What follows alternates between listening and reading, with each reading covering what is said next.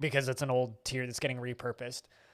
But essentially what it's going to do is it's going to be limited to 5 people, and on a reasonable cooldown, it's going to let those 5 people use text-to-speech whenever they want.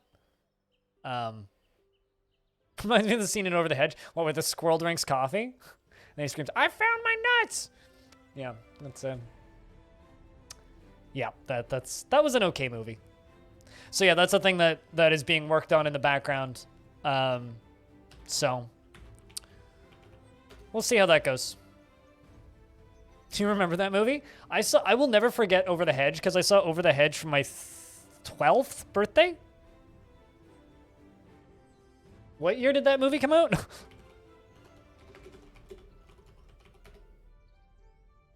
Over the Hedge, yes. 2006. Yes, that's right. I saw that movie in theaters on my 12th birthday. I want to say that was the last birthday party I had. I'm pretty sure that was the last birthday party I ever did to myself. Yes, but it will be very expensive, Cyrlac, and I will only sell it to a maximum of 5 people to keep spam down. But that's a thing that I'm making. I just don't know what it's a fair price for it. I'm between $60 and $70 a month right now. I haven't decided yet. I'll probably tag something else onto there, but we'll see. Anyway, we're going to jump back into Longdeath. I made a copy because I was very worried at one point. So we just fucked up another trade with the elves, and fingers crossed they don't invade us. It's the 3rd one in 300 years. Well, not quite 300, but, you know, feels like 300. Year 185 of Longdeath begins here in this place, the Absolute Realm. We have this big, fancy Skyborn Tavern now, and temple in the Skyborn space. So the current number 1 priority is make more babies, which means we're just going to kind of be letting time pass once again today. Because I need the dwarves to relax and chill to be able to make babies. The actual fort itself is still here. We are finally successfully breeding unicorns. We have unicorn foals being born. We have cattle. We have sheep. We attempted to domesticate wolverines for a minute there, and well, one of all but one went wild. And we didn't have the chance to recatch them, so we only have 1 Wolverine now. So we'll have to pick up that attempt again at a later date. The old tavern has been repurposed into a barracks right now, and I'm going to make it into more of a barracksy shape today. You know, storage, the number of coffins grows. Oh, a big thing that happened is our mayor died. So we now have a new mayor. Or rather, our mayor died, and then Cutest Ghost was our mayor, and then Cutest Ghost died the next year. So our mayor is now Danny UG.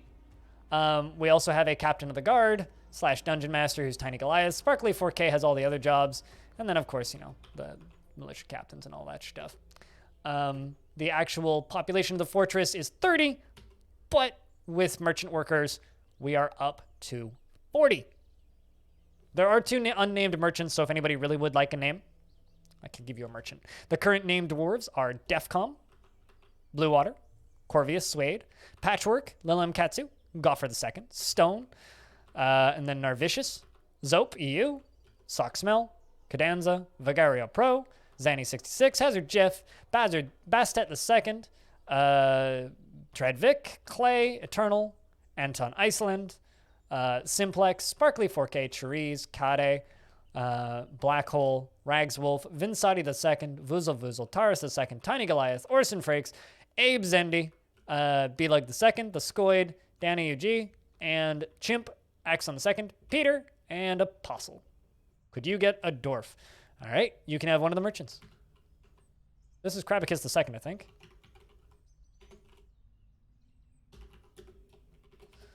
No guarantees on how long you will live, because you are 151 years old, meaning you could die on the 1st of spring. And if Goldpoke, you'd like the other one, let me know. I saw a dwarf tell the story of the formation of the Orchard Guild of Longdeath in the late autumn of 33 after the simple dinner, and it is interesting. He is interested after watching performance. Sad after seeing somebody's death. 151 years old. Married to Kickroast Boar Theater. Is that the other dwarf that's here? Nope. So you're married to somebody who's not here. Tisk. Yes, you had a very successful leather worker. Yes, you did die. Animal the Second died of old age, like within 2 years of you getting named. You got named and then almost immediately died of old age. He personally sees that the pursuit of skills of warfare and fighting is a low pursuit indeed and dislikes cooperation, dreams of creating a great work of art. He is frustratingly sloppy and careless with every task he sets to carry out.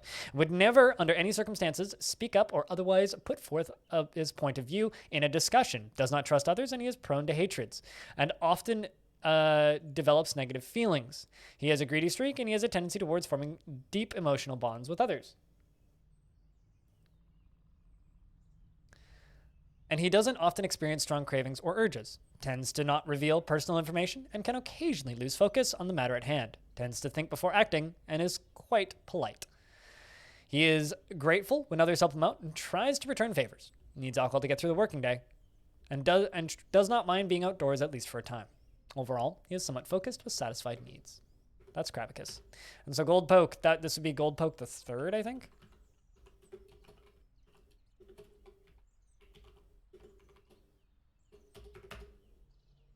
Then last season, she was enraptured after communing with the god of lust. We must be ready to sacrifice when the time comes, she says. She's 164 years old, very old. Born on the 17th of Limestone in the year 26. Very old dwarf. Her cobalt eyes have very large irises, and her straight hair is dry. Her medium-length hair is combed, and her eyebrows are extremely dense. Her eyelashes are quite long, and her nose is somewhat narrow. So the interesting thing about our mayor who recently died is they were born in this fortress, and they died of old age.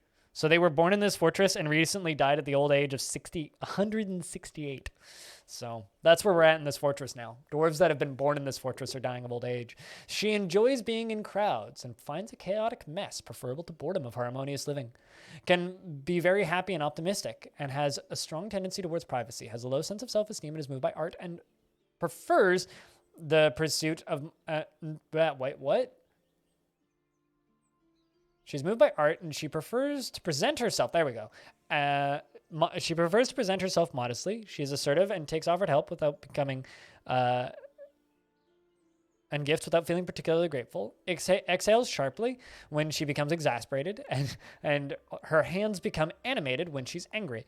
She needs alcohol to get through the working day, and she doesn't mind working outdoors at least for a time. Overall, she is somewhat focused with satisfied needs, and she's currently meditating on lust. There we go. But yeah, that's the status of Longdeath currently. Still not getting migrants. We've basically figured out that we're just not going to get migrants. So the Dwarven breeding program continues, which means the tavern is as nice as it possibly can be, and they're being not forced, but ordered to party a lot and not say sorry for party rocking. So that's what the dwarves are doing. Hopefully, partying and making more dwarves, because that's what we need. At least the cows are partying. But yeah, no, I mean, dwarves die every year in this fortress, Animal. Last time you named a RimWorld character after you ended up going insane and murdering literally everyone. So we had Morden has had 2 dwarves in this fortress. Both of them have gone insane before getting through adolescence, and both of them have murdered multiple dwarves. One of them murdered the last piece of royalty we had in this fortress. So there is that.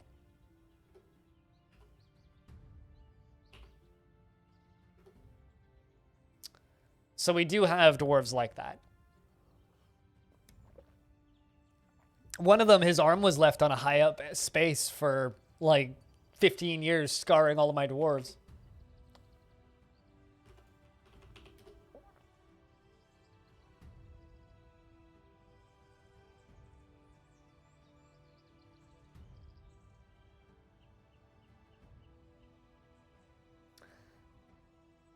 So yeah, chat, that's the new schedule kind of going forward. I hope that you guys are all kind of okay with that. It shouldn't change the uploads to the YouTube channel at all. In fact, I think ideally no one on the YouTube channel will even fucking notice that I'm taking an extra day off.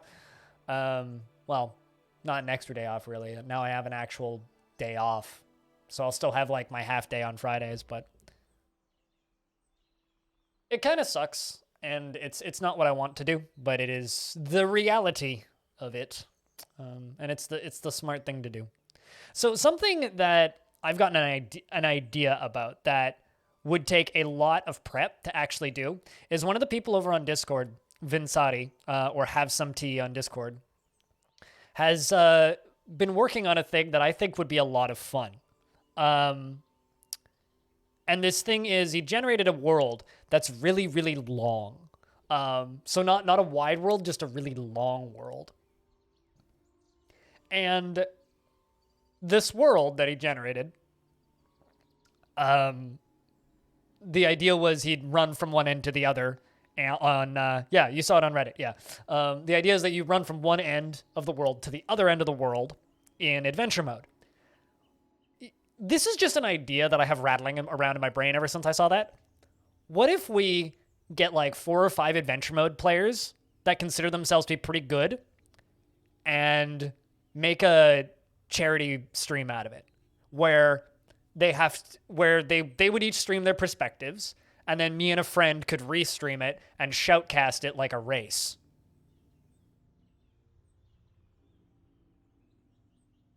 I think that would be a lot of fun. We could like make a little event out of it where people have to race across the world and like achieve several different goals along the way. Maybe we could go in and build Games Done Quick basically has done that. Yeah, no, I mean, Binding of Isaac, people do that. But like we could set up a bunch of goals throughout it. Maybe like you have to tell a demon in a vault their real name. And you could get like clues throughout. Like you could scroll real repetitive strain injury world. Yeah, sure. I mean, here, you click down the scroll wheel and drag it to the bottom of the screen. Come on, wave depletion.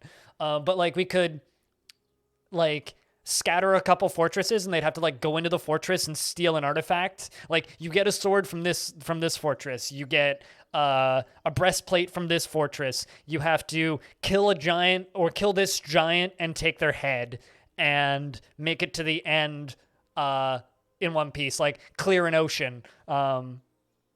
Yeah, you could have like little things that need to be completed. Yeah, and like I feel like we could just maybe have 1 or 2 band races, like elephant people are a bit OP, but like there could be a few like band character types, but in general it could just be like pick whatever type of adventurer you want to be. No flying. Well, here's the thing. I was thinking we could build a bridge fort. So there would be a fort somewhere along the coast that is a bridge that would go across. Desecrate this place. Kill this goblin pit. What's being performed in the tavern? Looks like one of the human dances. Let me check. The Fuchsia Velvet. It's actually one of our few dances. Yeah. It's a social group dance based on improvised performances. The dance is accompanied by any composition of the Satin of Rhining, and the dancers perform it in several lines, moving slowly with the music. But yeah, I think that would be a fun little event thing to run. Like doing, not necessarily competitive, but like a fun like relay race, I guess, sort of.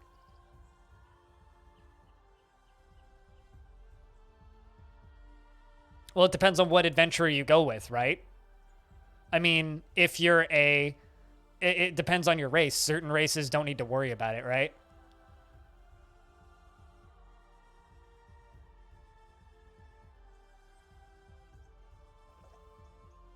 I mean, some races don't even sleep, right? So that would be up to the players to select what race they want to go with. I would think. Does it make sense to allow or disallow? What? Allowing or disallowing races? I don't know. I'd need to think about that. This is very early, but yeah, I mean, maybe you could say like you can't play races. Like you need to play a race that has to eat and drink, basically. Like you could state that. Because if you do it in a way where they could just like clear the world in 5 minutes, like where's the fun in that, right?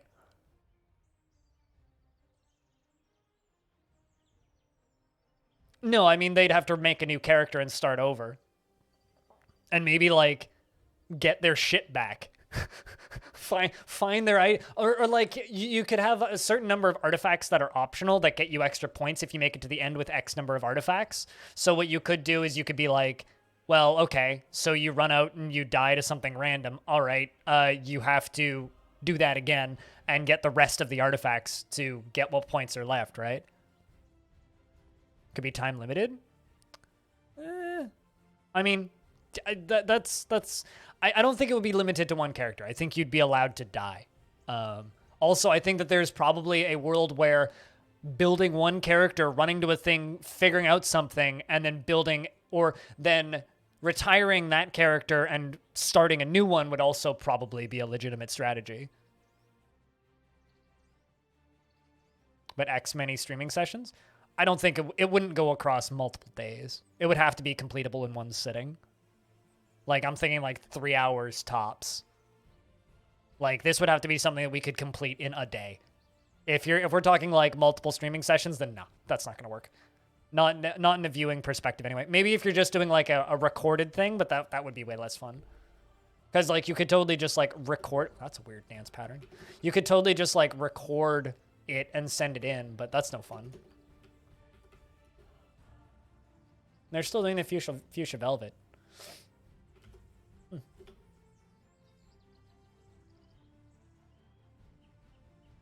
Skull on a stick speedrun. That just sounds like what was it, Jeff Dunham? Who had the jalapeno on a stick? And whenever I hear X thing on a stick, I just think of Jeff Dunham. But yeah, I don't know. That's something that I'm thinking about, which means it'll take me 8 months to actually fucking do it. But I feel like watching a live streamed adventure mode race would be a lot of fucking fun.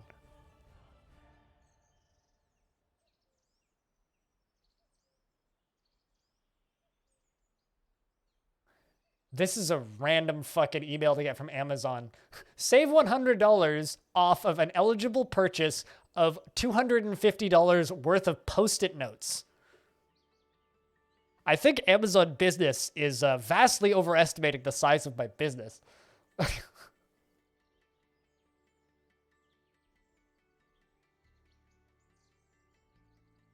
Heads up, anybody who likes Weed Pecker, their Bandcamp has been restocked with vinyl. So all of their vinyl records are back up for sale. They've repressed everything.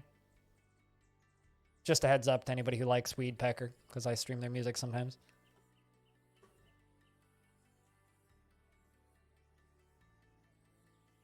Post-it wallpaper? Nah, I'm good. I mean, I guess I could do like one of those Post-it pixel art things. Only one color of Post-it notes is eligible. I mean, that wouldn't actually surprise me. It's like only on yellow Post-it notes.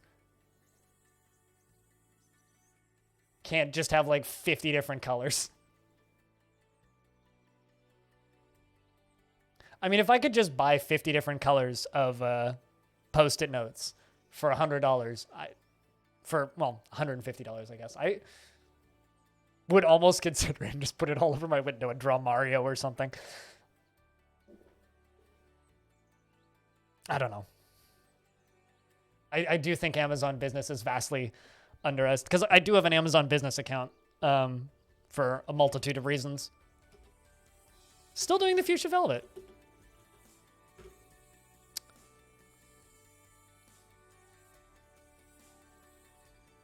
Potentially, yeah, Zanny. Potentially. I don't think I will ever need to purchase $150 in Post-it notes in my entire life. Krabicus, you have a good night. We will update you next time you tune in on the status of your Dwarf. Weedian? I feel like I've heard them before. Bands need to, okay, I really like Weed Pecker, right? But bands need to not put the word weed in their, I mean, Crypt Beer. People keep doing that. It's not Crypt Cheers, it's Crypt Beer. There you go. People need to not put the word weed in the name of their band. It's just, it automatically turns so many people off, and it's such a pity. It's like, this band is great. What are they called? Weed Eater.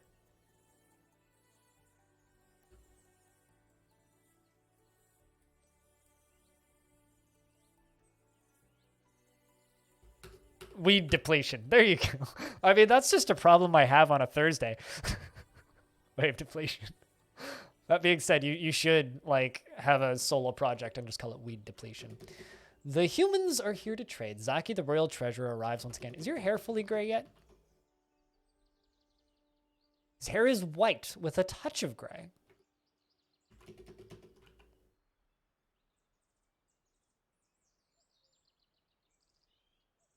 Illegal weed music. It's even funnier when the bands are from the parts of the world where weed is not legal. The humans are continuing to arrive to trade. All right, well, I need to trade things. This is the humans.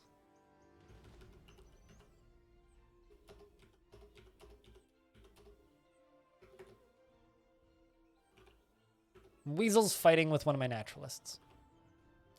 Well, that's not good. That's going to be a lot of clothing. Oh, also, I can fucking sell scepters. What is my mayor mandating? Backpacks? Leather backpack. 3.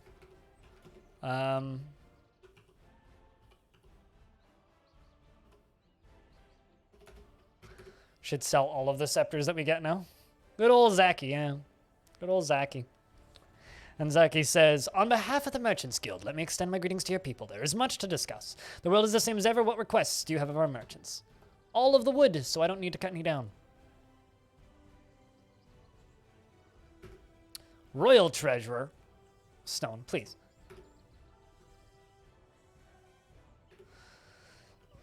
On behalf of the Merchants Guild, let me bid farewell to you and your stout dwarves. But yeah, that's something that like I'm kind of workshopping the idea of now. It's like it's not entirely my idea, but I feel like Vinsati's kind of down for the idea of racing across a world in adventure mode. So, and it's certainly not something I would do frequently, but I'll bet you it's something I could organize. So, although I may or may not have reached out to my friend Evil Trick, who speedruns RimWorld and is he's really fucking good at video games. Knows nothing about Dwarf Fortress. Oh, hey, Danny got reelected. Looks like we don't have a 2-party program this year. Or government, which is unfortunate, but oh well. Anyway, I reached out to Evil Trick, and he is super down to co-cast something like that with me. So I'd have to, like, explain to him how Dwarf Fortress works, but I feel like that would be kind of a lot of fun. To just co-cast something with Evil Trick. Because he has no idea how he can beat RimWorld. He can go from, I think it's 5 tribal colonists in RimWorld to space in like 2 hours. He can go from 5 tribals to space in like 2 hours.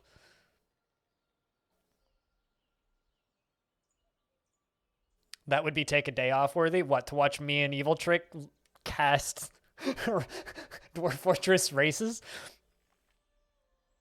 Just go to YouTube and look up RimWorld Speedrun World Record, and you'll find Evil Trick, because he has the world record still, I think. It's either him or some Korean kid have the world record.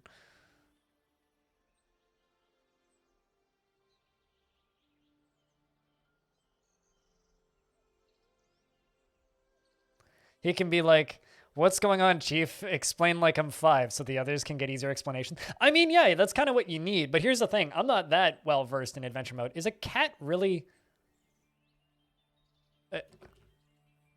Human, are you okay over there? Are you... Hold on.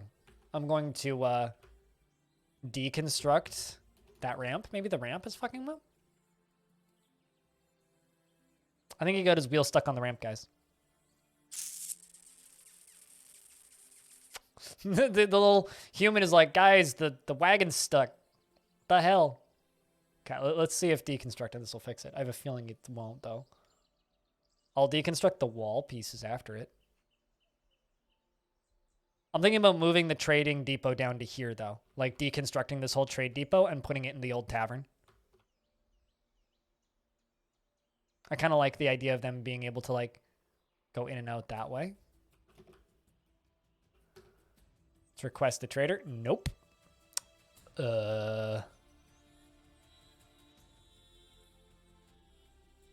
I might not be able to trade with them this year.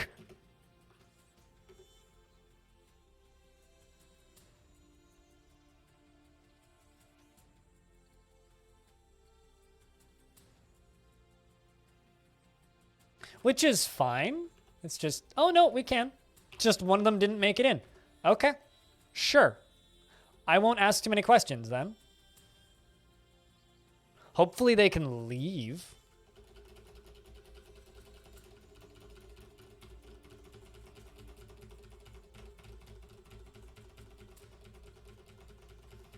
I realize I didn't get all of it, but that's okay.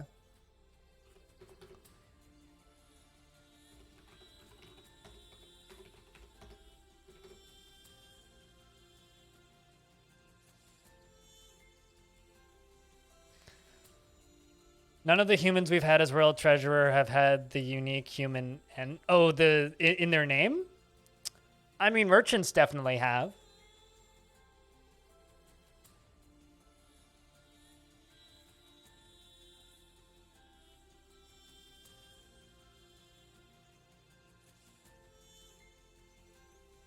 But yeah, no, I mean, it certainly sounds like you guys are as interested in something like that as I am. So I think that's something that we could, like, try and tackle. I think that would be a bunch of fun.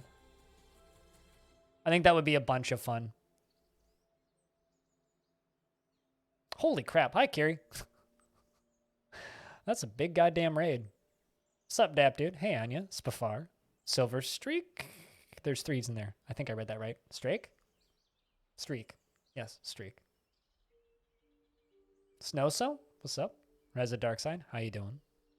Hi, Kiri. How's things? If you guys don't know Kiri, she's awesome. You should go watch her streams. She streams before I do, so you can watch her and then me. She's part of my stream team. Entertaining. Plays a lot of two-dimensional games. Dwarf Fortress is three-dimensional. Don't let it fool you. That makes it scary. Sup, commentator. Not to be confused with common potator. But, welcome, Raiders. Hi. So, this is Dwarf Fortress. This game's incomprehensible to normal people. If you have questions, please ask them. Hello, Board Slayer. Weren't you just here? Watching multiple streams at once, were we? It's a 4D game? I don't want it to be a 4D game. Because then I would have to smell the miasma.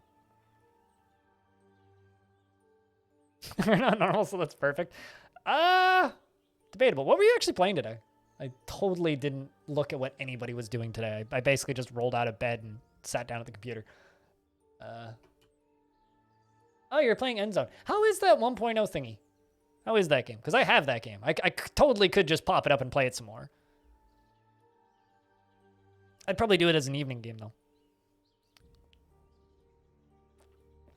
I remember the early access version was like, it's like more Banished, and then I ran out of content, and then I was like, it's exactly like Banished! But it was unfinished, obviously, so they had more to do. He was stream hopping. Sometimes you gotta just hop streams, man. Sometimes you just gotta do that. You gotta jump from one stream to the next. Can I just remind everybody that D emotes are the best emotes? Every D emote is the best. Like I got a bunch of Ds. I got Cat on D. I got. Do I have Kiri D? I don't actually. I've got my D emote. They're just the best. Just upset sad people. I much prefer the D face emotes over the previous really big thing that everybody had, which was lick emotes. I really disliked the lick emotes. You bought Endzone, having fun with it? Actually, it's a weird one because I was sponsored to play it a while ago, so I'm kind of biased on it. So I can't really give like legitimate statements on what I think of it because they paid me money. So I think the paycheck they gave me was great. Yeah, I don't like lick emotes. But then again, I don't like being licked by things. Don't even particularly like being licked by my parents' dog. It's just yuck. Basically, what I'm saying is D emotes is how I feel about lick emotes. That's what I'm saying. Troll face? I mean, yeah. I always forget that Avok just straight up has a troll emote.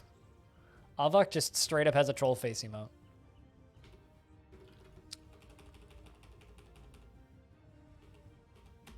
I like liqueur, but I'm not a big fan of licks. I don't like being licked. Hot takes on emotes? Only the hottest takes. Because it takes one to know one, right? I'm a hot take, so I don't know where I'm going with this, but it's not working. I should stop.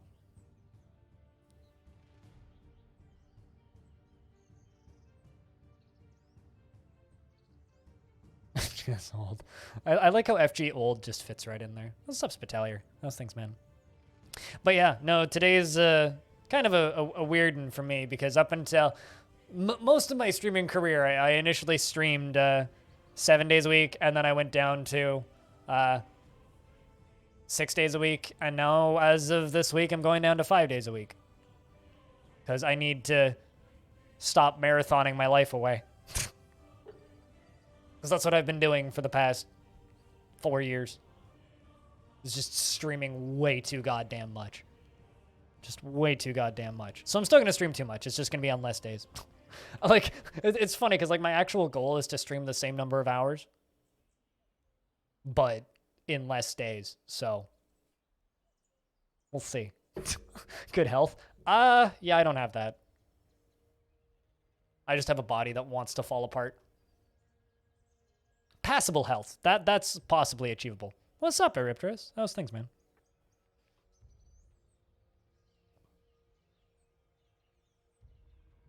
He straight up has a Tacoma Games emote? When did he fucking do that? That's funny. I love that scoundrel just has that meme of just like Tacoma Games and is it in Vancouver, Washington? I don't actually know where it is. With dual camera action. You know, it's funny. I've actually thought about doing that because I know a streamer who streams on Twitch and then has a different camera that points at him and he streams on Reddit. And then he has a different camera and he streams on Facebook. Because you're allowed to stream on multiple platforms consecutively. You're just not allowed to stream the same content. So he streams a different camera angle to get around. It's kind of a loophole, but like I've thought about doing that on the Dwarf Fortress subreddit, just streaming to the Dwarf Fortress subreddit with like a camera pointed at the back of this thing so you can just see this. But too much effort. I have enough internet to do it. I'd probably need another computer though to actually do that properly.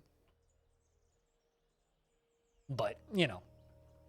So currently what we're doing is we're just letting the dwarves party in the tavern. This is our tavern. It's very high above the ground in kind of a spherical design because like Dwarf Fortress kind of operates under contour maps. So this is kind of like the dome-ish roof.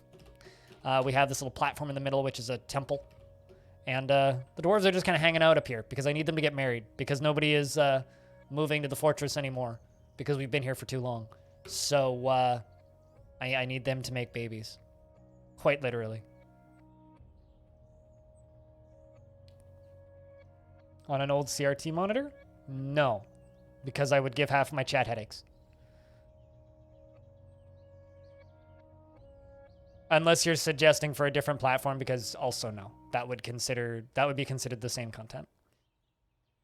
Or at least I would consider that too close to like not be worth it. So your internet is back? Well, I can read what you're saying. So it's certainly back at least temporarily enough for you to type in that your internet is back. Welcome back. Cutest ghost.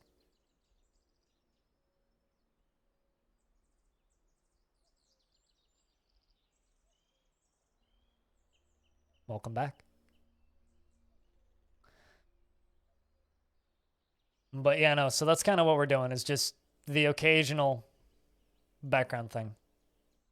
It's funny because I turned the filter off for that game, Infinity. Like, it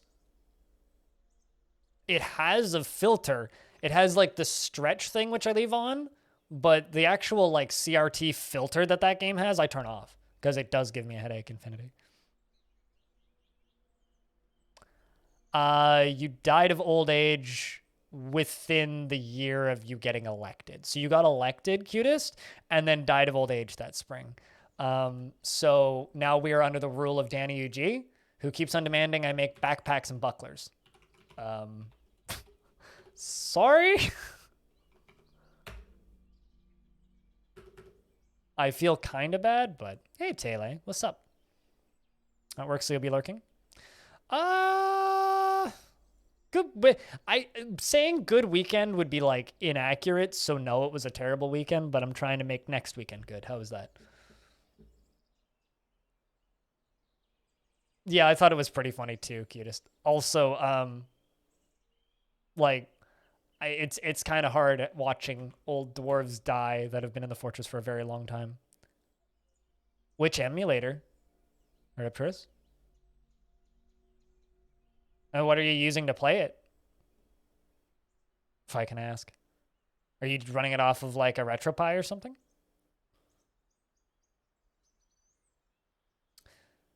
But anyway, something that we were kind of talking about earlier is in Dwarf Fortress, there's adventure mode, right? Where you play as a single character. And I'm throwing around the idea, or rather gauging interest in the idea of setting up a scavenger hunt race, essentially, where we build a world and design it with a whole bunch of hidden areas, and then get a bunch of or find a few volunteers who are willing to race across this world. And then on one day, holding a little mini tournament, I guess, where players have to race from one end of the world to the other. I just think that it would be a very entertaining way to watch adventure mode. So I've already run the idea past Evil Trick, and he's like, oh, hell yeah. That sounds great.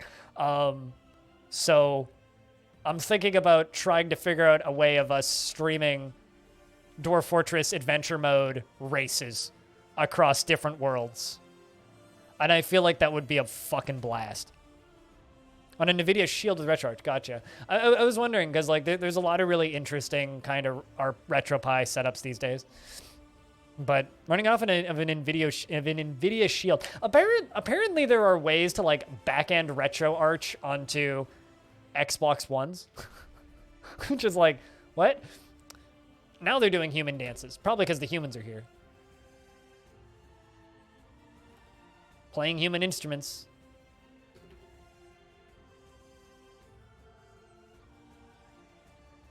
Yeah, I kind of wish that we could put engravings on the blocks of walls. But I'm kind of happy that we can't. I don't know. Maybe like if there was another type of statue that was like a block statue where like it's an engraved block. So you make the blocks, then you engrave the blocks, and then you put the engraved blocks into the walls. That could be a thing. But like, I don't know. I don't know how you could work around that. It'd be neat if you could encrust blocks with gems before putting them in the walls. So you could have like gems speckled along your walls. Anyway, one thing you took from DF into your tabletop games is the dwarfs always build perfectly square blocks so that they can engrave every surface. Higher class dwarves can engrave higher on the structure, and the highest block is the block with the original design from the leader of the project. Oh, really? Like in your D&D games, Crow? I mean, my dwarves never dig out things that are perfectly square. Basically, what you're saying, Crow, is that every single one of your fortresses in your tabletop games is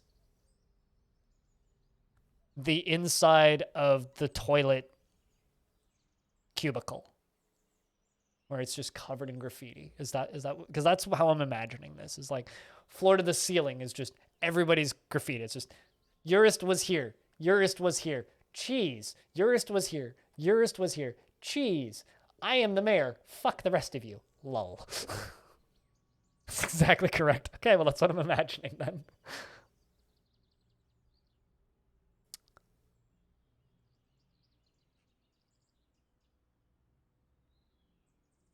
You love the ideas? I mean, I basically, like, my idea is you could have a really, this is literally my idea of how it could work, Finn, is you have a world that goes from icy tundra through desert back to icy tundra with some sort of ocean crossing. You could build 1 or 3 different forts. I'm thinking 1 bridge fort to get across, so that would be your crossing. And you could have maybe 2 other forts, 1 on each side in different biomes. And each of those forts are part of different factions. And so potentially you might have to fight with them. And you could set it up so that you have to go to the X fort and retrieve a certain item, maybe a book.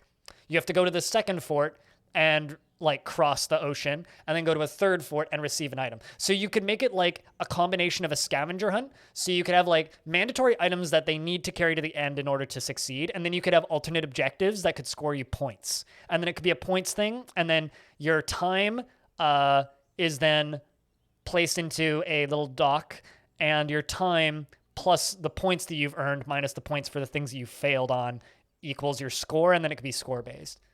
And if we could get like 2 or 3 people playing at the same time, then me and Evil Trick, because I already bounced the idea off of Evil Trick and he's super down for the idea, Vinsati, could very easily shoutcast it. I'd have to explain the basics of how Dwarf Fortress works to Evil Trick because he knows nothing about that, but is a very talented caster who I have a lot of chemistry with, and we could very easily do that.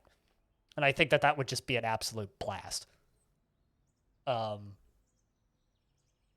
But like it would need to be achievable in a single session, and it would also need to be hard enough that it would cause some drama, right? Because like, whoa, that's a long story. Therese told this story of the appointment of King Summer Blockades, the barricaded general of Straps, to the position of captain of the guard, of the eternal adventure of time, in the late spring in the year 100 at the simple dinner. I always forget how long King's name is, the barricaded general of Straps. Such a long title. Glorious dwarf he was. But yeah, that's kind of the thought process behind the whole idea of Vinsati. But obviously, like, people designing the world wouldn't be able to compete because you'd have too much knowledge, right? But like, I think because everybody would have the same world, you could have like bonus objectives, like bring the head of a giant to the end of, like, bring the head of a giant to the end of the map could be a bonus objective, for example, or bring the skull of a giant to the end of the map. That could be an objective or a bonus objective, or steal a Necronomicon from a Necromancer tower could be a bonus objective.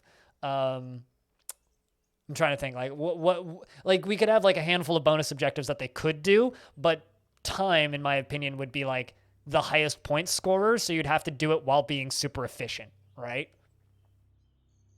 I don't know. I think it could be a lot of fun to watch. If you wrote a message, are you talking about a message that you had to write in chat or to somebody else? Because if you wrote something in chat, it didn't show up, Infinity. So it's possible you were just writing it to somebody else, which is totally fine. But yeah, that's kind of like the idea that I have in the back of my head rattling around right now. I don't know. I was thinking about maybe making it like some sort of like little charity event or something.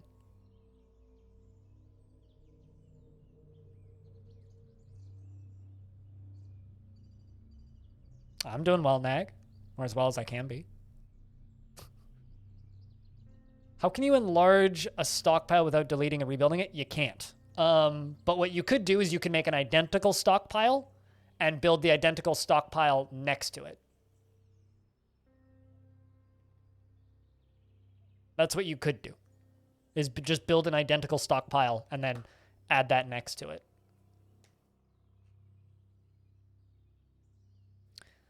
Yeah, Vin. And another idea that I've kind of had is, like, if you have to make multiple adventurers, you lose points, but you could also set it up in such a way so that making multiple adventurers to complete multiple side objectives could be worth it. So, like, make another retire an adventurer, make another adventurer, kill a goblin pit, retire that adventurer, and go back to the first adventurer could be another thing you could do in theory.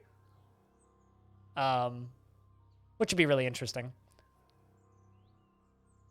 But I feel like the only way to actually make it fair would be to, like, give the contestants a minimum amount, like a very short amount of time to actually look at the map before we start. So we'd have to, like, build the map for the event specifically. I don't know. I think it'd be cool. But I'm glad that you like the videos. I try my bestie. I'm actually having a problem with the YouTube videos right now. The VODs that I put up have a bajillion ads in them, and I don't know why. I literally tell YouTube to put one ad at the beginning and one ad at the end and have a little banner ad. But for some reason, they scatter ads throughout them, and in some cases, like, clusters of, like, 10 ads in, like, a very short period of time, and I don't know why the fuck they do that. Like, I'm literally not telling YouTube to do that, so I don't know. very strange. And I had someone comment somewhere like, why does this have 19 ads? I'm like, good question. I have no idea. So I turned them off. I'm just super perplexed with it. I wish it wouldn't do that, but.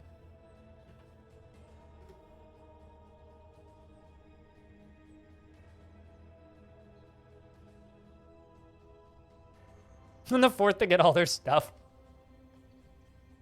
I mean, what would be way better would be have 2 adventurers and then convince the other 2 to join you as followers, and then have just like a crew of like 4 dudes running around. Because you could do that too, but like you'd also lose a shit ton of points for doing that, right? Because if you had 3 separate adventurers, then that would be a massive advantage against the other players. So what I would say is like for every adventurer you take on, then that subtracts X number of points. But like another thing that would be a perfectly legitimate strategy would be like run to an area and grab a stray mount, you know?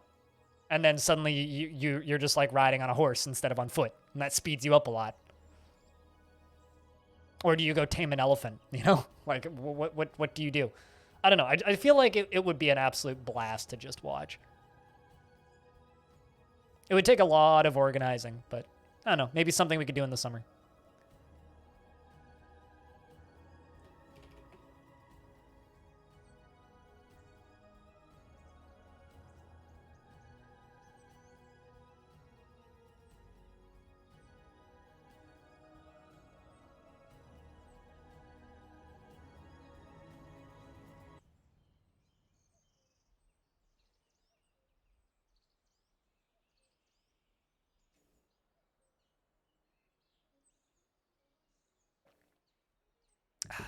But anyway, if anybody has ideas for this kind of stuff, just fire them at me on Discord.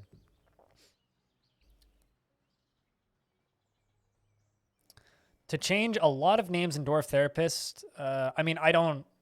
And will there be a Dwarf Therapist in Steam version? So probably, but I hope not. To the second one, a lot of names I have no idea because I don't use it. I'm assuming you could just change them all, unless you're saying at the same time, in which case I don't know.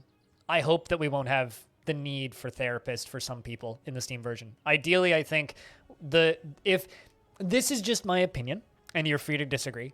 If the Steam version comes out and people still feel like they need to use Dwarf Therapist, the Steam version's a failure.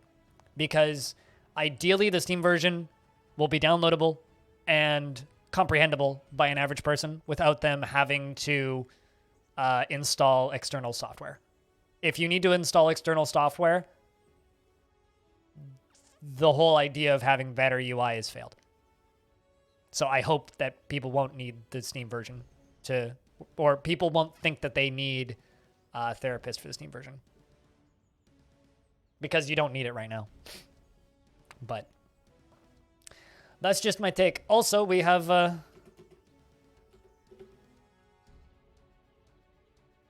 the annual tributes from Basti Pame and Nulanabo have arrived. Stone, get your pen ready. But yeah, corpse runs could be a thing. I don't know, chat. Is this whole pitch something that you would watch? I know that Cyrilax said that would be worth taking a day off of work for, which I'm not entirely certain I agree with, but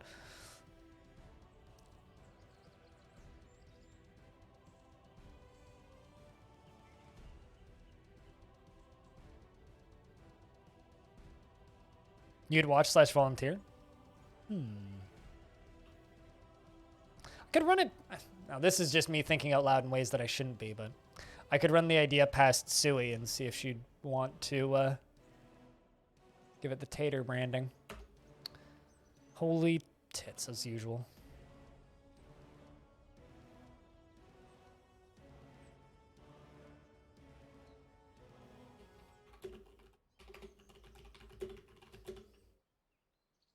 Maybe you could help with organizing. I'm not gonna take volunteer applications right now. Let me wait until I know exactly what the thing's gonna look like. Scroll. Oh boy, that's a big one. That's a really big one.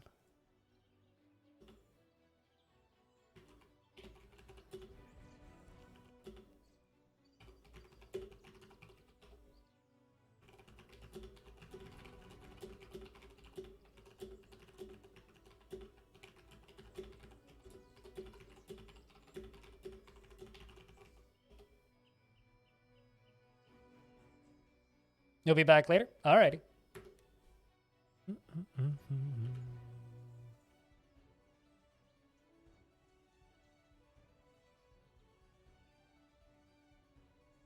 See you later, alligator. All right, I'm going to need to deconstruct this, I think, because the humans haven't left in a whole season. Because that one is stuck. We did trade with them, though, so they should be happy. Just kind of sucks that we have to do that. Although, actually, you know what? I need to stop that.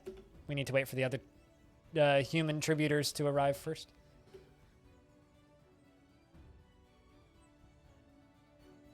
Yep, we're almost up to 2 pages.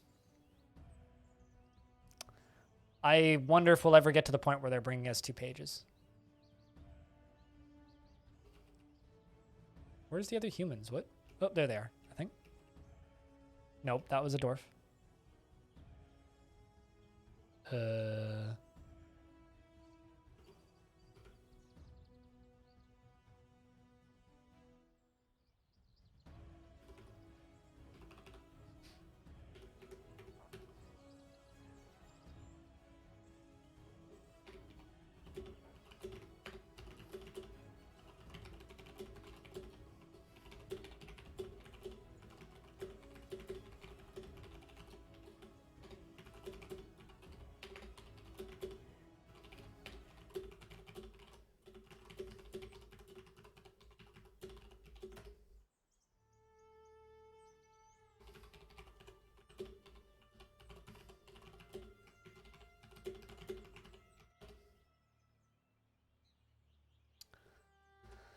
All right.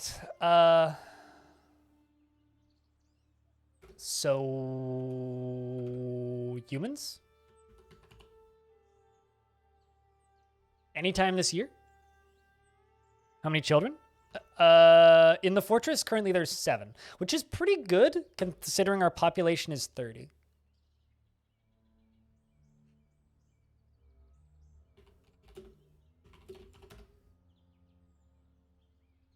So I might be recruiting volunteers in the background. just putting that. It's funny because I'm just like, yo, I'll talk. I don't think I'm like pulling in volunteers right now yet. I'm like DMing people.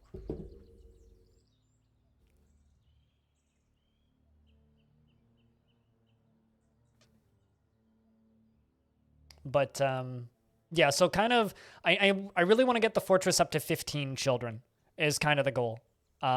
Once we get up to 15 children, we can kind of go back to constructing stuff again. But right now we need 15 children in the fortress.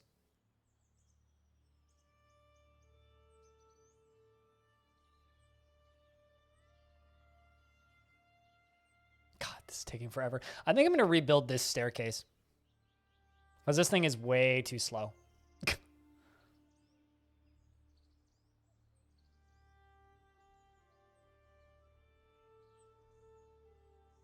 Do you feel bad to not be called on to be one? Okay, to be specific, I DM'd Suey, who is kind of the mind behind the Hot Potato Charity Challenge. The big RimWorld event. I don't think that this would be anywhere near that big, but she's a good person to talk to when it comes to organizing shit. I was just curious if that was something she'd be interested in, and she basically just was like, tell me more after you're done streaming. So, yeah.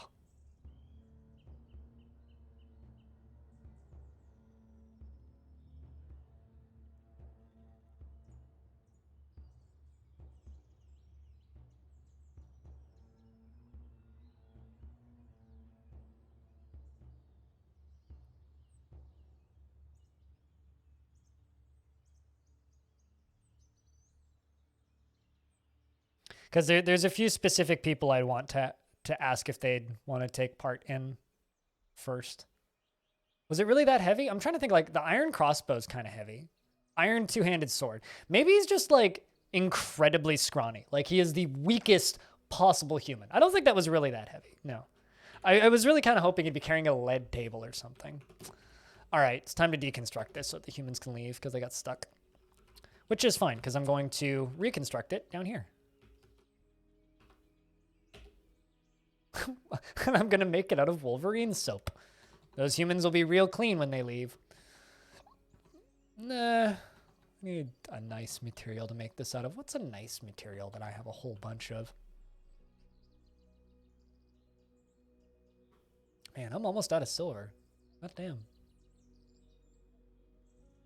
Let's make it out of gold.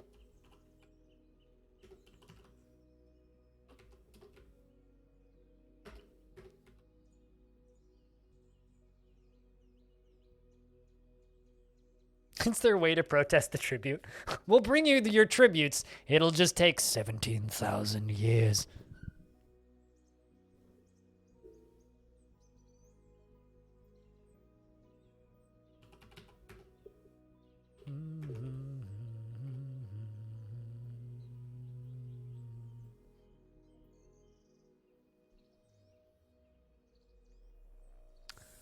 There goes all of the stuff.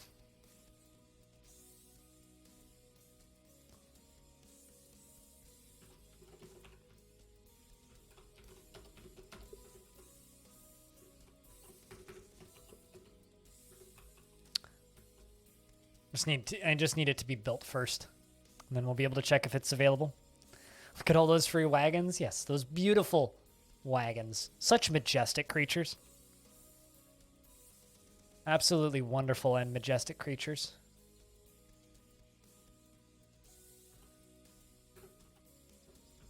I'm going to build some up-down stairs right here. On an ice blocks. Then one layer below down here.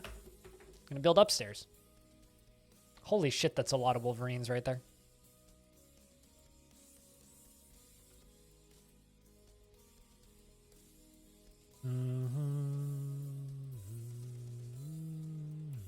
Why did they suspend the construction of an upstairs? Probably because there was a boulder on it? Oh, for a second there I thought it was a different FICOD. I was like, what? What happened to our FICOD? No, it's still the same. His hair is gray-ish, so we probably got many years of FICOD left. Although it's good. The dwarves and FICOD returning. Oh, damn it. Hadn't actually built the new spot just yet.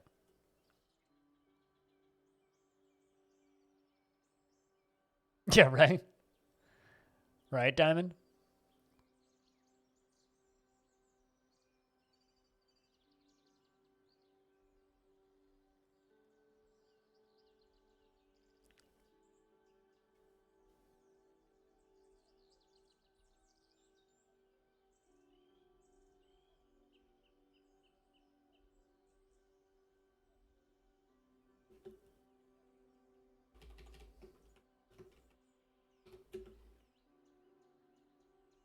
And I think one of the coolest things about doing an adventure mode race like that is as prizes, we could get somebody to like draw the story or write the story of that particular adventurer. You know what I mean? So like they could we could very easily set it up so, oh, well, the tale of this adventurer running through this relay race, you know? Like you could absolutely do that. Oh shit, I forgot about the other one that my name is FICOD, I'm your liaison from the Mountain Homes. Let's discuss your situation. There's much to share. We've added information to your world maps. I forgot that I made a trade depot upstairs. Because I did. So they're all hanging out in the upper tavern. We have finalized the import agreement. Let's discuss what we're willing to offer you for your craft store ship. We finalized the export agreement. Very well. Look forward to our meeting next year. Been through a lot of mayors recently. So I'm just going to sell some prepared food barrels. That's funny. I'm not going to buy too much stuff, though, because I want to get all the stuff out of here. That is funny. I was like, where are they unloading in the trade? Oh, they're going up to the upper one because the upper one is literally like up in the upper tavern. It was supposed to be a decorative piece, but I forgot I put it there. So good thing I made it though.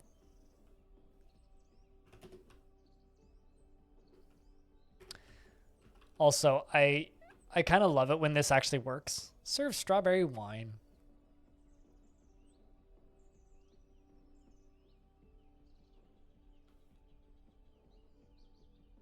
Gremlin for mayor. One day. Fingers crossed. Hopefully the elves don't invade me because I fucked up a trade with them last year again. I can't even remember what I sold them. Like, I actually, no, I tried to sell them a bunch of gems. And one of the gems it was just like, nope. It's like, what? Apparently it was encrusted with,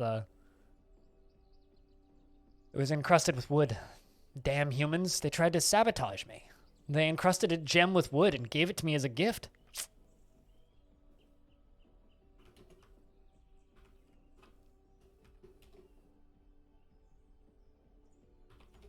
I'm literally just going to trade for the 1 bar. That's it.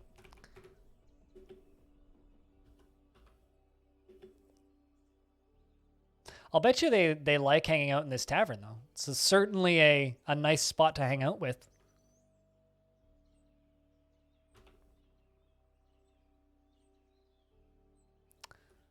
They're discussing maths. I feel like these dwarves are creatures from your people, Cutest Ghost, because they've been discussing divisions and mathematical equations for the past few streams.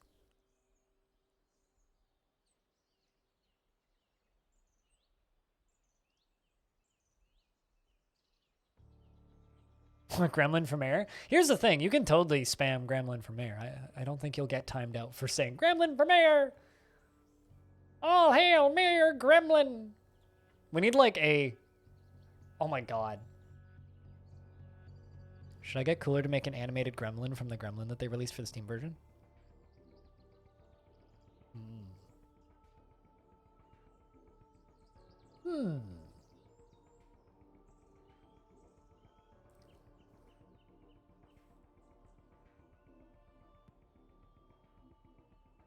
The perfect space program? I know I've told this story, but someone from this chat tried to get a dwarf into. I know someone who tried to get a dwarf into the atmosphere. Wait, how much will who charge for what?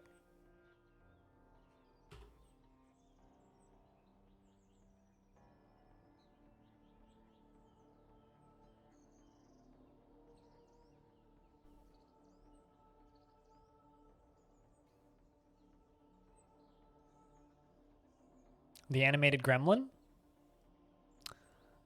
Probably around $50, I'd guess. It's usually around how much I end up paying him, between like 30 to 50, depending on how long it takes him for an animated thing. Like debug was about 40.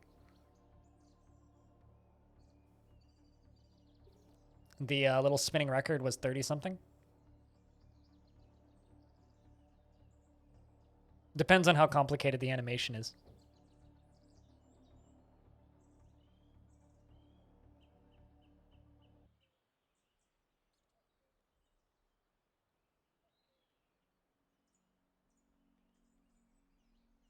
No, I pay Cooler money, actually. I paid him $75 for all the art that he did for me last month. In fact, I greatly underpay Cooler. I wish I could afford to pay him more, because he does all of my artwork.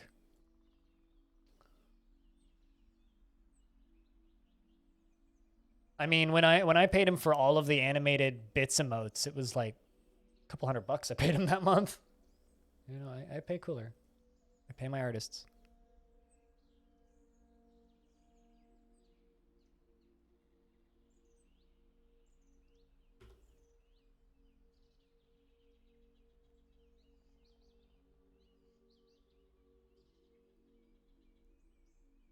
Always pay your artists and not with exposure.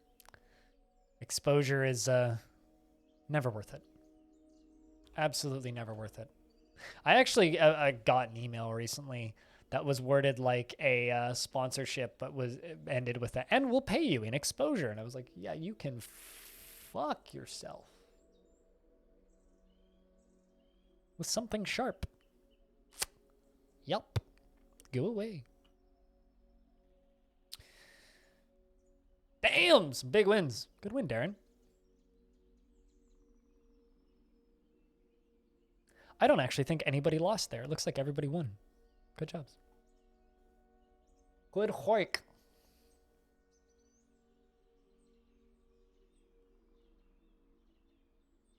Alpaca blood. Great. An item that I never thought they'd bring us, and I kind of wish they wouldn't. But they brought it to us anyway.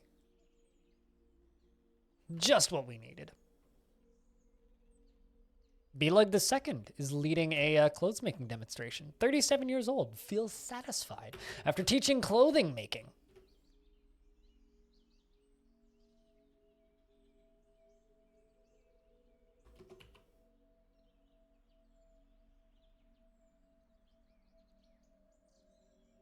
This is such a neat little entrance to this tavern. Like, look at it. Such a cool entrance. Really? In the time before I was a type 1 diabetic, I would have eaten that whole chocolate bar in like a day and a half. It would have been breakfast, lunch, and dinner, 2 days, and then I would have finished it. I used to just be able to sit there and eat chocolate all day. Then my body exploded. Murdered its pancreas. Now I can't do that.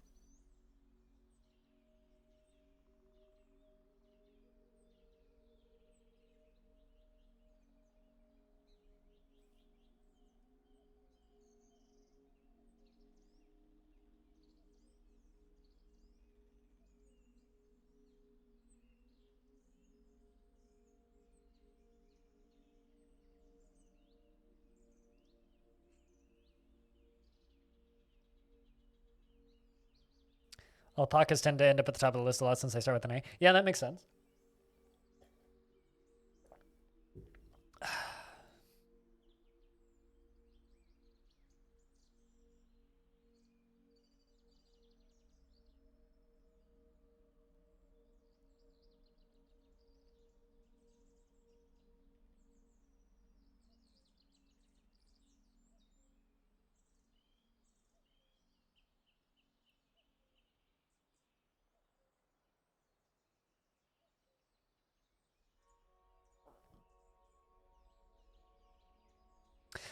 Although that 1 kilo chocolate bar kind of reminds me of like around Christmas, my extended family used to just give me a shit ton of chocolate and I would finish eating it by the end of Christmas Day. So like on Christmas Eve, I would get a whole bunch of chocolate and by the end of Christmas Day, I would have finished eating all of the chocolate. It was like years of Christmas. And like my theory was, well, I'm going to eat it anyway. Might as well eat it today and enjoy it. I'd just always be super sick by the end of Christmas Day. I never had any self-control for eating any kind of sweets. Water buffalo horn earring.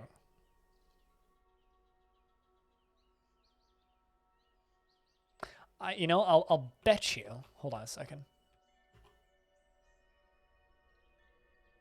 You said earring, right? Water buffalo horn earring. And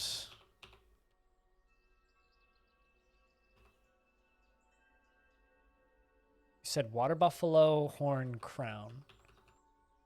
Well, I definitely didn't just sell any crowns, but I don't see that here. Unless it's just the cowbone crown? Do you think it would just be listed as a cowbone crown? Because it is in the right place to be that. So I'm going to assume it's that one. There we go. We're putting them in a place of honor. Hey, Pixie, what's up? How's things?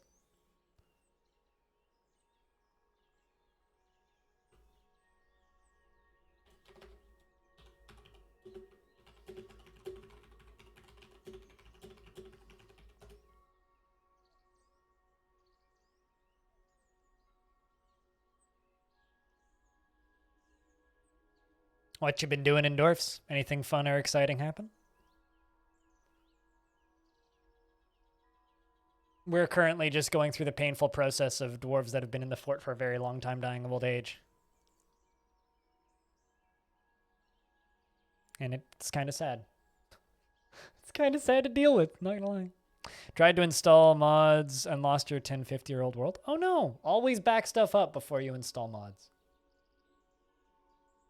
And also, if you're going to mod Dwarf Fortress, make a fresh install first. If you mod a pre-existing install, it's just not going to work.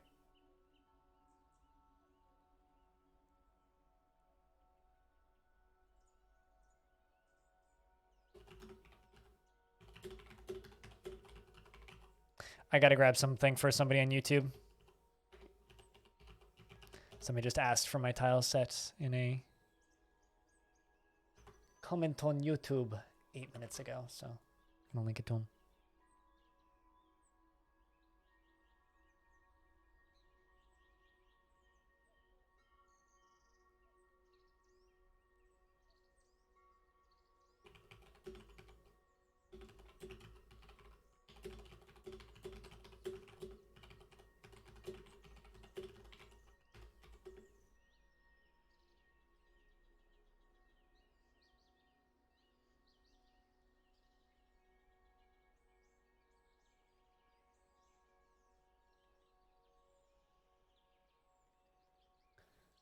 And there go the dwarves. And now there's stuff on my frickin' pink trading depot up here, which I wanted to stay empty, but this one should be accessible, yes. This one down here is accessible. Excellent. So that's our new trading depot now.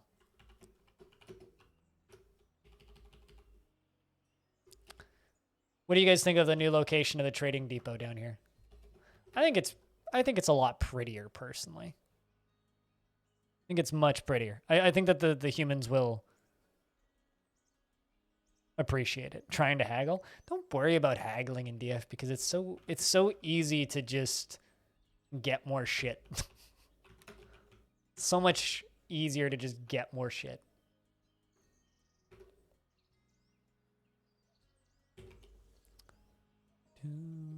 Actually, no, I don't want to do that. Cancel those. Nice waterfall near the depot. It's actually that waterfall is actually my where my military trains now. The military used to train in a little square building kind of in the middle of the screen now, but I moved them over to around the waterfall, so they actually train in the waterfall.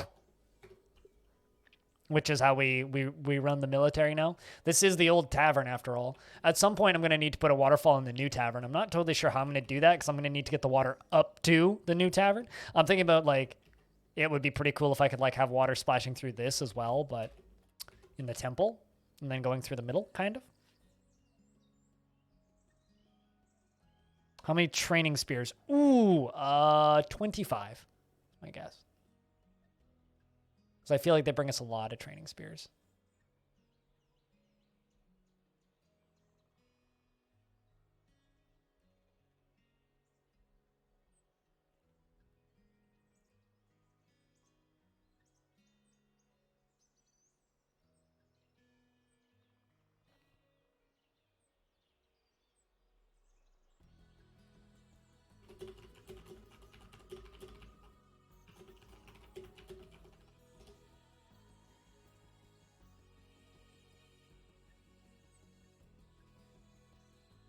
If you'd like the background bird chirping, it's not like private or anything. It's just this. The whole site's completely free to use. He just goes out into the wilds and just records different sounds and makes sound generators. There's a whole bunch of different ones, including like a medieval village one, which is just like the sound of like a bell chime going off and like horses grunting and buggies being dragged along. Oh, shit. That's something you don't see very often. The outpost liaison, Ficod Larucdular, has shared a rumor from abroad. All right. What went wrong? What?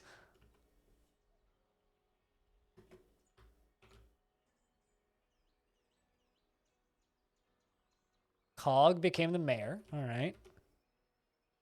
2 new mayors of the Saber of Prophecy.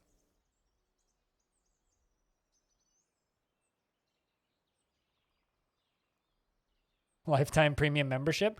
I'm paying for the $5 a month premium membership, or $5 a year rather, premium membership, not a month. It was like, you use this site a lot. Please consider supporting us. I was like, $5 a year? Sure.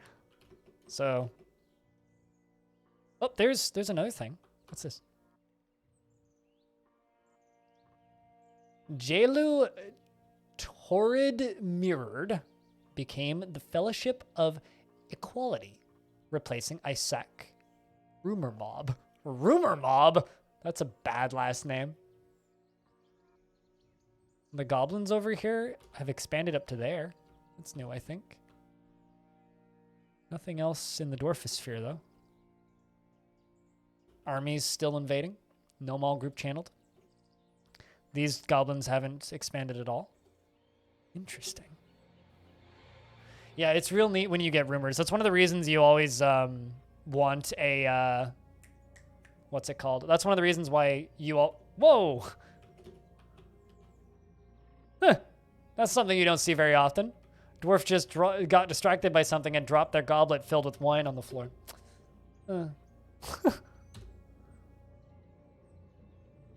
The rumor must have been shocking.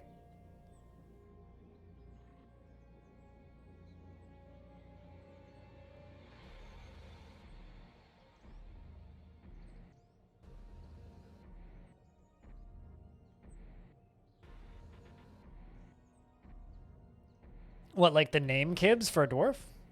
Anyway, Aqua, it's good to see you. How you been? I almost like reached out to you yesterday because I streamed a shit ton of records on Discord yesterday, Aqua. Basically streamed records all day.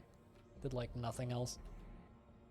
On Friday, it was my mom's birthday, and one of the things that we ended up doing, because I went out for like the first time in a year, basically. We went to a pub that my parents like for my mom's birthday, and my mom insisted that we go to the record store beforehand, so obviously I walked out of that place with records, because they left me alone in a record store for 10 minutes. So obviously I bought records. So I'm now the owner of a live set of Rush. So, yeah. I have a full Rush concert on vinyl now. So if I ever want to listen to 7.5 minutes of drum solos, I can totally just do that whenever I want now. It's your fault for not paying attention to my Discord? Yeah, you bet. It certainly is. I almost DM'd you, but I don't know. I don't like just DMing people I know where being like, psst, I'm doing anything. Gotta pay attention to my Discord. It's one of the few you gotta pay attention to. But just because a few new people have rolled in, I put out a public Patreon post yesterday. And long story short, I'm changing my schedule slightly. No longer going to stream on Mondays. So I'm going to stream 5 days a week instead of 6. But hopefully this will mean that I will be more pleasant. Because like there's just days that happen where I'm just, for lack of a better term, not pleasant to be around. Only 3? Really? I swear that they've brought way more than that. I feel like they've brought me a ton. But yeah, no, so my schedule going forward will be 2 days on, 1 day off, 3 days on, 1 day off, 2 days on, 1 day off. And as far as the channel points thing, you guys can finish it if you want, but I've already taken that day off. I'm counting that as Sunday's day off. No, I'm not taking an extra day off. And the naturalist, Anton Iceland, has discovered the destruction and use of the tumbler lock. Okay, I need to know what a tumbler lock is because that dwarf's been pondering that forever. The heck is a tumbler lock? I think that's like where we should put people who use Tumblr. Oh, so literally just like a lock and key. This is a tumbler lock. All right. Huh. Interesting. Did you guys know these are called tumbler locks? I didn't.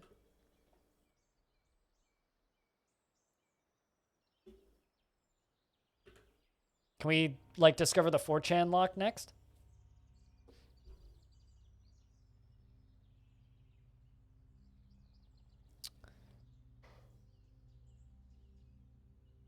I mean, the more you know, Sarlacc, right?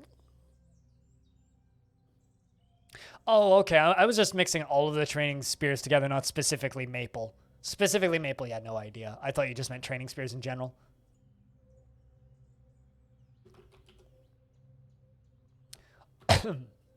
Also, in regards to that earring, A well-crafted buffalo horn earring.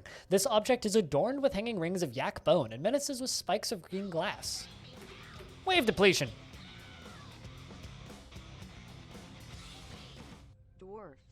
Dwarfs. Thank you very much for keeping that subscription live for an 8th month. Welcome back. Cheers.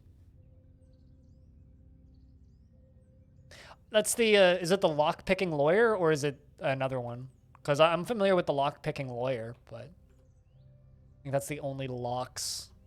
Oh, dang it. Dwarf got arrested because I missed a thing, but it's okay. He likes it. He actively likes it. He's a little embarrassed after not sleeping in a proper bedroom, but totally fine with being in prison. Whoops. Backpack. Leather backpack. 2.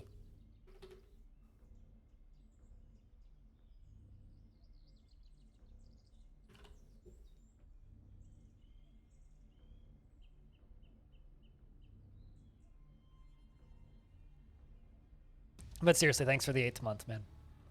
Welcome back.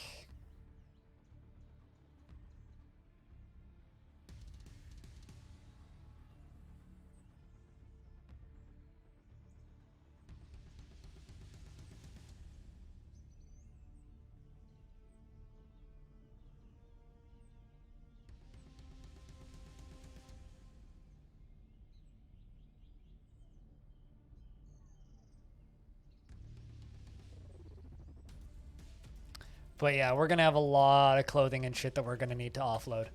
Because I've got too much of it right now. Yeah, it's weird how that happens. It's because it's like... The way Twitch operates is just strange with the primary subs. They really, really, really don't want you to use primary subs. Like, I have a conspiracy theory, and it's that Amazon wishes that they never made the Prime sub a thing. Or like they wish that they found some other way of making you link your Amazon account without giving a shit ton of money to streamers. Because it really feels like they do not want you to use that feature at all. They want you to claim the free games and they want you to get the in-game bonuses, but they certainly don't want you to actually give it to streamers. So if you have a Prime sub lying around, give it to a streamer. It doesn't need to be me. It could be anybody. Just give it to somebody.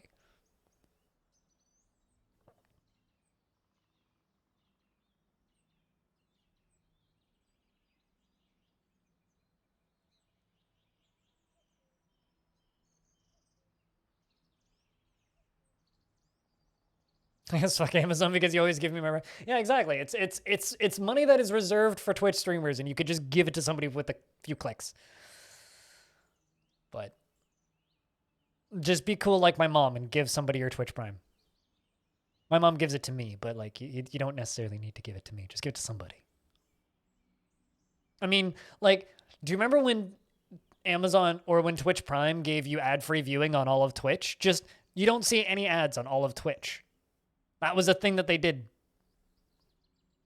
30 units of hamster blood. Imagine how many hamsters you need to squish on to get 30 units of hamster blood. Just imagine that for a second. Imagine how many units of hamster blood that actually is. Because that is a lot of fucking hamster blood.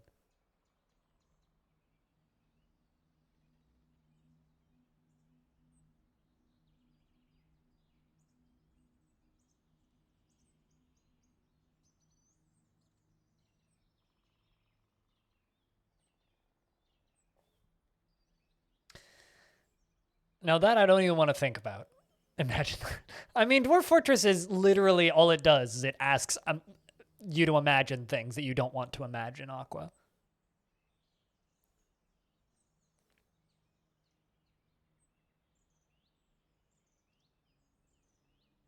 Makes you reconsider if it involves you eating cooked hamster blood. I mean, I think it should be. Like, we make blood sausage, so, and like, black pudding and all, like, there's blood is used in other forms of sausage too. Like, it's a very common cooking ingredient in real life human foods. So like, why don't dwarfs do that? It makes sense.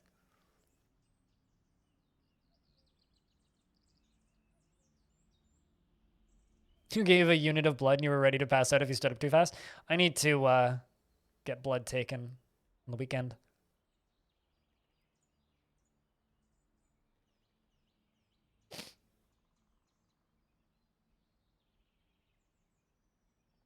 Oh, they're definitely being slaughtered, Aqua. You're imagining a little hamster. It's just like little Ham Toro going in to give blood, you know? So the human overlords are happy. Just bloodletting Ham Toro. All that shit.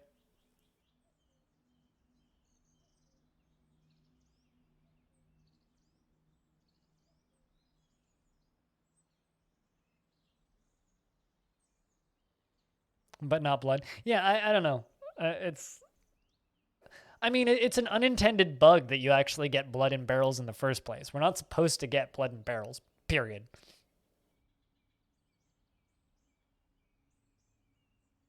This dwarf loves serving wine. Like, absolutely loves their job.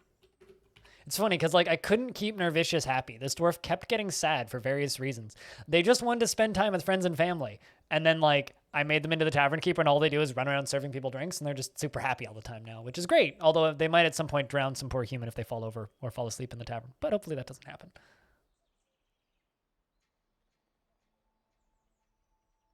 Giving them little snacks after giving them 5 drops. Yeah. It's kind of like milking those crabs for blood. You know what I'm talking about? Although that shit's actually kind of fucked up.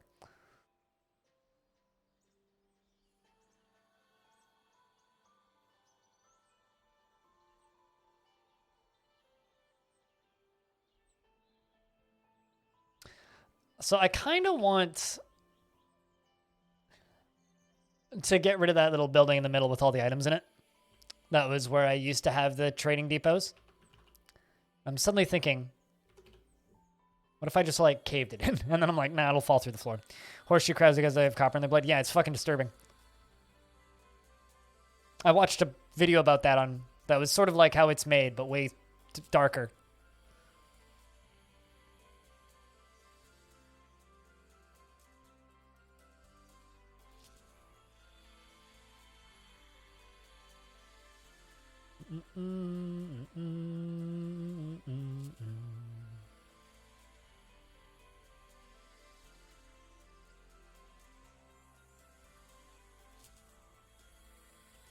Got a dwarf that's blinking. I'm exhausted.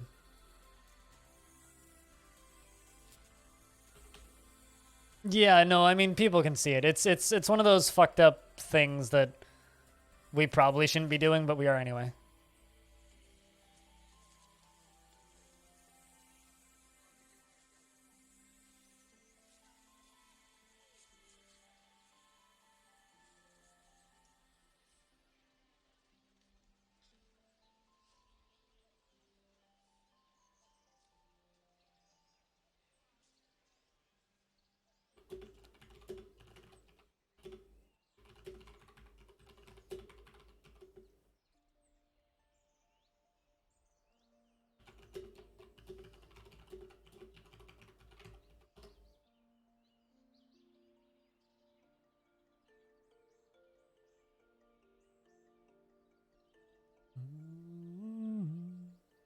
Yeah, they talked about how they were sustainably sourced and how they're... yeah.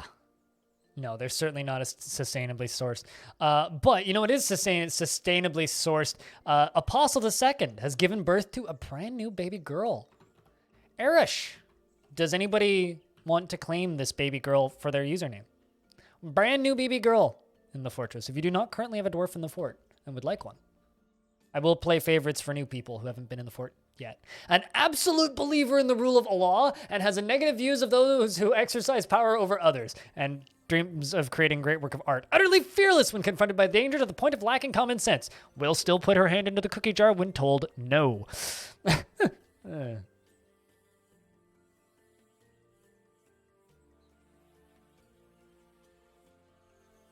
I ever decided on if you're going to make a shark tank?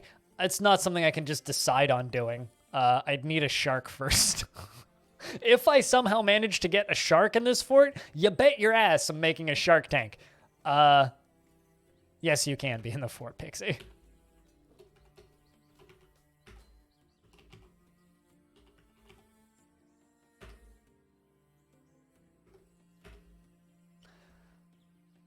She is a daughter of Apostle the Second and Sparkly 4K, is a worshipper of Shin, Russet Amber, the Red Rocks, and a worshipper of the Fuchsia, and a worshipper of Shin, Russet Amber, the Red Rocks. This bug continues to baffle me. Her ears are tall, and her nose bridge is slightly convex. Her hair is a crew, and her medium-length hair is tied in a ponytail. Her skin is sandy taupe, and her eyes are cobalt. Her eyes are somewhat narrow, and she personally is an absolute believer in the rule of law. She is moved by art, natural beauty, and troubled by this, since she dislikes the natural world, doesn't often experience strong cravings and urges, and doesn't try to get things done perfectly. She does not easily hate or develop negative feelings, and she tends to be a bit stubborn in changing her mind. The 8th child in the fortress currently, and has 1, 2, 3, 4, 5, 6, 7 siblings, all of which are alive.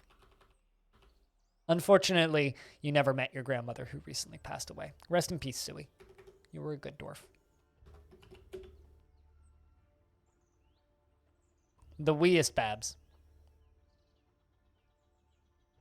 Respects the rule of law, does not bully other dwarves, but hates power, still steals cookies from the cookie jar. That's how I imagine it. Also, if you guys missed the Worms streams my team did, there's a new highlight video up on our team's YouTube channel, which we're trying to promote a little bit more, which is why there's posts in the chat about it. Long story short, I edit those videos alongside of Jess, so we put a lot of time into editing those little highlight reels, and they do take time, so if you watch those, it means a lot. Over the next few months, we're kind of be making a bit of a push to promote that YouTube channel a little bit more. Make it more of a valuable asset to the team instead of just a thing that we kind of just let sit, you know?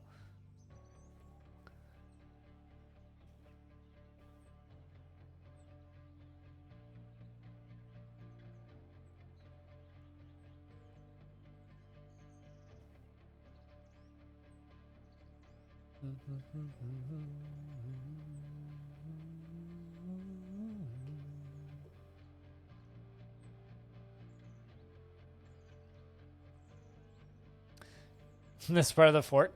This fort is huge. If you've never seen the whole fort, I can give you an overview.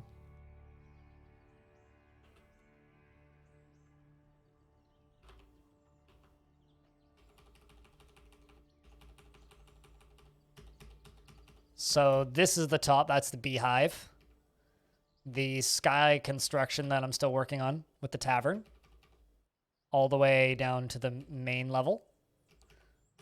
That's the trap thing in the bottom right, which actually has something dead in it. What?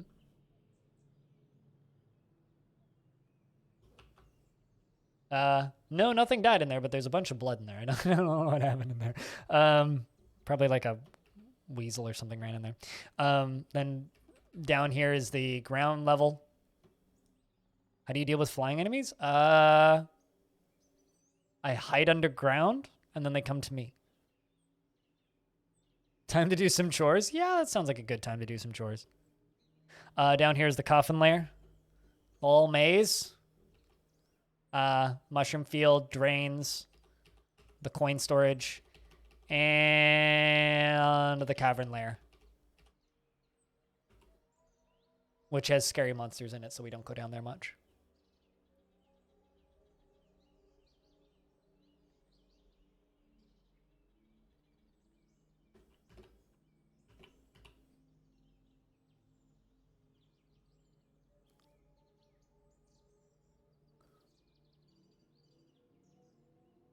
Yeah, and apparently you stop getting migrants and can never get more migrants at 3,000 dead, which we learned the other day via the wiki, which is very disturbing.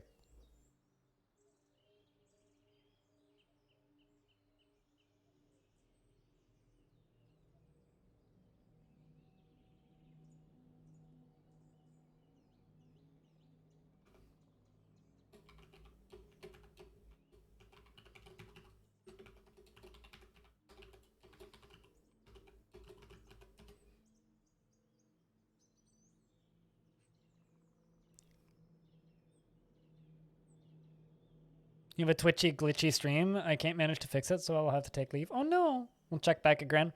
Hopefully shit fixes itself by the time you check back. because you know I'll be here. Are other streams glitching up for you as well, Infinity, if you're able to hear this? I'd be curious of how unique it is to me specifically. More important than dwarves having babies, I need new couples to get married. That's the biggest problem currently.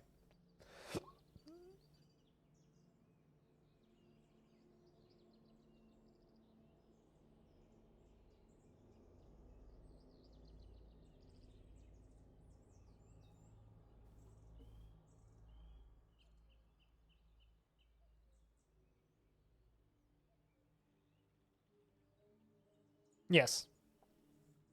And I don't care. Brahms. To me, it ruins the spirit of the challenge. I don't have any problems with relationships and communication issues. I think that 47.05 makes it too easy, in fact. But no, I'm not moving it over. To me, it ruins the whole point. The whole point is to set out with the limitations that I was given and make it to the end. We had a pretty long discussion when they dropped the new version, and we more or less decided that we're going to stay here. Well, I've dropped 300 frames today, but Infinity, but since then, I don't know. Yeah, I mean, it's possible. I mean, I'm streaming to Seattle, whereas Kiri's streaming probably somewhere out of EU, I would assume. Probably somewhere way closer to you, too.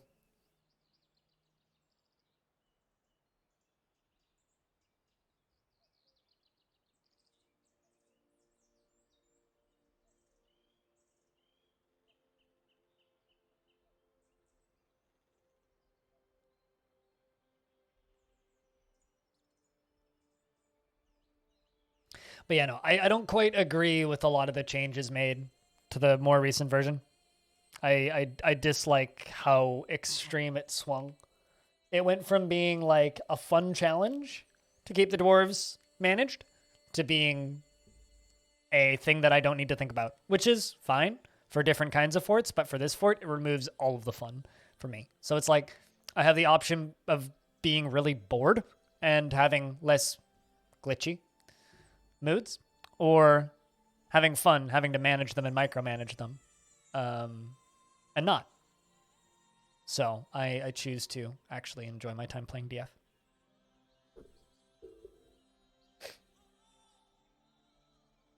How accurate is the guess about a potential release date? How come people keep fucking asking me this question? People keep asking me this shit. I don't know. Right? I don't know. It's done when it's done. In the most recent interview I did with Tarn, okay, and I will just regurgitate what Tarn said, okay? He said that approximately, he has, as of a month ago, he had 27 workshops still to do, and they haven't started adventure mode yet. They'd like to get it out by the end of the year, but who knows? Question mark. So stop asking me. God damn it. Because I don't know. I genuinely don't know. I have basic estimates that Tarn himself has stated, and all that stuff's publicly available for you to go seek out on your own. It's like, and it drives me nuts that, like, people just, no matter what I do, just keep on asking that question. It's like, there is no release date. This is Dwarf Fortress. And no, Tarn's not being slow, and no, Tarn's not being lazy like some people seem to think. Shit takes time, and this game's complicated, and he's not a UI designer. So, shrug. I'll be done when it's done.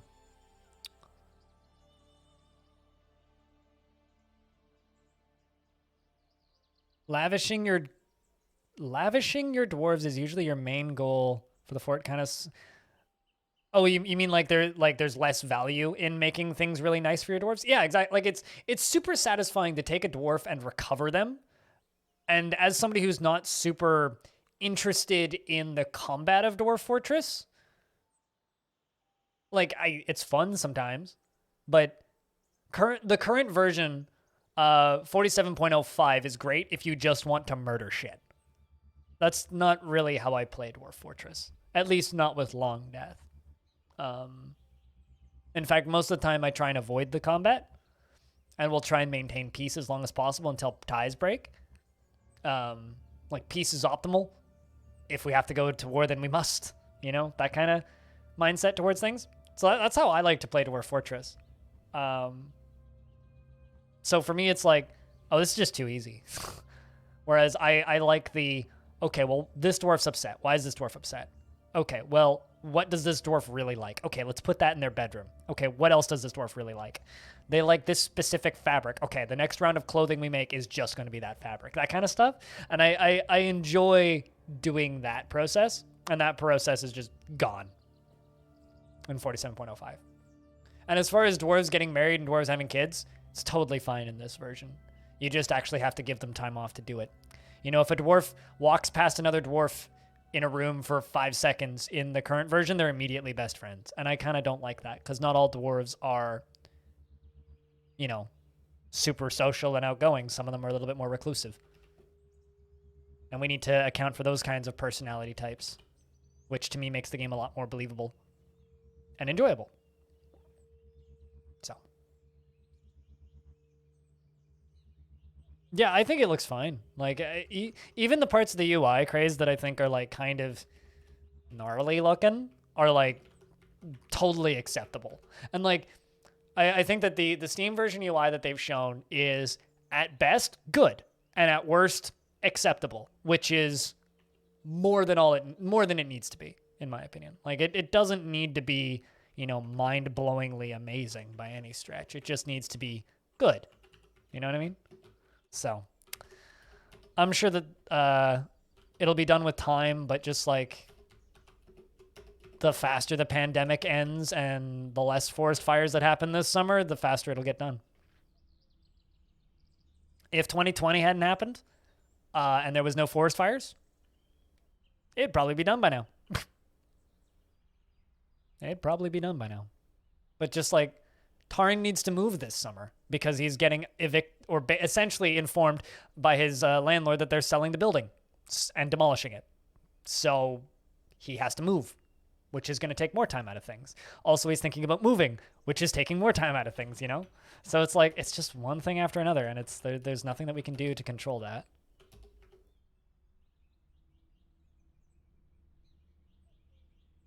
Why would we want to send Toady to the ISS? How about let's just fund him a nice house?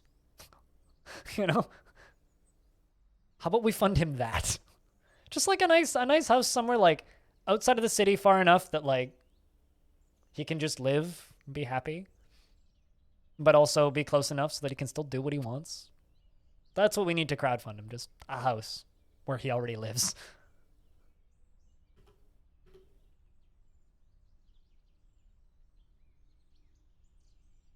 No earthquakes and forest fires and COVID. Sure, but you also don't have gravity, which lowers your bone density and lowers your life expectancy.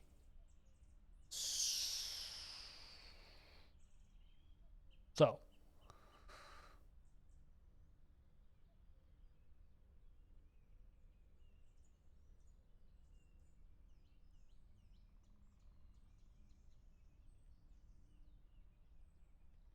Yes, and also Scamps probably wouldn't be super thrilled by that. So I don't think sending him to the International Space Station is necessarily the best idea. The moon? Maybe. ISS, eh.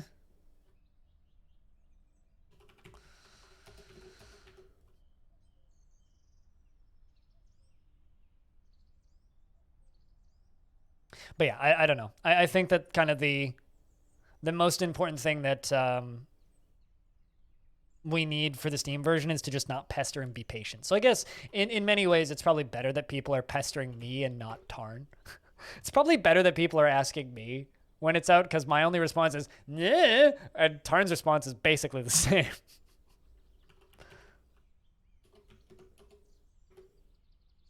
But You, depending on the day, you might get a, I don't fucking know from me.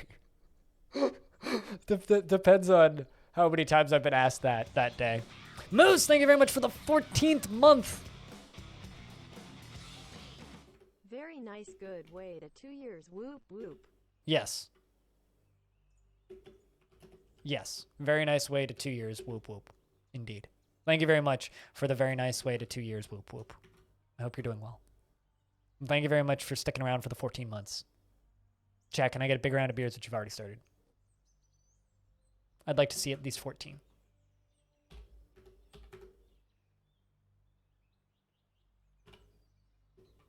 Just doing some housekeeping down in the basement. Into late winter. We'll find out if anybody dies this year.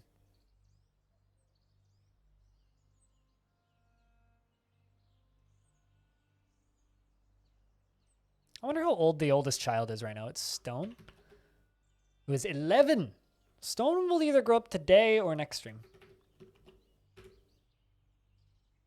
Either today or next stream, and I'm not sure which. Depends on how long we go.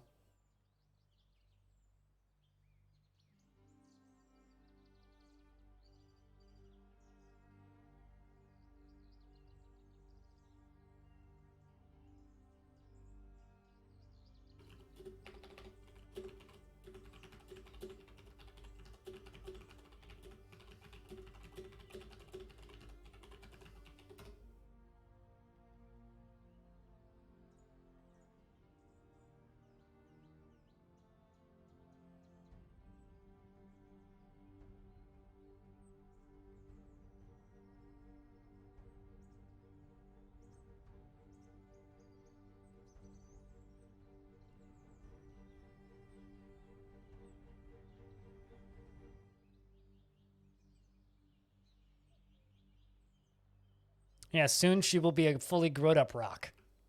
And she will rock. And Stone. Wait.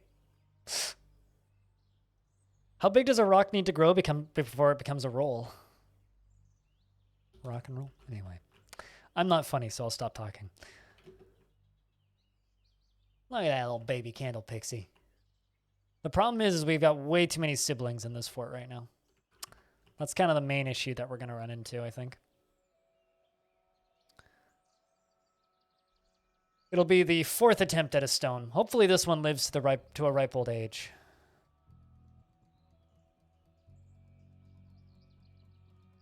Hopefully.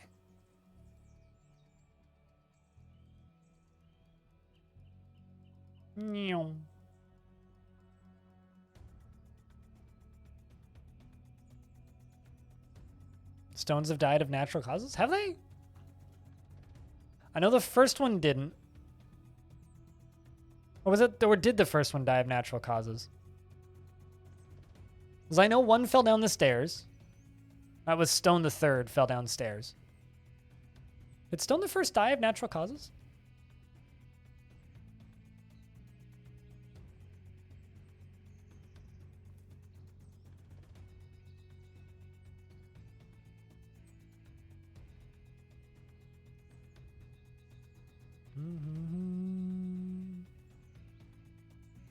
They were crushed by a bridge. I crushed a dwarf with a bridge in this fort?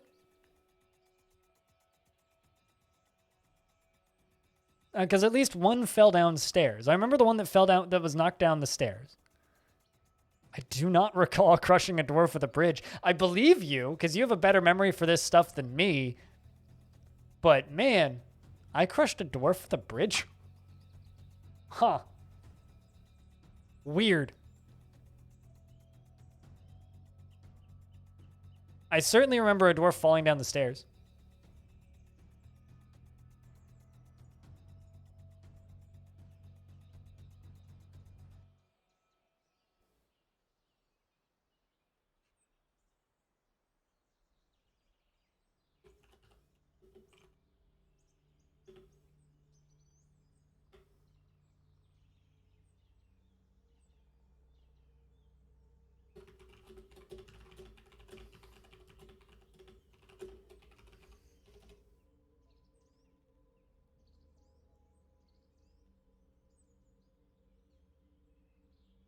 Yeah, you died of old age, Cyrolac.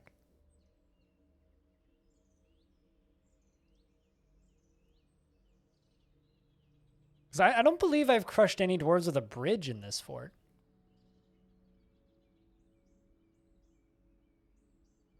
I mean, maybe, but that's totally news to me. Spring has arrived.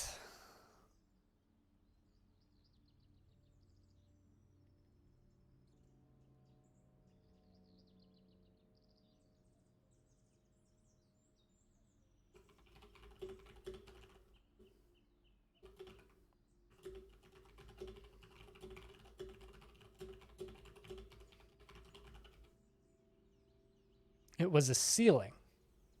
Okay, yeah, I have killed dwarves with cave-ins.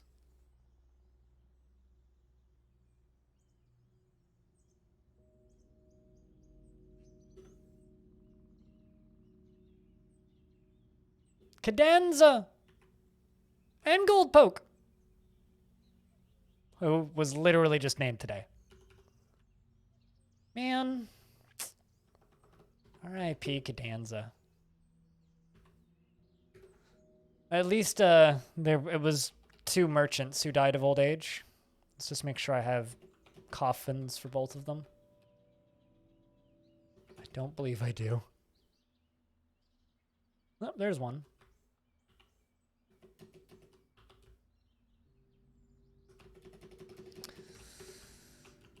Man.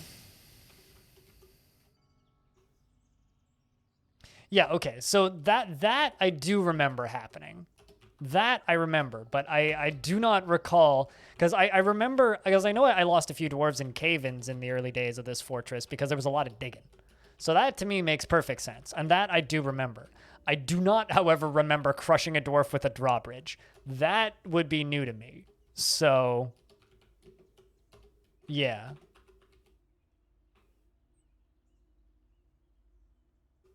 Yeah, we did get some snatchers in the early days of Longdeath. I remember having to scrap with a few of them.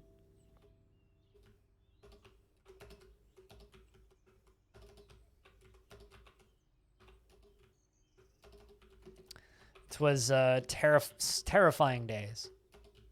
Terrifying days for sure. But those are times of the past. Now we are just locked in eternal combat with the goblins because of it. Well, my mountain home is, I'm not.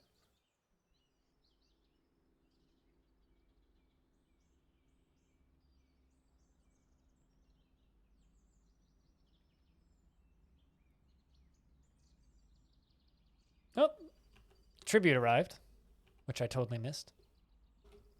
Well, that's an easy one. 25 bronze bolts from the group of alchemy. Yeah, no, I've definitely crushed dwarves with drawbridges in other forts. I just don't believe I've ever actually done that in this fort. 25 bronze bolts from the alchemical hooligans. Hooligans.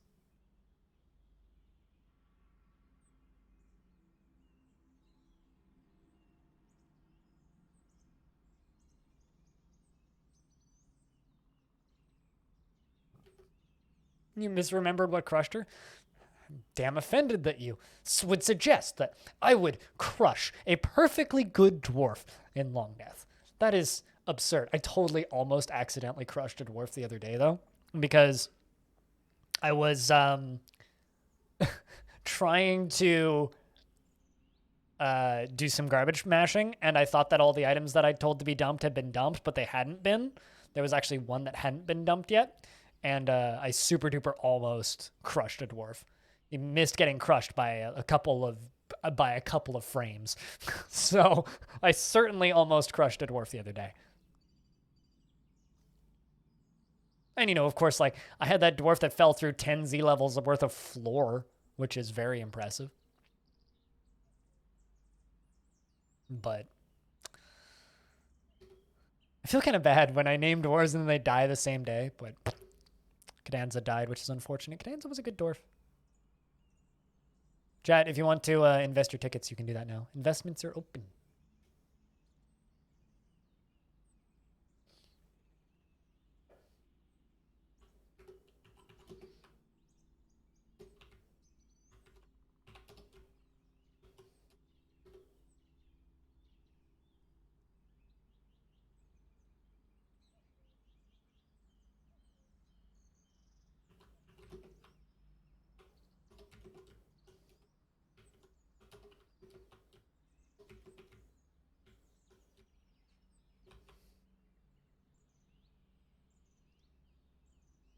Large payout with huge potential. Mm-hmm. I keep thinking that I need to rename that to like Game Stonks or something. I don't know. I'll do something with it. At some point, I'll reword it. Invest your totally imaginary and useless tickets into Game Stonks. Oh, no, tickets is not changing.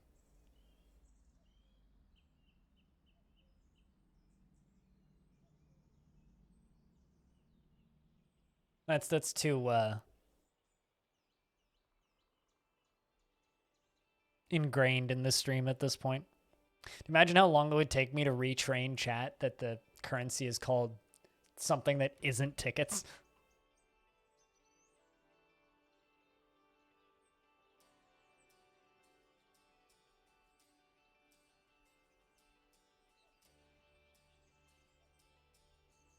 Ba-dum, ba-dum, ba-da-dum, da-dum.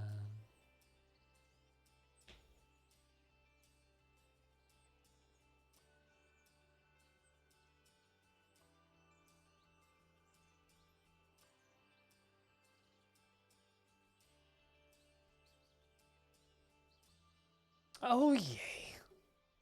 That is a relief. That is an absolute relief. Oh, it's good to have you back, you pointy-eared twats.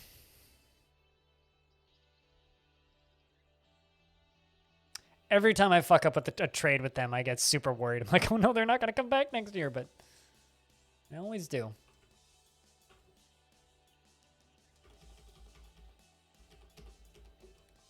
Near miss, Vinsati. Near miss.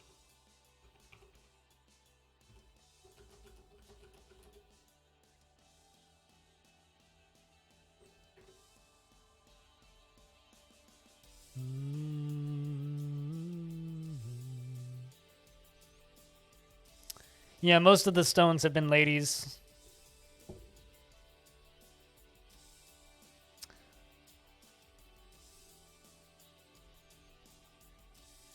Oh, are they going to the wrong one?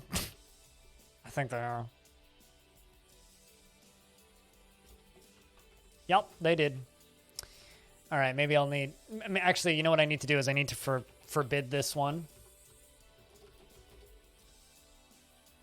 Mudstone, nice, diorite, granite, diorite.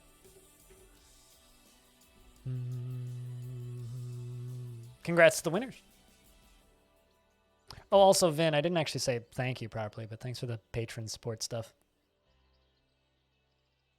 Lost a couple patrons this month due to people having financial things they need to take care of on their own ends. So it's totally understandable, but thanks for keeping that, or for starting that back up.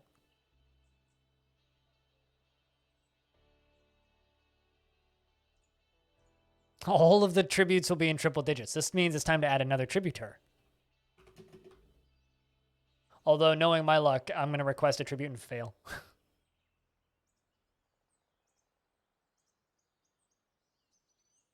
I really want the other Dwarven faction to bring me tributes, but I have a feeling that might end badly. Oh no, messing with Dwarves seems like a bad idea.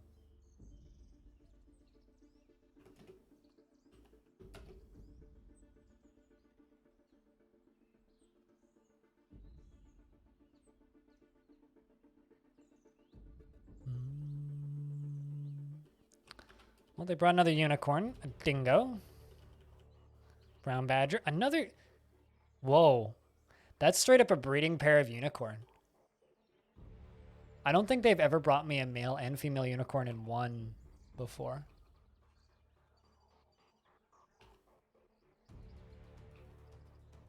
That's certainly a first from them.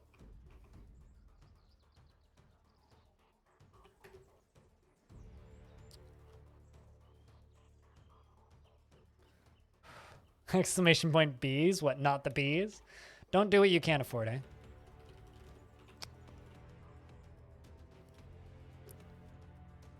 Don't do what you can't afford.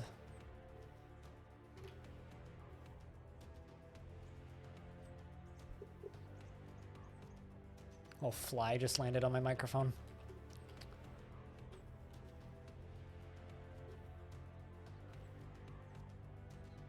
Man, I wish I had a breeding parrot dingo. They haven't brought me bees for everyone. I mean, bees for everyone. Maybe. That would be pretty funny. Although, would it be like Nicolas Cage shopped into into cheese? So it'd be like, not the bees, not the bees. Anything but the bees for everyone. Could totally just roll the two of those together and it would be amazing, I think.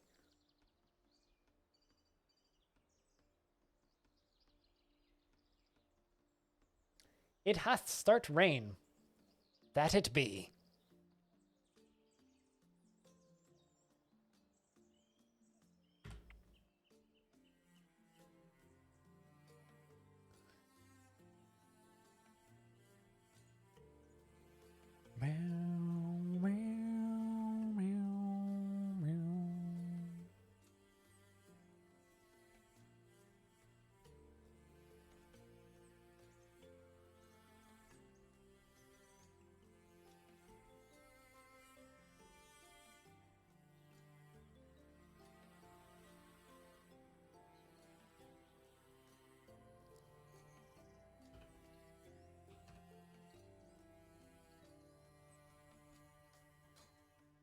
But yeah, something that I'm now wondering about with doing a race in Dwarf Fortress would be, what would happen with tile sets? Would we have a mandated tile set just for continuity to make it easier to watch? Or would we just let people use whatever tile set they wanted? I feel like it's probably best to just let people use whatever tile set.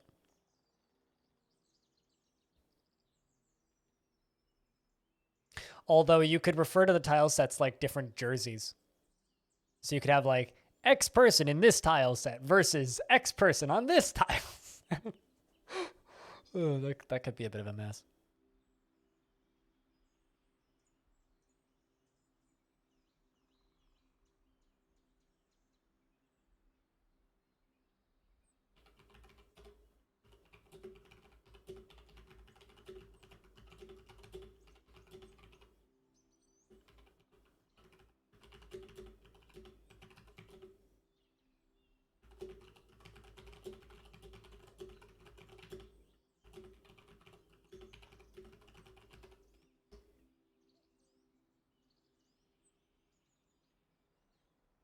So you probably would be to find any tile. It would probably be want to run with any tiles that the player wants to play with.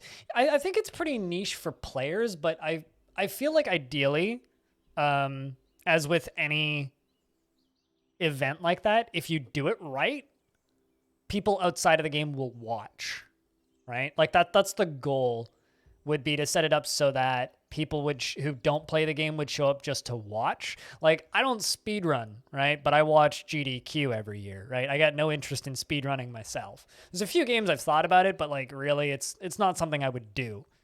But like,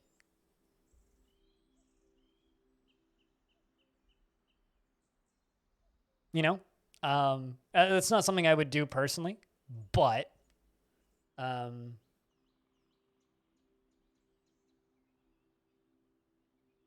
I would want it to be something that a wide audience would want to tune into. What just happened? Oh, grieves after somebody's death. Who are you grieving for? Son of Apostle and Sparkly.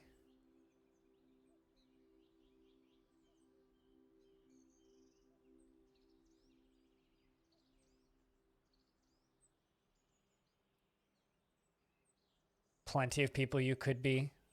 Ah, you're a kindred spirits with gold poke. There you go. That's it. That's poor dwarf. He's just like on the floor crying. It's upsetting. Are you actually crying? Yep, he's crying. Tiny Goliath, my captain of the guard, is just sitting next to this pedestal on the ground, or even prone potentially, just crying. Both of his eyes are coated in tears. It's so sad. Dwarf Fortress can be a brutally real game sometimes.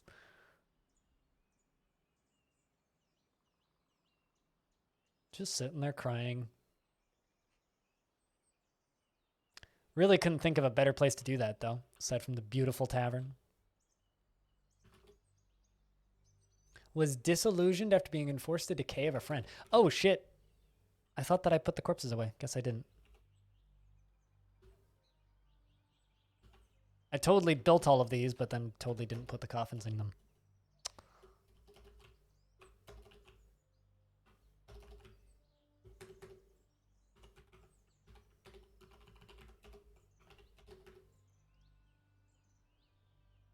My bad. I'm a monster.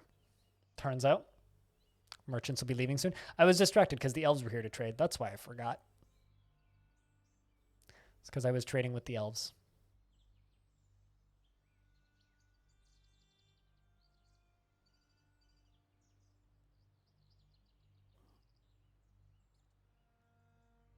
But yeah, I think the hard part would be, for an event like that, would be finding participants who'd be willing to take part and stream their own perspective and whatnot. That would be the hard bit.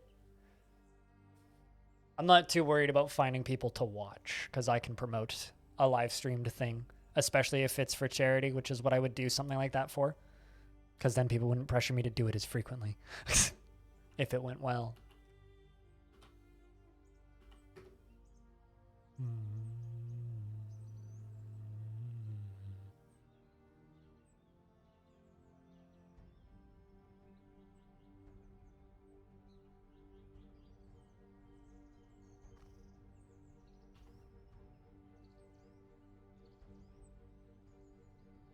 But yeah, finding people to watch isn't a huge issue, in my opinion. It's finding people to compete.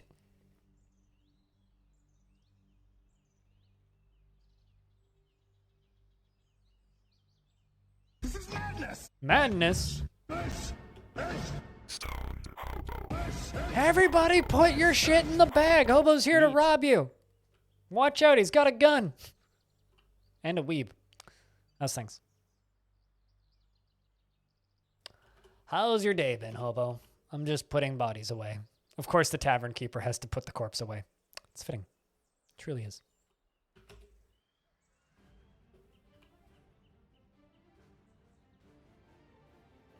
It's the last regularly scheduled Monday stream. 'Twas a Monday, yeah. Yeah. Honestly, it was between Mondays and Sundays for the day that I take off. Decided to go with Mondays.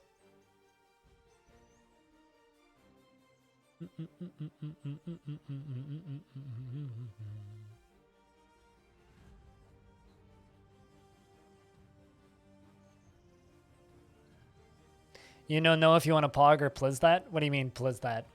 Why? Because I won't be streaming on one of your work days? I mean, sorry. That's all I can really say is sorry.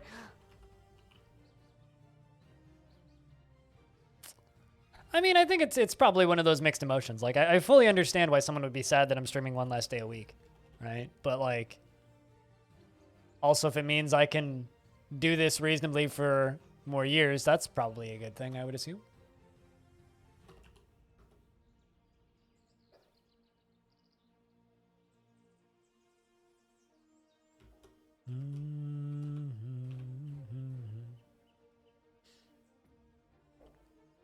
But like I was talking about earlier, is it also opens up the possibility that I could, in theory, do a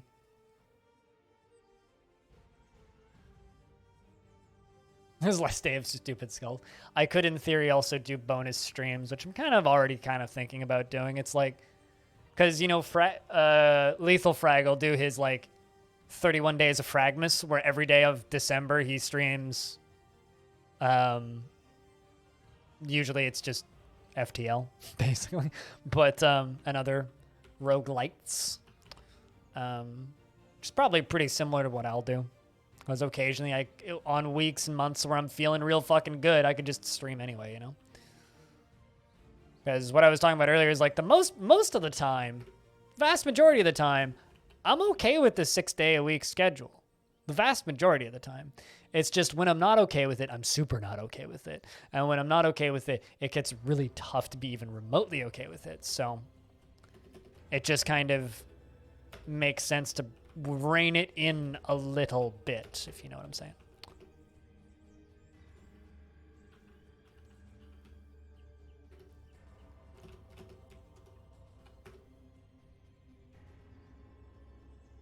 Let's wait for those 3 more coffins to come in. If that makes any sense, I don't know.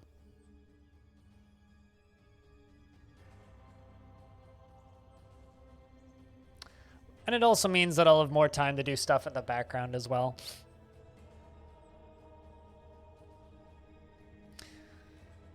It also means that you won't need to use multi-twitch as often. And I expect to see many stupid skulls in my teammates' chats on my day off.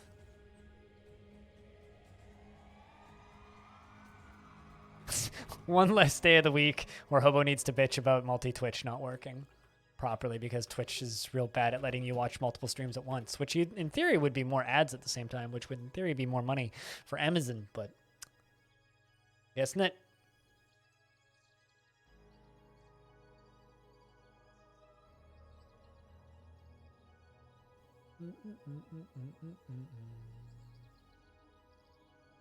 But how's your day been, Hobo? How's things? I've got dumb ideas that are in the early planning stages, which always means bad things will happen. Nothing good could ever come of bad ideas that I have.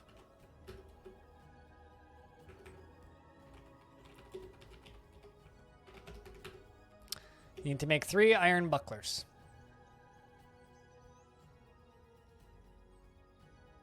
I mean, right now it's mostly just me throwing around ideas, kind of gauging interest, but... yeah, true.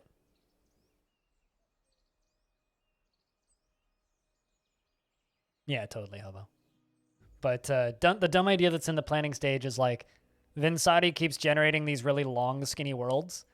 And I just got, in Dwarf Fortress, and I just got this idea of like, what if we set up a scavenger hunt, basically, where you have to go from one end of the world to the other, completing certain objectives, and live stream it as like a race with shoutcasters. And then like, what if I get Evil Trick in here so me and him could shoutcast some Dwarf Fortress shit and restream it in like a tournament style? I feel like that would just be a blast. The problem would be like finding enough people that we could reasonably do that. Because like nobody would know what's going on. Half the people watching would have no idea what's going on. And I would just be explaining what's going on to Evil Trick. So it would be a lot of like explain like I'm 5 to Evil Trick. Because he knows a little bit about Dwarf Fortress, but like minimal amounts. And I'd make him play it enough just to kind of know the basics, right? But like... I don't know. I think that would be a really fun little charity event. So you could have like... They'd need to go on an epic quest, basically. So they'd have to go from point A to point B. And we could put several fortresses into the world. So like, go into this fortress and get this artifact. Go to this fortress and get this artifact. Go to this fortress and get this artifact. Slay... If you slay a giant and bring its head to the end, then you get extra points. If you die and have to grab another adventurer, then you lose points. We could have scoring based on things that you do. It could be kind of a lot of fun, actually. So I don't know. I think that it could have the potential to be a whole lot of fun. And I'm thinking like, yeah, we could do that as a charity event or something. You know, so just set it up as like a. I'm just going to forbid this.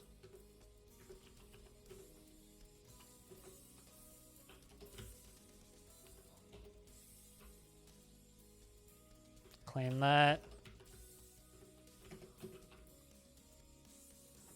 Claim. No, forbid you. Claim that. That's what I wanted. Perfect. Yeah, all the day forts are in the same world, but it wouldn't work for that world.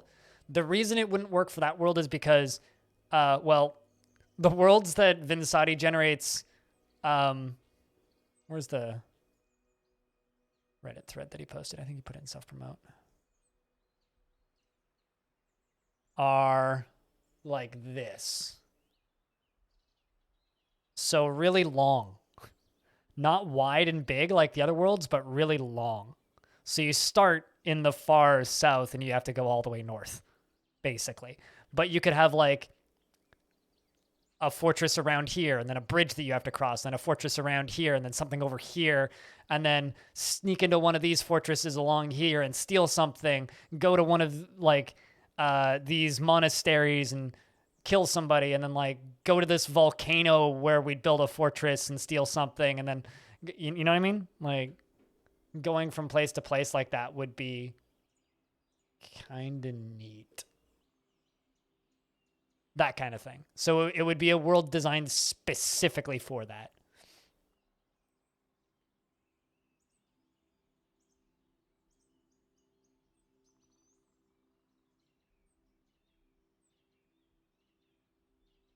Yeah. Yeah, no, so it's a long world, which he refers to as noodle worlds. But like you can specify the size and shape of worlds when you generate them.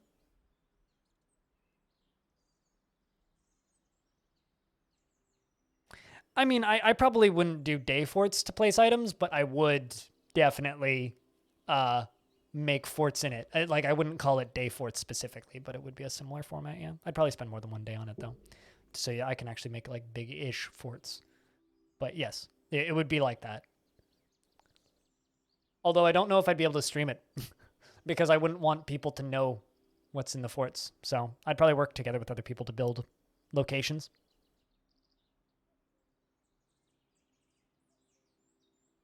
The real issue would be finding contestants, because there's plenty of people that play adventure mode. I just don't know how many would be willing to take part in something like that. I know like 3 streamers off the top of my head that do that. Oh, absolutely put them on YouTube after the race. I mean, put the race itself. I don't know if I'd put the construction of the forts up. I feel like that would kind of lift the magic a little bit too much. Because, you know, you'd need like, you know, something like this. Just saying. Like, but because of how systemic this game is, like, everybody's race would be totally different, right? Everybody would have a completely different outcome. And if we did a good job casting it, it would be super entertaining, I think.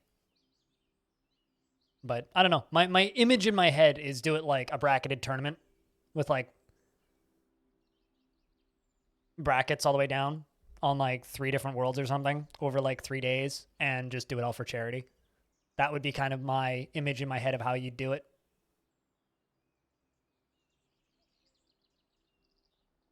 Yeah, YouTube changed a bunch of things last night, and I was like, uh-oh.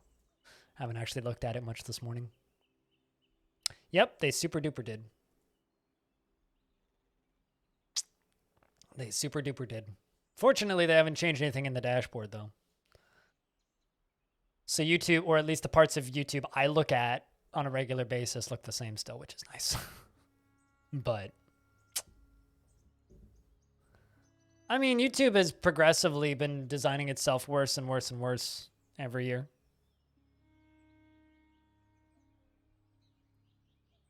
Your thing shipped today?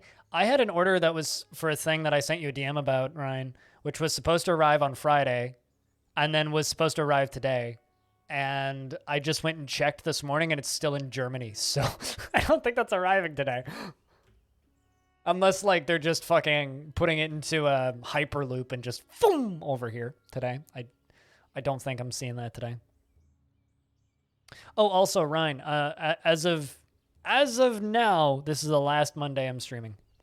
I'm gonna take Mondays and Fridays off going forward. So something else that I'm kind of planning on doing around me streaming less is I'm going to try and keep the streams a little bit longer, because I've been pretty consistently streaming around 8 hours recently. I'm going to see if I can bump it up to 9.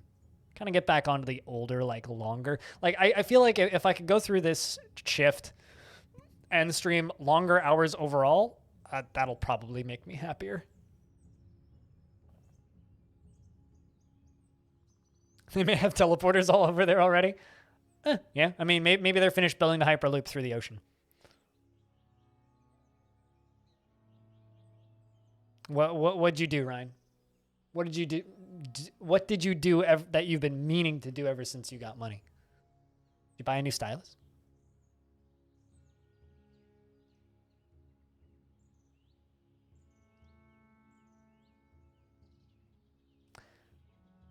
You subbed to at least the first tier of my Patreon. Oh. Well, damn. Which means in 4 hours I'll get an email about it. Because Patreon's very timely about these sorts of things. Thank you. It means I get to put you in my credits. Cheers, man. Meaning I'm $5 off of making $420 this month on Patreon. $5 off.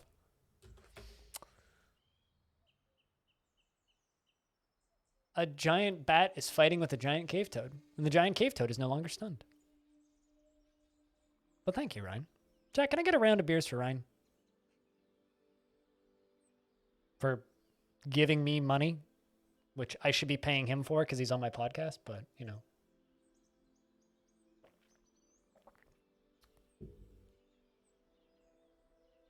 You got to get your own episodes early, so you can bitch about my editing. Also, if Mondays or Fridays work for recording times, those are my good recording days now, right? Although apparently I'm becoming a regular on the Dwarf Fortress Roundtable podcast, just because I've been on their last 2 episodes. One where I was invited, and then one where I literally crashed their recording.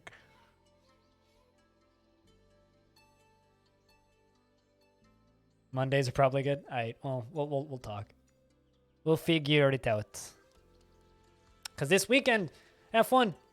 Although I'm going to be like training myself to wake up early because I have to I have to wake up early this coming Friday to go pay my taxes and then go visit my Oma who's been fully vaccinated for COVID now, so we can actually go visit her. And she's got early onset dementia, so we have to go visit her. Then the next morning I have a blood test. So I'm going to go visit my Oma, and then literally the next day at like 4 a.m, I have to go get blood taken. So I'll be ready to watch F1 early in the morning.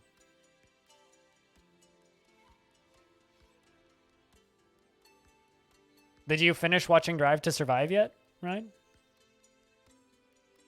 Apologies for the speedy car talk. I know that like 3 people in chat are probably interested in it. And it's me, Ryan, and Homo. Actually, is there anybody else here who watches F1, or is it F1 Watch Party Sunday? I mean, in Discord chat, I certainly won't be in voice, but yeah. We could actually just do those in voice too. If you ever just want to like yell fuck really loudly into a microphone when Mercedes wins first and second again.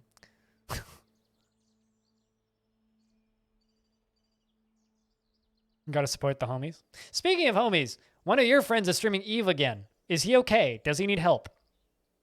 Do we need to send in an intervention? You like fast cars? Hey. Fast cars are fun. I mean, yeah, well, yes, of course, watch party. Oh, I will definitely be waking up for every race this year. He's fine. All right. I mean, like, it was weird seeing him streaming Eve.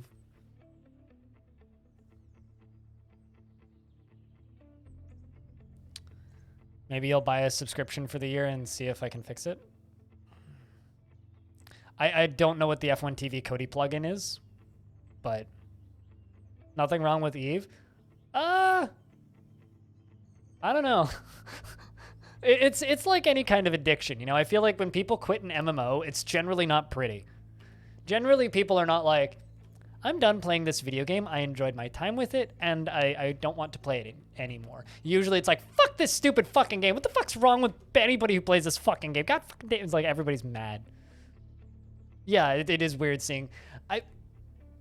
You know what? Maybe after streaming Tarkov for like 2 years straight, streaming Eve is like chill and relax. Now that I'm thinking about it. Maybe it's just better to stream Eve.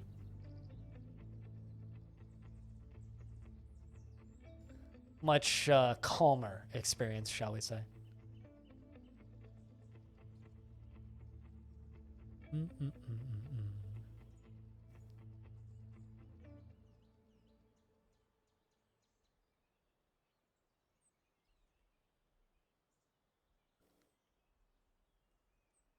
It's running a Raspberry Pi plugged into the TV. Okay, so how are you how are you watching F1 with that without having a subscription to F1 TV? Question mark. The humans have arrived to trade once again because it is that time of year. We're into early summer.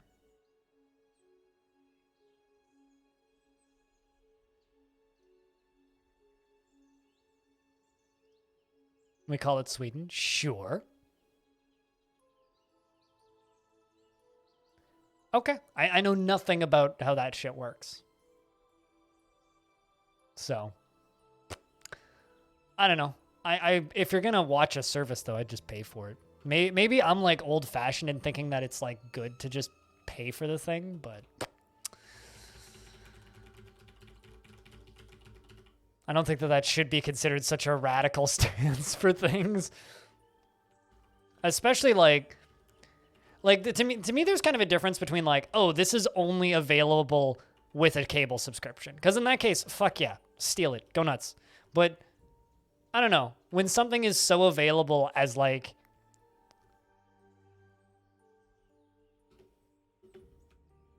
F1 TV is, and as cheap as F1 TV is, it's kind of like, nah, just fucking pay for it, because it's like a Twitch subscription and a half a month. Oh, it's just an interface to watch it through. I mean, do you have a web browser on that thing? Just watch it in the web browser.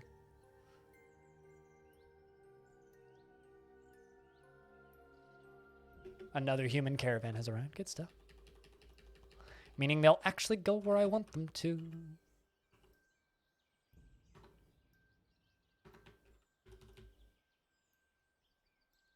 So what you're saying is Wooly's losing at Eve again?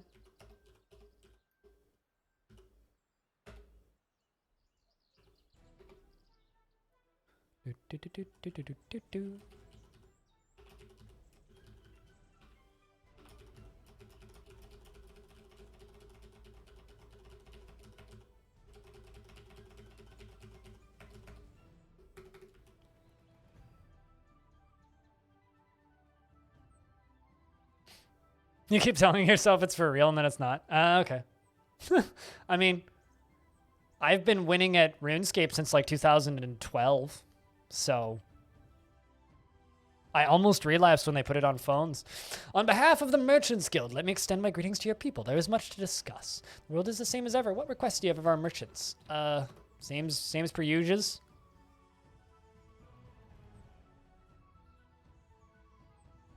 Okay. You could use an Amazon Fire TV, but there's an... there is one, at least for Android phones. So if it's an... I don't know how those devices work, but if it's Android compatible, you should be able to use that. It works great with Android phones. Also, to be totally clear, if F1 was only available on cable TV, I wouldn't watch F1. I'm only watching it because they have an app that's cheap. Yeah, I'll watch on my phone when I don't feel like getting out of bed.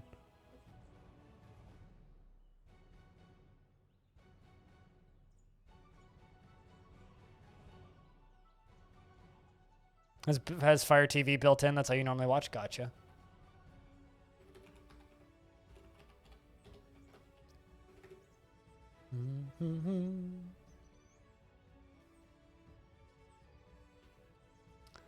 Even more are gonna come next.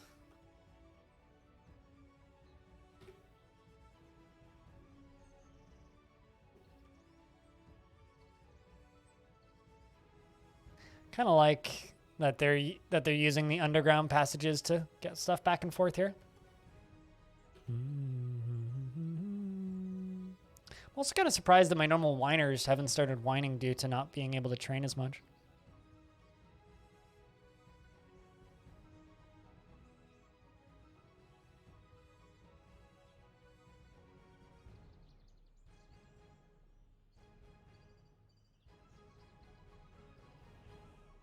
I wish it had, what's it called?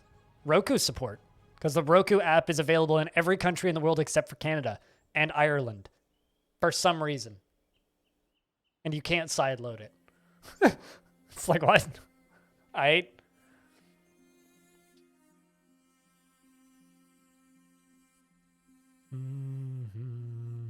Being served from the new 50 FPS? Ooh. Ooh. That's a good offering there. I'll be honest.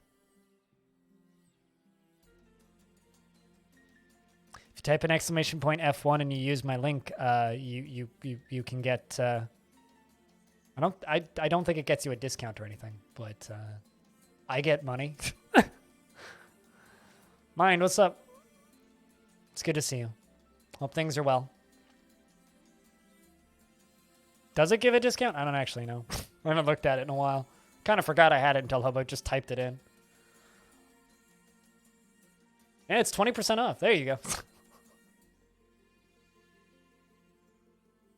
Oh, hey, I just got an email from Patreon saying that Rhinestone has signed up at $1.99 a month on Patreon. Cheers, Ryan. You have a funny email, Ryan.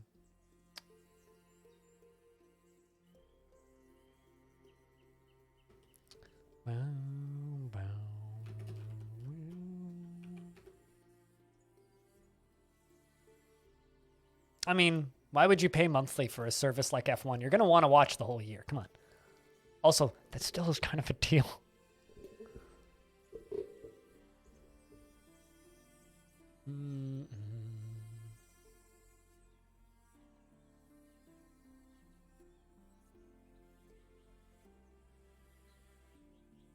I wonder if you can use it multiple years running.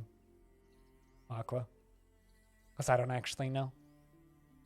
And them's heavy cages. Just waiting for these dwarves to carry the rest of the cages in. Because I'm selling off a whole bunch of cages because the elves keep bringing me cages. Might as well give them to the humans.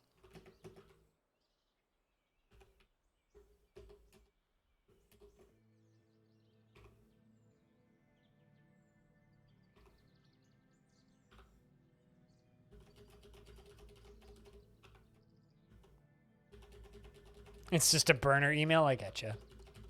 I technically have 5 emails. Technically. I've got my business one, which is my old personal one, and then I've got my actual personal one.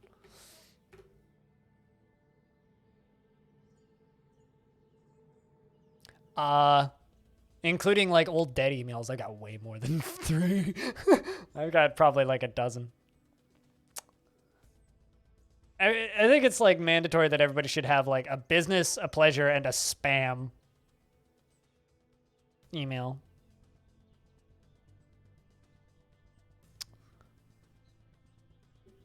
Stray nanny goat has been found starved to death. Excuse me? Oh, in a cage. Well, that makes perfect sense. Apologies to the poor nanny goat.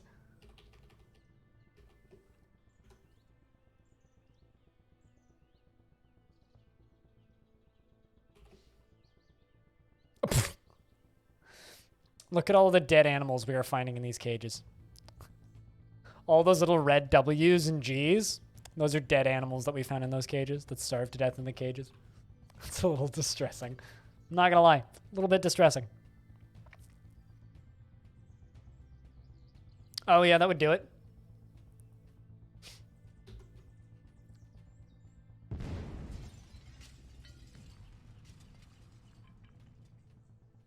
There be gold in these mountains. There be gold in these mountains. Thanks for the $58.76.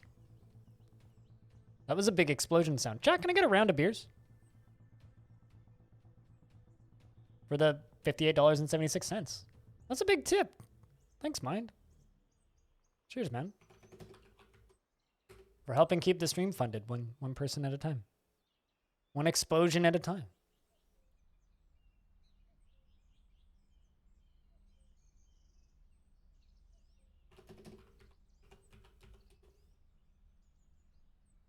For chucking your money at the records and synthesizers fund. And my groceries and meds and rent and internet and phone bill. And it sounds way less fun when I say that.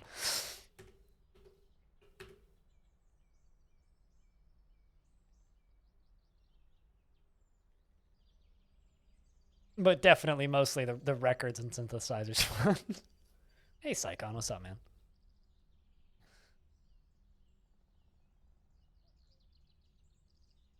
You used your dad's email? That's funny. Does your dad now get unrequested emails from RuneScape? Or from Jagex, I guess? I wonder how that works on the Steam port. Can you make multiple sign-ins on that, or does it just tie into your Steam account?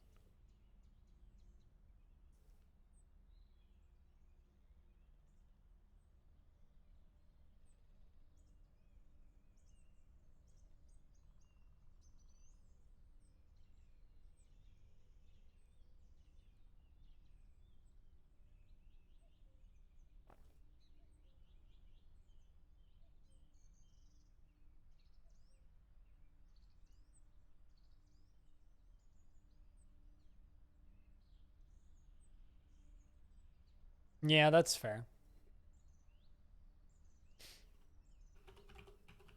Although RuneScape has become my favorite, like, game to look at on Steam to see people with billions of hours in games.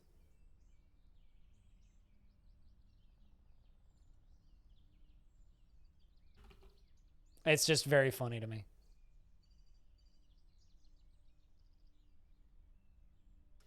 Although, this is a very valid review for the new RuneScape. It's actually a pretty good little art.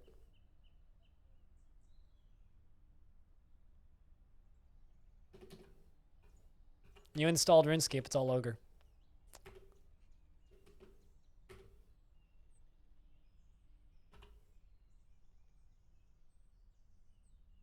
I mean, you click on them, so I guess it does. To fiddle around a bit, it works better now. You just wanted to give some feedback, so you don't really need to worry. Oh, that's good. I mean, I know I was dropping... I know I drop a few frames every stream. On my old ISP, I didn't drop a frame for like a year, right? This ISP, the reason I don't like them is because I drop frames literally every stream. Because, yes, I have 1 gigabyte down and half a gigabyte up, but it doesn't matter because their service drops out entirely a couple of times a stream. And it doesn't boot me offline, but it's enough to make me drop a bunch of frames once a stream or so. And it's really fucking annoying.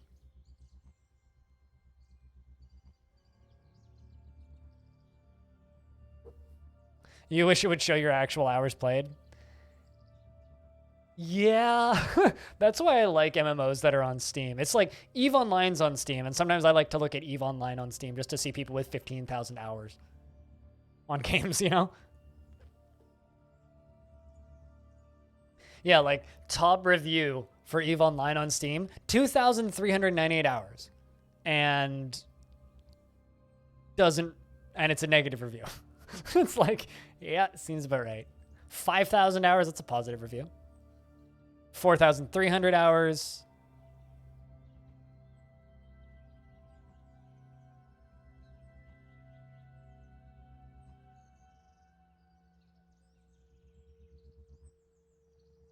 I like this one. 600 hours. EVE is okay. I'm going to stay playing it. Although, pro tip, if a Titan appears next to you, don't start shooting at it. 10 out of 10. That's funny.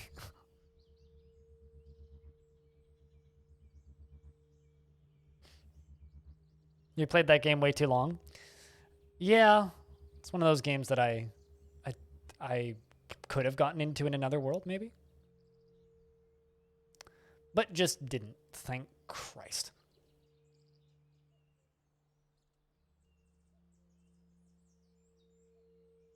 You boop the Titan on the snoot. Is that what you're trying to tell me?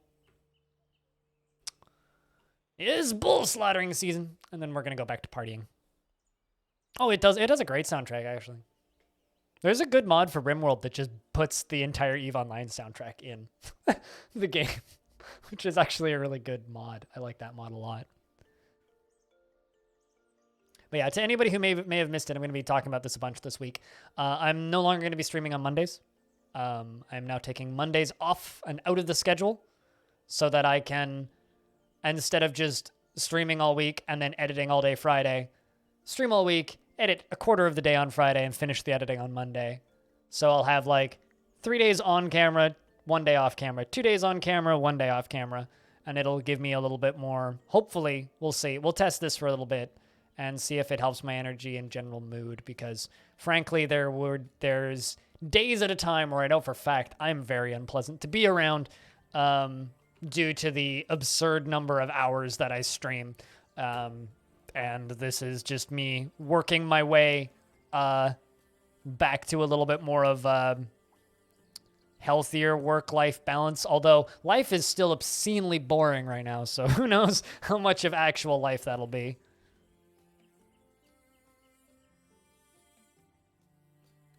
You have 2,000 hours in Warframe and left a negative review, mostly because you think a lot of stuff they're adding is just power creep MMO garbage. I mean, I don't like playing those types of games. I really like playing a game where I can finish it and move on and be satisfied. And I know that you'll say, but Blind, Dwarf Fortress is a free-to-play game, but it's not that style of free-to-play game. Everything is always overpowered. That's because Warframe is just a free-to-play fucking, what's the word I'm looking for here? Muso game. Unlurk? Nah, it's not. Just start talking. It's fine.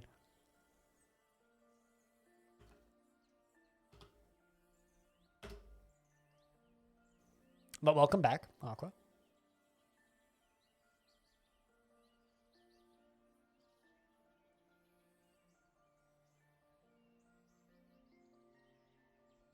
But yeah, no, I'm not going to promise that a shit ton more YouTube content will come out on the extra day off or anything. Like, I will definitely do work on the Mondays that I take off now, but it's probably going to be stuff that won't be shown as much. It's going to be more back-end related things.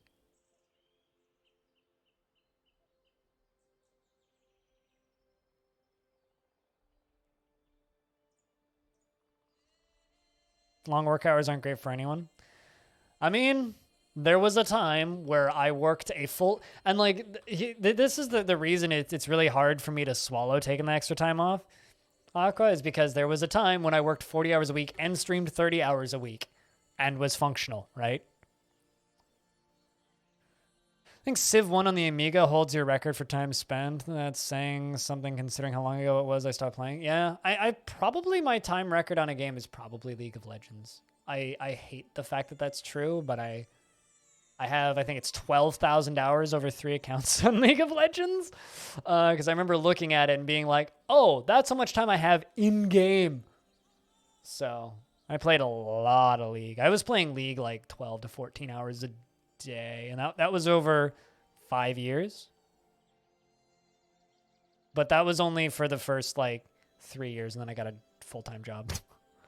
And then it went down to just weekends, but it's because it's fun watching enemies explode. PoE is another game that's fun to go look at on Steam and see people with 10 billion hours.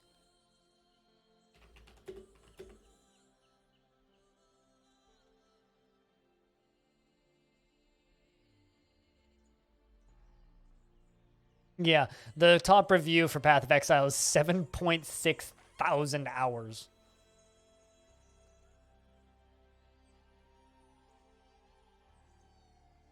My good lord.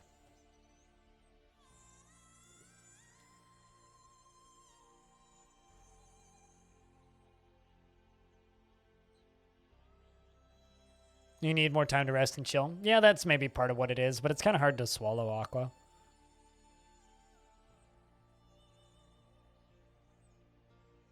Is Minecraft followed by KSP beta? Oh, really? Huh. It's probably Diablo 1. Yeah, that makes sense. Those are all believable. Actually, like, Counter-Strike 1.6 might be up there too. I know that another game that I played a whole lot was Crossfire, the free-to-play FPS. I put 3,500 hours into that game in a year.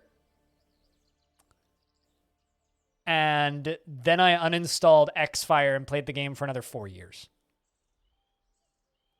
Yeah, because I played that game from 2008 to about 2012.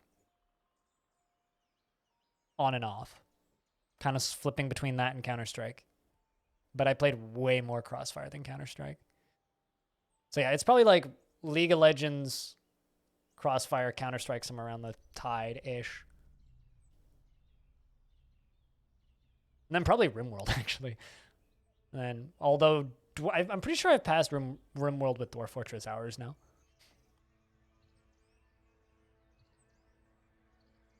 At one point, I don't know if idlers necessarily count. Because I probably have way more hours spent staring at my desktop, but that's not a game, you know?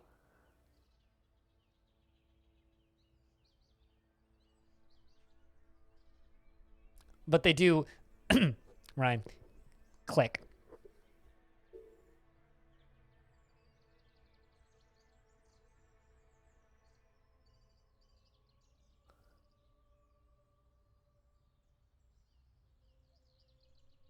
And that's what I like to see. Zanny66 has given birth to a baby girl. Does anybody want to be the brand new baby girl, Erel?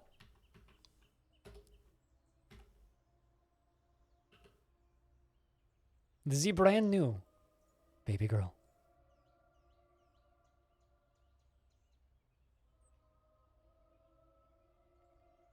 That's a second kid? I think so, yeah. I'll check in a sec.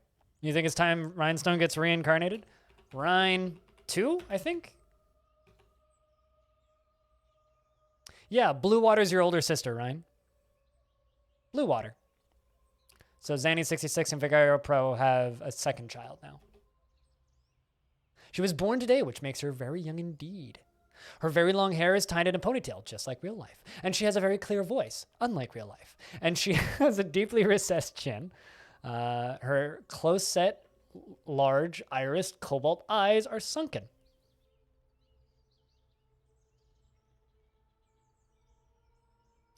Yeah, last time was a bit of a traumatic event, I would say, Aqua. She personally finds art offensive and would have it destroyed whenever possible, and sees sacrificed as wasteful and foolish, and values tradition, punk rock as hell, dreams of mastering a skill, forms strong emotional bonds with others, sometimes to her detriment, is slow to trust others and does not easily fall in love, and rarely develops positive feelings. She is quick to form negative views about things and generally is quite confident in her abilities when undertaking specific ventures. She finds helping others to be emotionally rewarding, though she wishes this were not the case, as she considers altruism foolish. She tends to avoid crowds and can handle stress. You're going to be in the military, 1,000%. Doesn't mind a little tumult and discord in day-to-day living and likes to take it easy. Doesn't often feel envious of others and is somewhat uncomfortable around those who appear unusual or live differently from herself. She is not particularly interested in what others think of her and grateful when others help her out. And she tries to return favors and needs alcohol to get through the working day. How you doing, Reinhardt? How's things?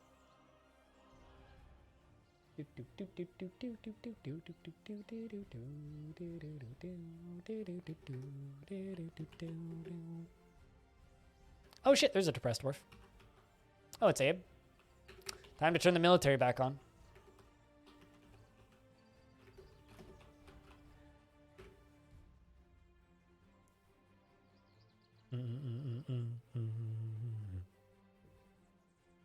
Gets cursed prophet? Yeah, maybe. We'll see. We'll see. She's gonna love your statue garden? Oh, definitely. Here's the thing, though. The statue garden isn't a temple. That's only a problem if it's in the temple. We're gonna send you on raids to go burn other people's paintings. Probably not, but... That dwarf's 100% gonna be in the military, though.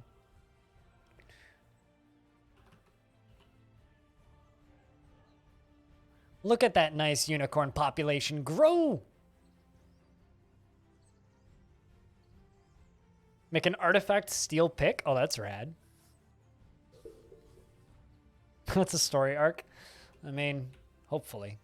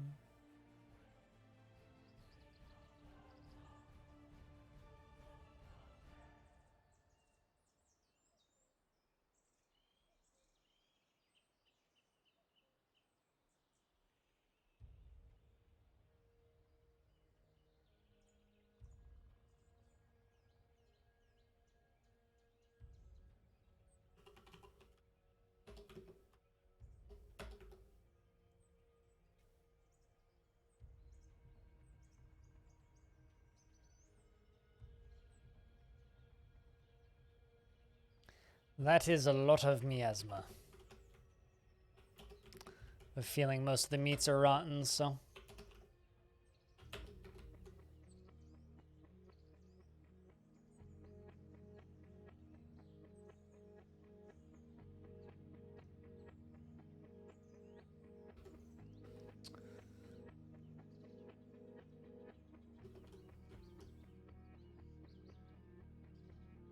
They've gone through a lot of mayors in this fortress. This is the 3rd new mayor in like 5 years. Kib Handel Treaties is now the mayor of that fortress.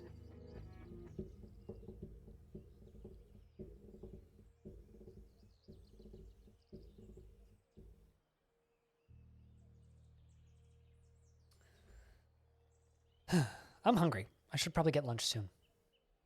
Took all your tickets last time. That's all the bot ever does, though, is takes everybody's tickets. So I think that's only fair. Remember, the house always wins.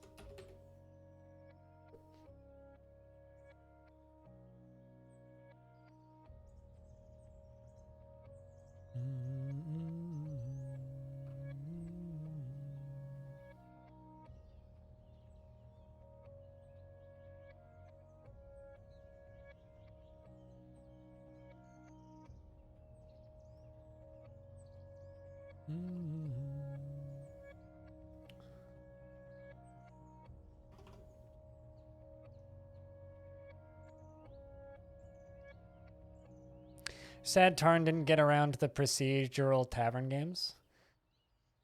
You know, I agree. I agree. I just want the dwarves to organize events like they do in Legends. I want to know. I want the dwarves to petition for a celebration. You know? Be like, we want you to make a celebration for the new king, and then like you have to get like let the dwarves go do celebration stuff and have a parade or something. I want that stuff. I want the wrestling competitions, and I want random demon number 57 from Random Goblin Fortress to show up as a participant and take part in it. What have you missed? A few dwarves are born. We're up to 32 dwarves, which is good. 32 proper population. Population is growing again. I'm basically letting the dwarves do nothing for a while. But it's good. It's what the dwarves need. How you doing, Dragon Man? I hope things are well.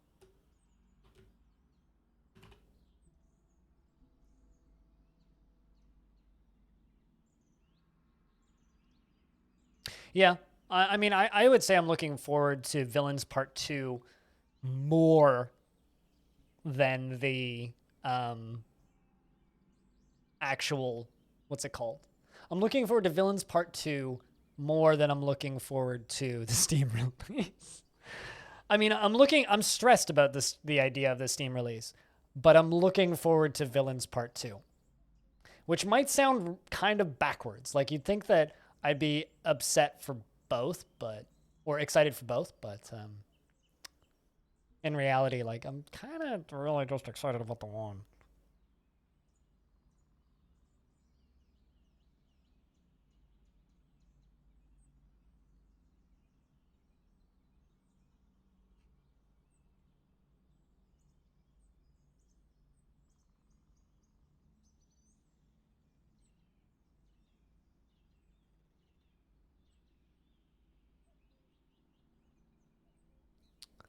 Yes, I am taking Mondays off. Mondays and Fridays off are going to be the new schedule. I mean, yeah, that's the thing. Banana Move is everybody's like, oh my god, but they're remaking Dwarf Fortress. It's like, yeah, but it's the exact same game, more or less. Like, I'm sure that there will probably be another balance patch, because like there's already been one balance patch since the last major update. The one that changed all of the way the interactions work and made dwarves happier in general, made the game a lot easier. So I have a feeling there will be another one. Actually, these people are divisive. Some people dislike the podcasts, but I listen to Vice Games Waypoint and their podcasts. Although I think they've officially rebranded back to Waypoint. Did we just get attacked by a buzzard? Yes, we did. I think they've officially rebranded back to Waypoint now, which is dumb rebranding on repeat. But Geeta Jackson is one of the people who, I think she technically works at Motherboard, but used to write for Kotaku and wrote a bunch of really good articles about Dwarf Fortress. She's like one of the few authors out there that actually plays Dwarf Fortress and knows a decent enough amount about the game that she can speak about it like intelligently and know what she's talking about, right? And she compared Dwarf Fortress to Stardew Valley, which I think is a fascinating way to think about it. Because it's, like, yes, it can be an intense RTS game or strategy game if you want it to be, but the way it presents itself is more of just kind of a life simulator where you grow something from nothing. And stated that she feels that the Steam version is probably going to do as well as Stardew Valley. I didn't even fucking think about that shit. Because, like, my whole brain's just like, oh yeah, well, it's the RimWorld audience, right? I didn't even think about Stardew. Like, because that shit's not for me. Like, I don't play Stardew. But, like, it's a really interesting way of putting it. And I could see it, too. I read that as a human blow man. I was like, they have blow darts? What?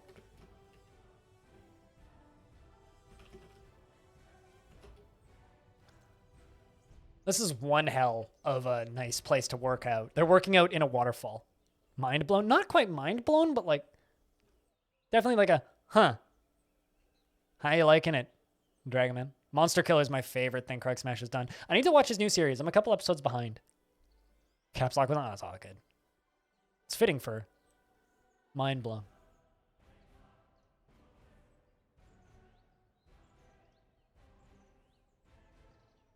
Yeah, or just play for the story and character. Well, you can hyper build everything, and it's based around years of time passing, and people will just replay Stardew just to go from nothing to something again. And that's basically what you do in Dwarf Fortress. You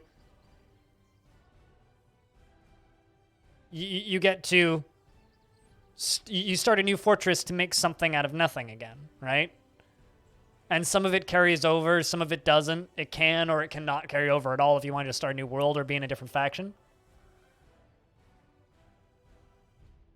Yeah, I mean, my older sister plays RimWorld because it's like The Sims. She says it's a more interesting version of The Sims, which is kind of a way to also describe games like Dwarf Fort. It's like, it's kind of a more interesting version of The Sims, sort of.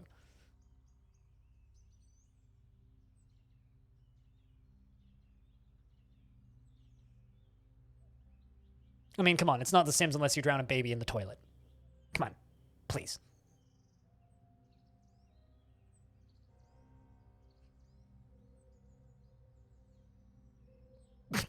Reinhardt.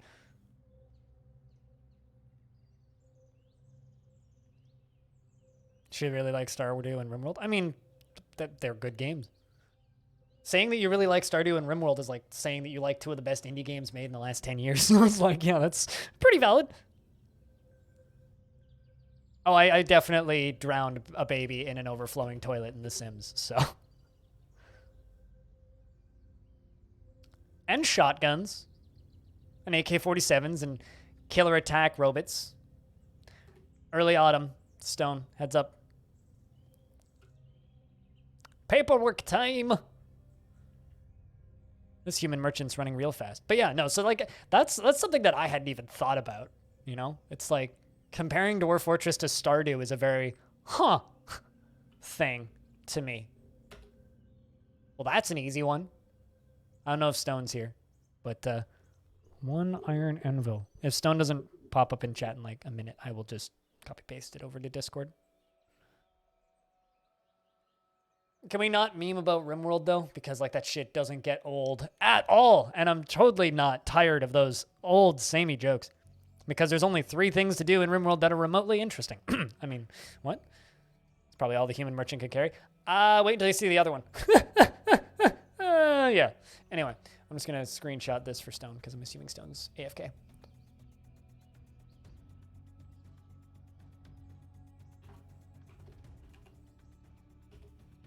Or asleep. One of the two. Wait until you see the other human merchants.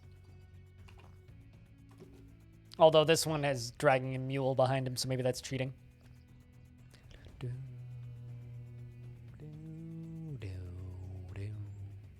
Also, to anybody who is newish to this... Oh, it is that time, yes. It is that time. It's okay. One of them's real easy. But to anybody who is new to this fortress, what we're trying to do is keep the fort alive for 1,000 years in game time. We're currently in year 191, meaning the fortress is 186 years old. One problem with the new schedule is it might mean that time's going to progress a little bit slower, but is what it is.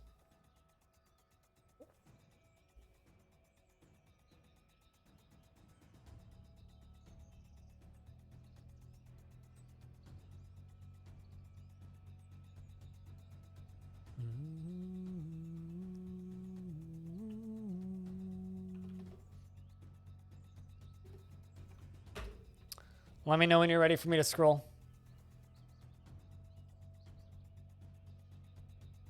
2 black sand, how generous. 10 rhubarbs, delicious. They really like their hemp rope. A silver haleberd, fancy.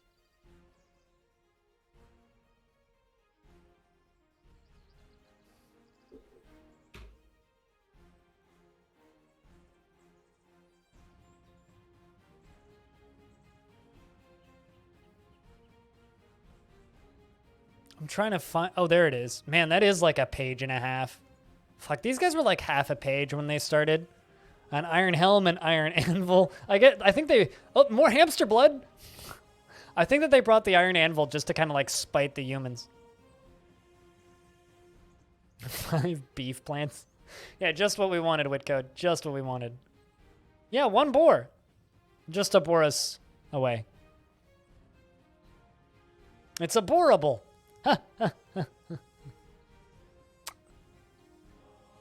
My God. Wow, wow. Is it caged? Yeah, it'll come with a cage.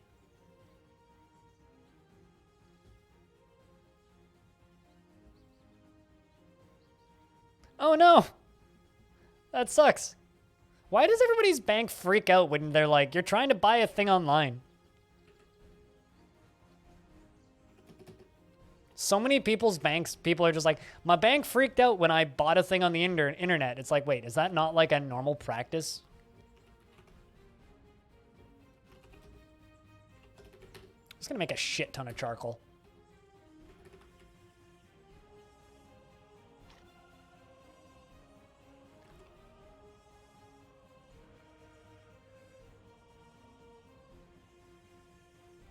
I mean, like, I got a phone call from my bank relatively recently because, or not like end of 2019, because they were like, your credit card was just used to sign up for, it was 15 ticket discount services. And I'm like, I'm sorry, what? They're like, yeah, services where, what did Tiny Goliath get beaten up by? Jumped into an existing conflict. Oh, you got like...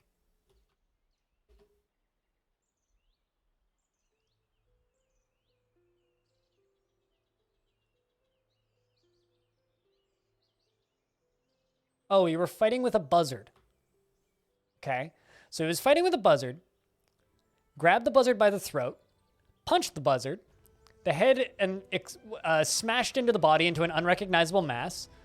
The force bent the right hips, and it split into gore, and a ligament has been torn, and the captain screams, "The battle rages!" Latched on to a mudstone pillar, and then fell?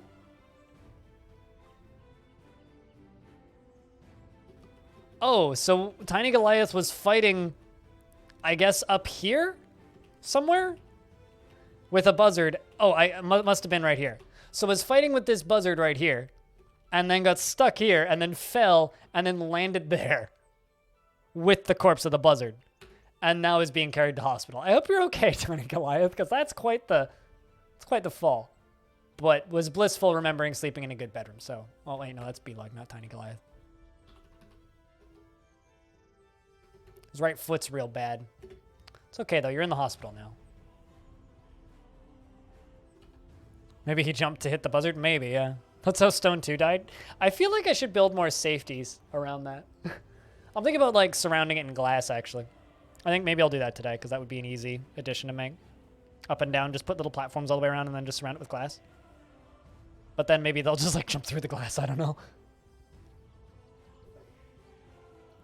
And Pack, it's good to see you. I'm doing all right today. Today is the last day I stream on a Monday for this foreseeable futures.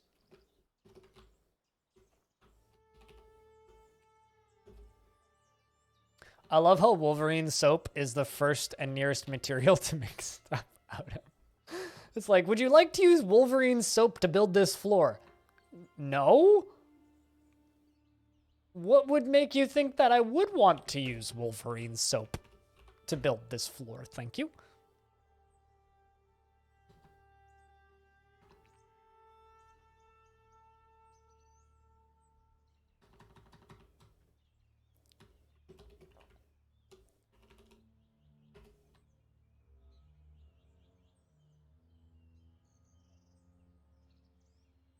And your bank blocked their $1 purchase.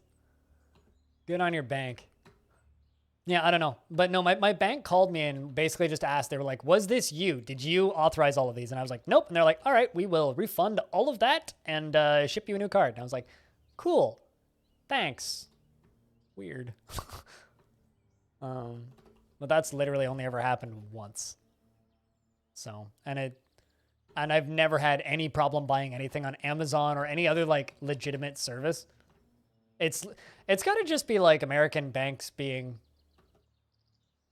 like overly careful, I think is the way I describe it. It's like some banks are just an overprotective mother. Did you mean to buy this? Yes.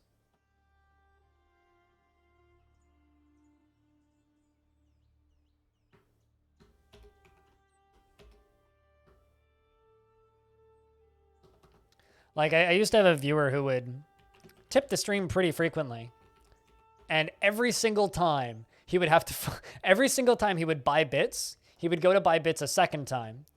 And he would have to call his bank to be like, oi, can you reactivate my Visa debit card, which is what he'd use to buy it with, because it would block him every single time, without fail, every time.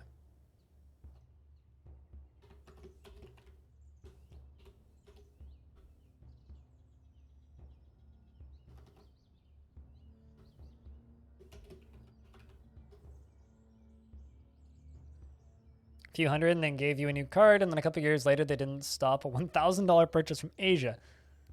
Huh. Weird. Yeah, I don't believe I've ever had to like call them. Yeah, I've never had to phone my bank and be like, oi, I didn't do that. I don't know what's better though. Them not stopping a purchase and then you having to call and explain, or them being super anal about you buying literally anything. I feel like I would be much more annoyed with the latter. Like, I'd rather have to call them about an unintended purchase versus having them phone me over every small thing.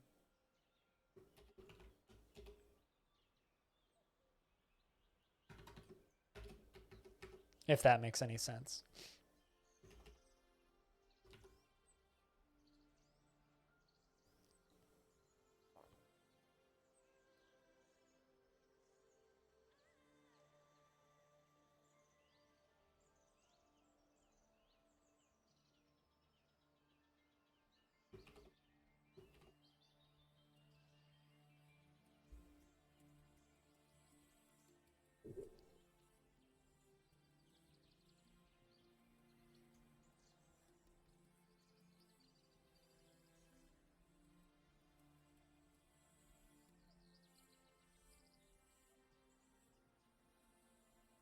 Since you check your account monthly, you'd agree with that. You'd rather call them, but they have a pretty strict time limit on when they refund stuff, so you'd worry about missing the cutoff date. Ooh.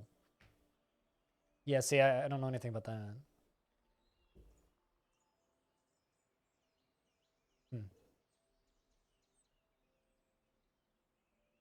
Yeah, I don't know. It's a weird mix of feels there, I guess.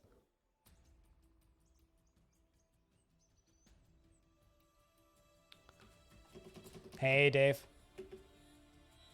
Enjoy your lurks. The dwarves have arrived to trade. I'm still curious as to why the dwarves didn't show up for like 5 years. Still kind of weird.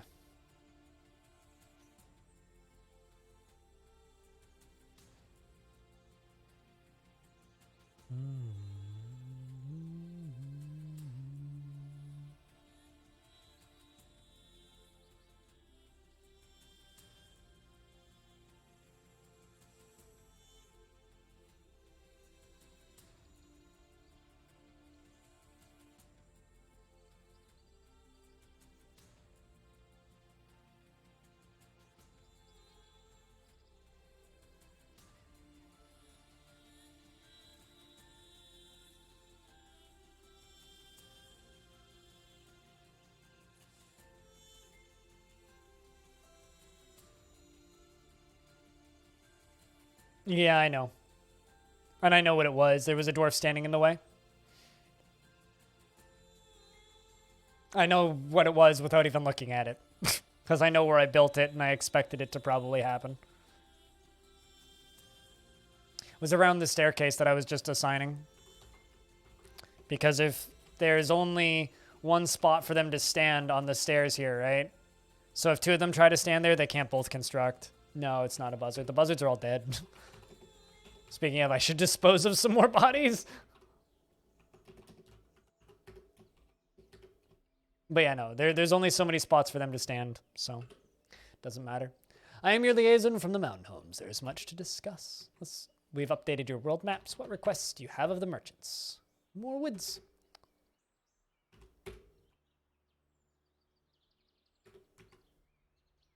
They want footwear. Nice. I look forward to our meeting next year, Danny. Our fortunes rise and fall together. Goodbye, good Ficod. It's good to see you as always. I'm going to give them the liquids. I've been getting lots of weird things of blood.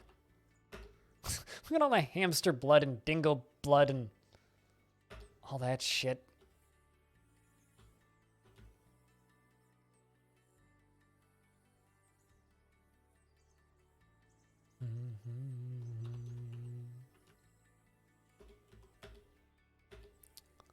I don't want to sell my dwarves puzzles. There we go. I'm going to do trading, and then I'm going to go grab lunch.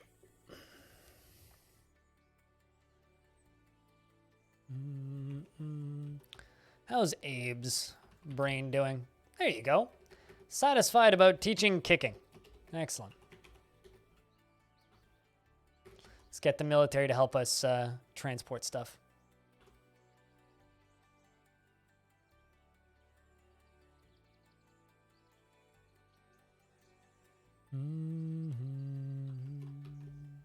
But yeah, no, you can only have so many you can only have two dwarves building on the same tile at the same time.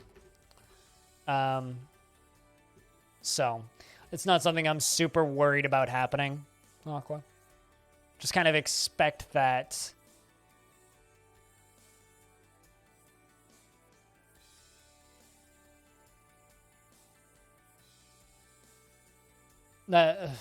Anyway, yeah. It's just... You can only have so many dwarves standing in one spot doing the same thing before they just start going, ah, and they all freak out, and then they don't know what to do. Then they suspend jobs. It's pretty standard. Pretty standard dwarf affair, generally. But something I haven't done in a little bit. You know, I didn't stream over the weekend. Thank you very much to everybody who's tuning in today. Because, like,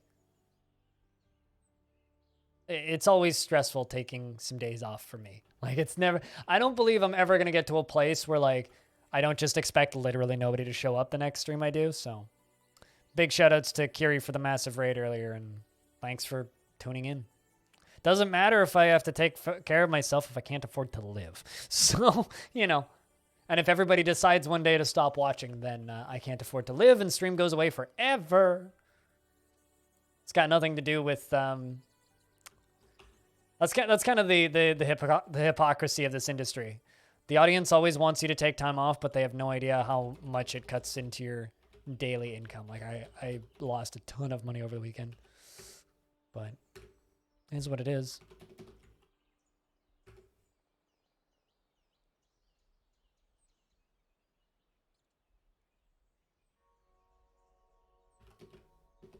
You know, like long weekends don't exist for me, right? Like if I take a long weekend, then that's a long weekend without money, right? It's the problem with being self-employed. Will always be the problem with being self-employed and owning your own business. We'll see. I have no idea.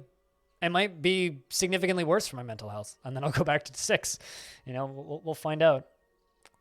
We'll find out. I hope it'll help. I don't know.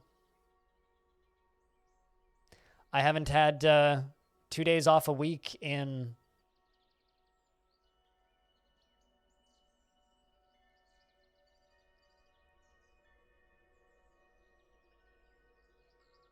8 years. Mondays and Fridays are the days I'm taking off with code. And I can't remember the last time I actually had a long weekend.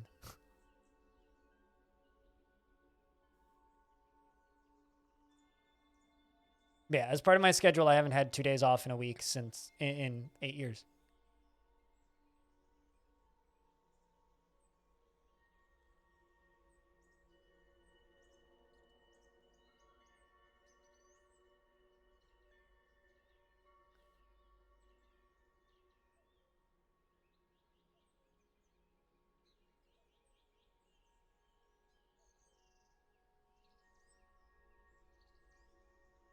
Yeah, I mean, like, I would never want to work that little.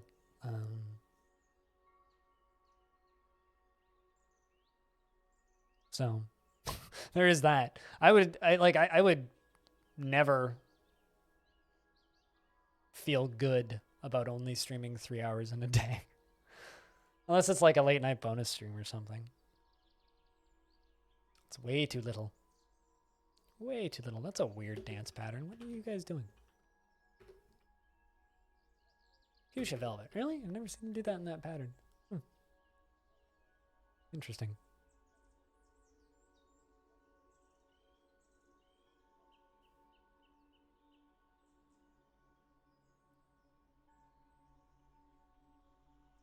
I mean, I generally stream about 55 to 60 hours a week right now.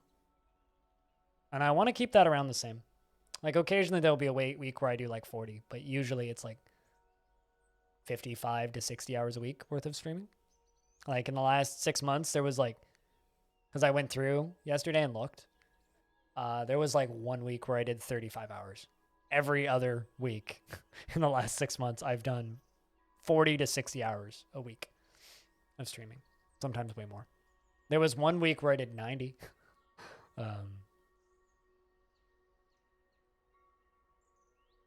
So, yeah, but people don't immediately notice it. Hello again, Psycon. Thanks for looking today. People don't realize the amount of time that streamers put in off stream, you know? Like, my whole day off right now, Fridays, isn't a day off. Like, it's literally all spent doing back-end stuff and editing. All Friday. Like, most Fridays I end up working just as much as I would on a normal stream day.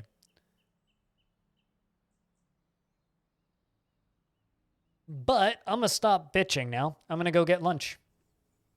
So, to those of you hanging out, cheers. Can I get a big round of beers? And if you happen to have sound effects, now's the time to use them.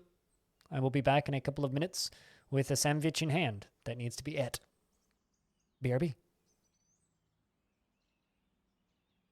Let's take a lovely fruit, the tomato. Remove everything that's good from it, the seeds, the vitamins, the nutrients, everything that's good about it, and just jam it full of shit, garbage, shit sugar, and put it in a shit bottle that sounds like shit when you put it on your shit. It's shit! Stop eating ketchup!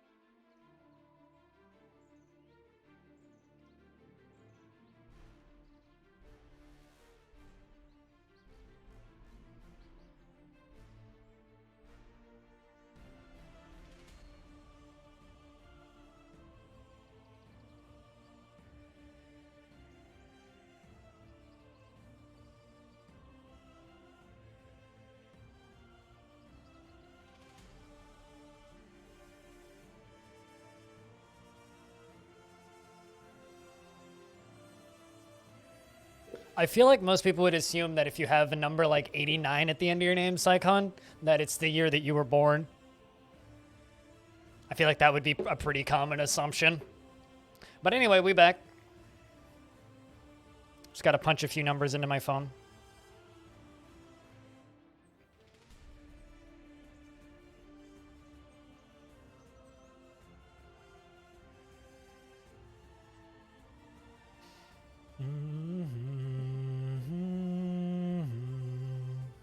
That's a name that hasn't come to my mind in a long time. I don't actually remember the quote.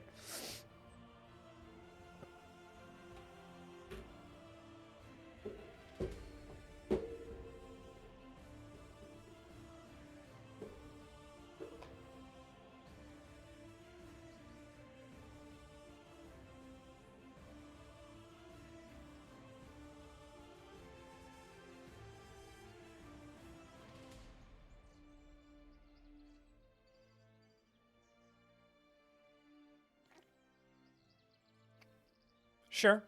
Yeah.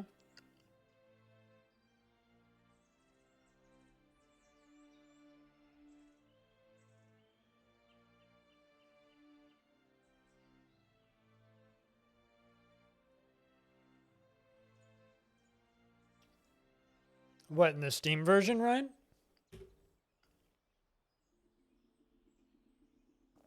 Does that fucking thing have achievements? Because that's dangerous. Wait, so if you sign in, do you just unlock the achievements?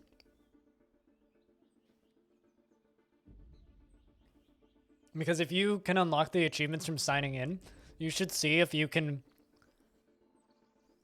unlock every achievement while having less than an hour on the game.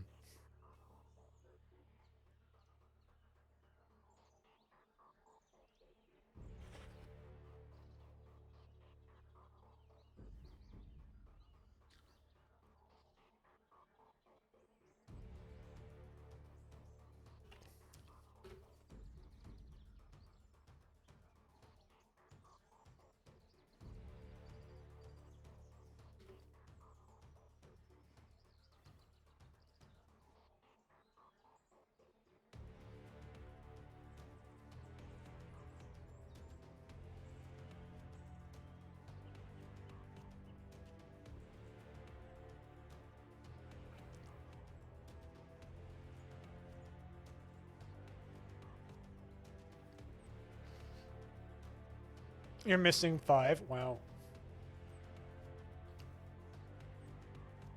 Are they achievable?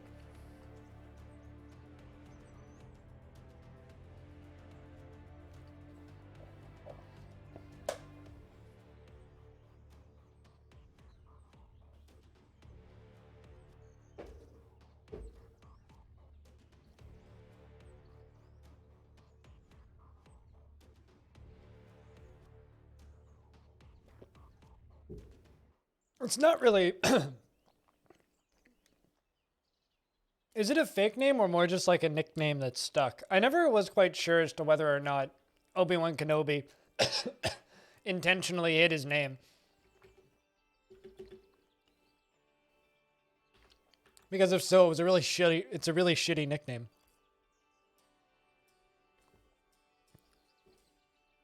Now that was a buzzard. Just came flying in.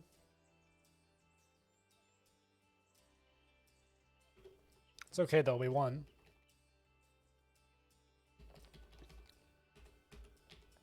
Yeah, I certainly need to continue building these all the way up.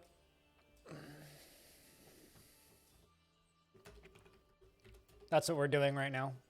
Making this stairwell safer. It's been super not safe for like 100 years, but we also haven't really, for hundreds of years now even, almost 200 years it's been super not safe, but we haven't really needed it up until to be super safe until kind of recently, because we never really used it for large portions of the year up until now.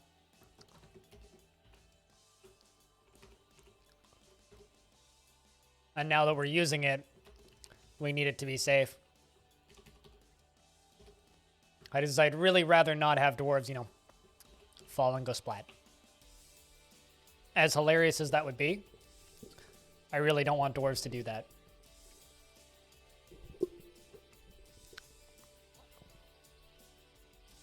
No, I certainly don't think he went full incognito. But maybe Kenobi is a pretty popular name. Like, if it's a relatively common name, then having just a Ben Kenobi wouldn't be too super ridiculous, right?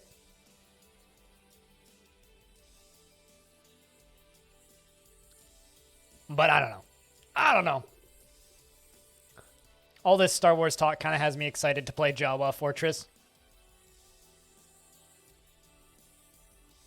I've actually had a few people ask me if I could do another day of the Mario Brothers mod for DF. And I might, actually, because I still have that install. I still have that world gemmed.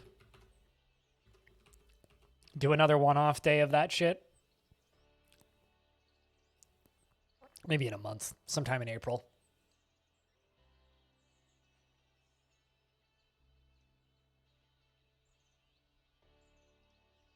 I haven't heard the name Obi-Wan in a long, long time.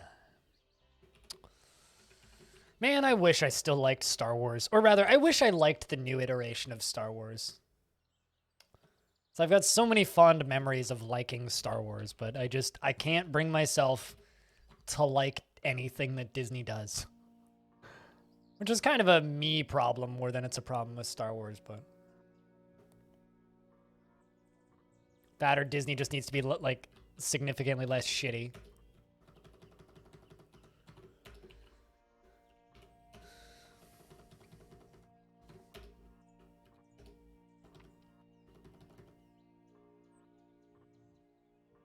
Aprio? I don't know what April 10th is. What would that be? I mean, we need to do a fancy one-off for Easter. I know that, which we will do.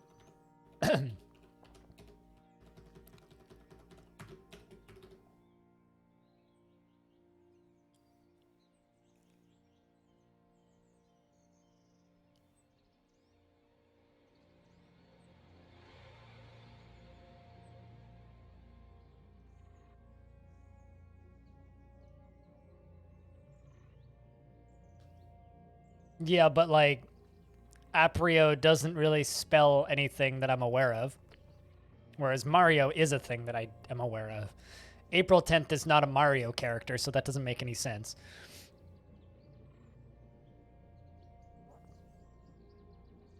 At least May the 4th is like a pun.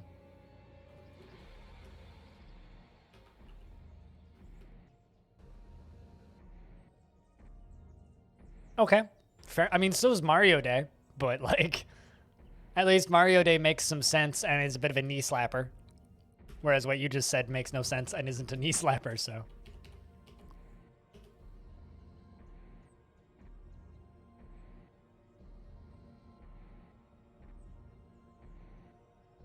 You know, you want to know the funny thing about the somehow Palpatine returned thing? I've never actually seen that movie. I was like, I'll wait for reviews, and if people think it's overwhelmingly positive, I'll go see it. I've only seen episode 7. I haven't seen 8 or 9. I just hated 8. Or I hated 7 so much. Like, that movie actively made me angry watching it. Like, so many people were like, oh, you know, it's kind of a retread. I'm like, it's literally the exact same fucking movie. Like, why did you even make that? What the fuck was the point? Like, I was so mad after that thing. I just... noped out of the whole franchise. I quite literally just noped out of the whole franchise after that thing. I want someone to make like a fan edit where they just edit all 3 of them together, and maybe I'll watch that. But like, I don't know, man. I'm just... And then everybody's like, but Mandalorian's good. I'm like, too bad. You already fucking poisoned the water for me. You locked it onto a streaming service that I don't really feel like paying for because I hate Disney. And sorry, too little, too late. You know, if they put out The Mandalorian before episode 7, I'd probably feel completely different about Star Wars right now.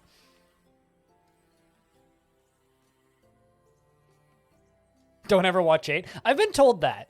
7 made me... I was livid when I left that theater.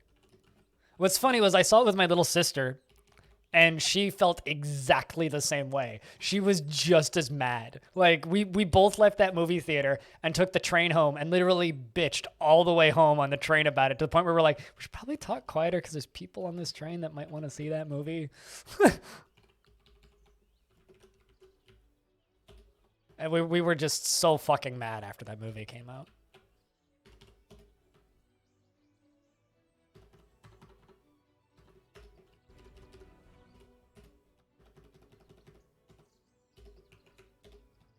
And that was like the last time I was genuinely excited for a movie. Outside of course, you know, Big Shark. Tommy Wiseau, when are you going to release Big Shark? The original release date was 2019. We're now into 2021, and there is no new news about Big Shark. Tommy Wiseau, please release Big Shark in some way, shape, or form, or at least tell us where the fuck that movie is, because seriously, where the fuck's Big Shark?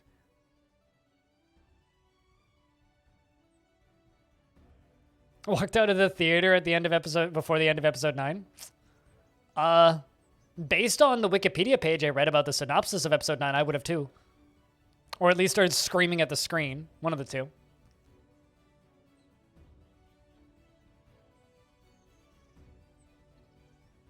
Since there's a lot of Bens. That makes me wonder if, like, what percentage of, and someone could go look this up, I'm just too lazy to, I want to know what percentage of Tom Cruise's roles he plays a character named Jack.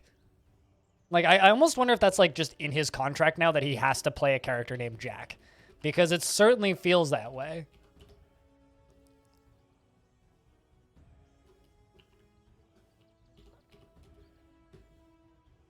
Like, a majority of the roles that Tom Cruise plays, he is named Jack, and it's actually kind of weird to me.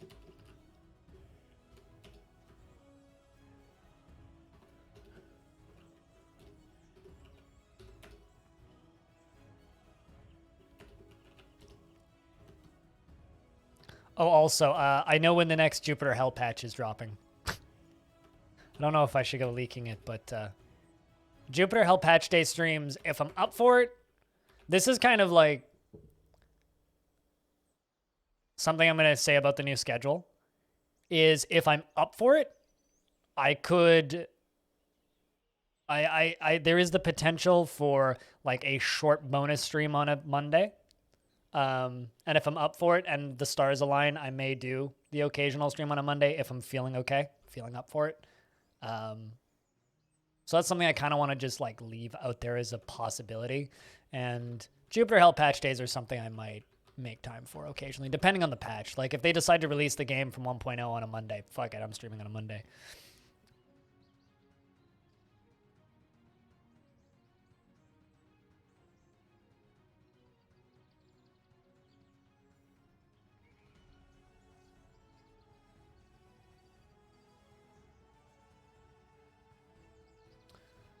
You'll stick to hoping that when Star Wars Clone Wars come back, it's enough to not muddy the waters.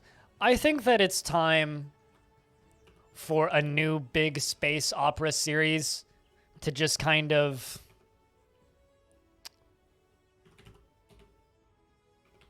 take over for Star Wars. Is that fair to say?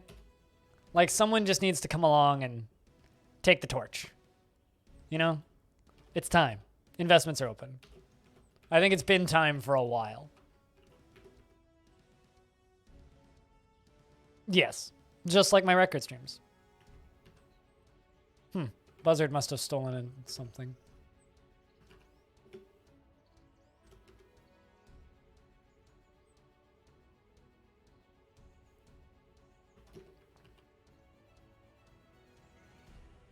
Star Wars is ready to retire. Yeah, I mean, I don't know. I've wanted another franchise to just come along and do that. But it's just not going to happen, I don't think. Like, ever. Like, you know what I would love to see? I would love to see Stargate make a big fucking comeback and just take over Star Wars. But the thing is, we just need something that's as generic as Star Wars. And every other science fiction series that's way more interesting and deep is just like... I don't like EA games, right? But what if they started making Mass Effect movies? Like, I really don't like EA, but what if they started making Mass Effect movies? I feel like that franchise is big enough and cheesy enough and dumb enough and would make for a good space opera style world. Just make it take place before the Mass Effect original trilogy. Done.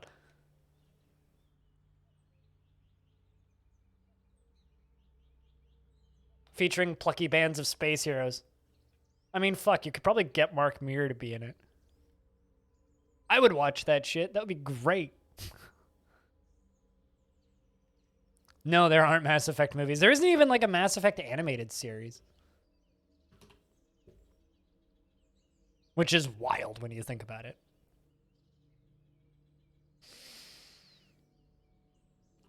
Yeah, no, exactly. Like when people think about science fiction, they don't think about science fiction, they think about Star Wars. You know? It did really well in China, so that means that there was a lot of stabbing and a lot of fight scenes and not much else. Brander.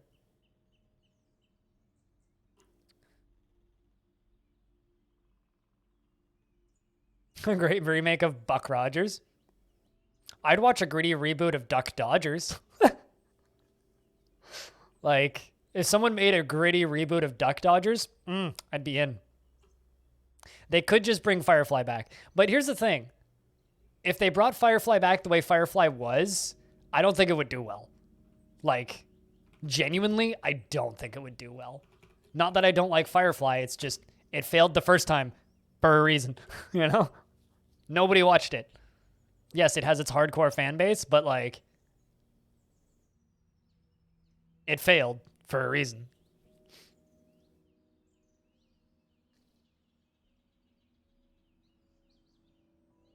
I can't remember the last time I ate a Cheerio, Dave. I generally just eat oatmeal. Just an oatmeal guy.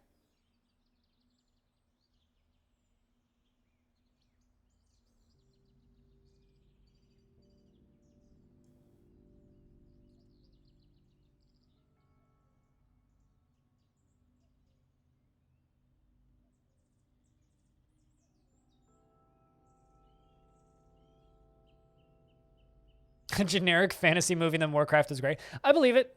I feel like Warcraft would be a really good movie on a sofa with 5 friends who've played a lot of World of Warcraft. Speaking of Resident Evil movies, has anybody seen that Monster Hunter movie? Because, like, I've thought about renting it and streaming it to some people on Discord, but it's like still a full price rental. So I'm waiting for it to go down to like $15 instead of like $25. So I really don't want to spend $25 on that fucking thing. But like, it was really bad. Watch watch Love and Monsters instead. But like, Mila Jovovich is still fun to look at. So if it pops up on streaming sites, you'll watch it. I have a feeling it's going to pop up on Amazon Prime because it is available for rental on Amazon Prime right now. They're just still in there. It's in theaters. At home means we're charging you lots of money to watch it mode.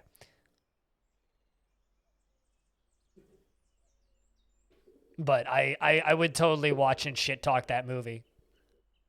Like, that's a movie, Ryan, that I would sit in the voice chat room with you and just, like, bullshit over. And then we should just record it and just record it. Actually, Ryan, I should rent that movie.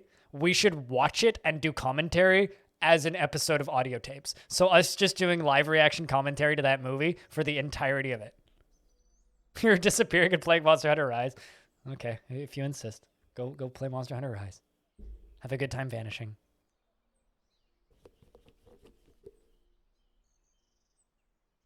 Oh shit, I think someone else just got arrested. Unless that was the import ban.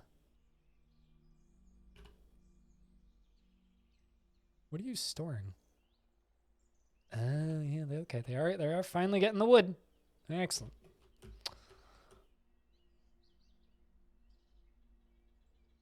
This Friday? I'll think about it. We'd need to lock a time in. But it would need to be later in the afternoon because I'm going to my homeless house and paying my taxes in the morning.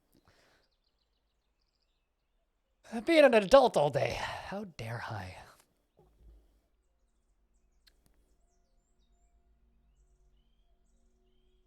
Wait, what? There's more Pacific Rim shit? Because I've seen the 2 movies. The first one was pretty, and the second one was awful. What's Pacific Rim the Black?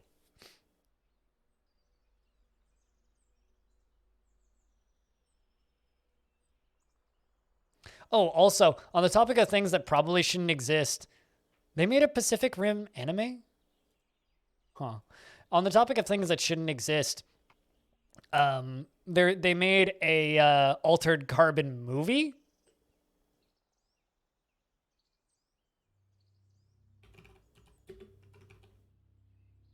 Yeah. An Altered Carbon animated movie. So, add that to the list of things that shouldn't exist.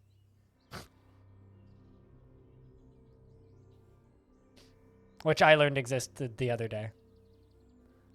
Yeah, they're doing a Dota anime. But that is like... That makes sense to me. I don't know. I feel like a Dota anime could actually be really good just because Dota is so fucking generic but has a cohesive art style. I feel like they could do that.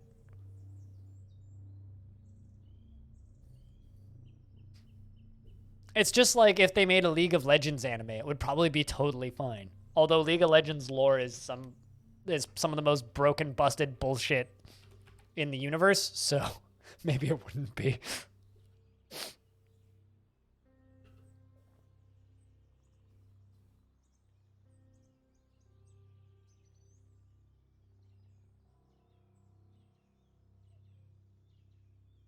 So the pilot is solid, is what you're saying, Dave.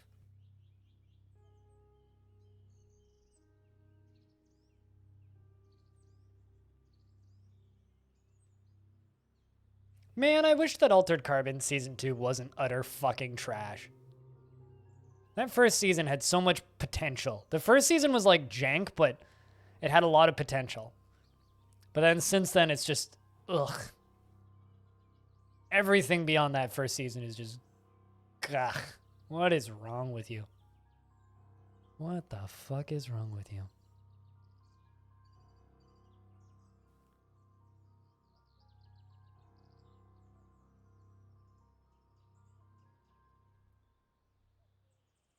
Well, here's the thing. I refuse to agree with you that France makes good animation because they are the country that brought us Despicable Me and the Minions, meaning everything that entire country does in animation is garbage and should probably be set on fire or shot into the fucking sun.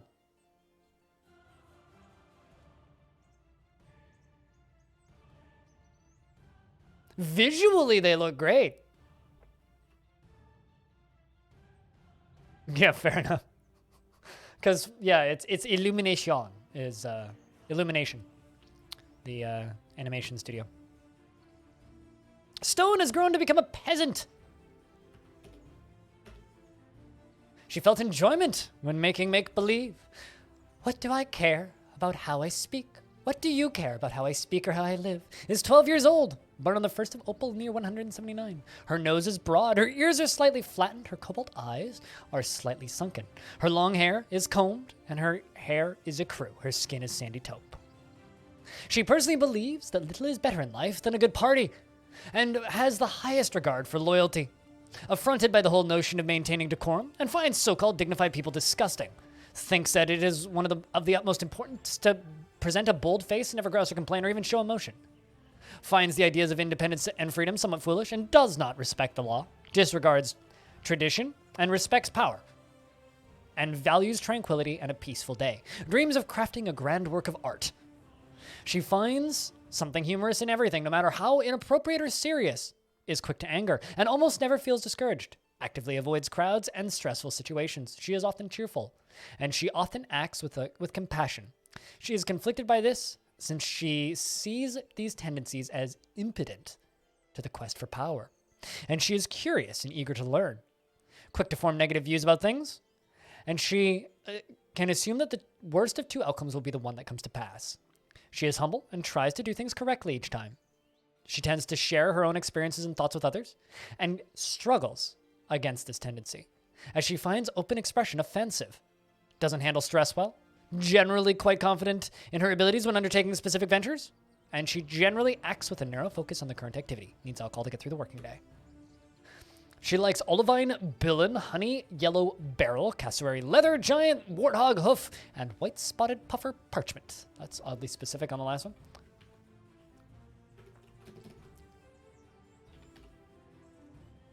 Well, I'm going to give you stone stuff, some basic doctoring.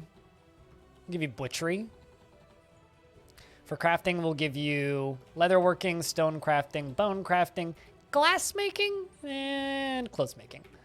And we'll give you all of the hauling and all of the important other jobs. Welcome to the workforce, Dwarf. I mean, I'm mostly just talking shit when it comes to France. Please don't actually, like, I'm not writing off the entirety of the country for their animation. Just I wanted to highlight the fact that their animation is very good, but I don't like Despicable Me very much. That's all. That is all. Fuck the minions. Super goddamn annoying. Pieces of shit. Trash garbage. It's been used for evil. Exactly. Although, ironically, I genuinely like the first Despicable Me. I think that movie is very charming and kind of silly in the way that, like, a lot of Pixar movies are. I think the first Despicable Me is great. And I think that the minions in the first Despicable Me were used to good effect and weren't super fucking annoying. But everything they did after that just got progressively worse to a point of being absolutely, totally, 100% completely fucking insufferable. So that's kind of my take on Despicable Me. I think that first Despicable Me is pretty fucking good. Everything beyond that can, like, fucking sit on a butter knife. It's just disgusting.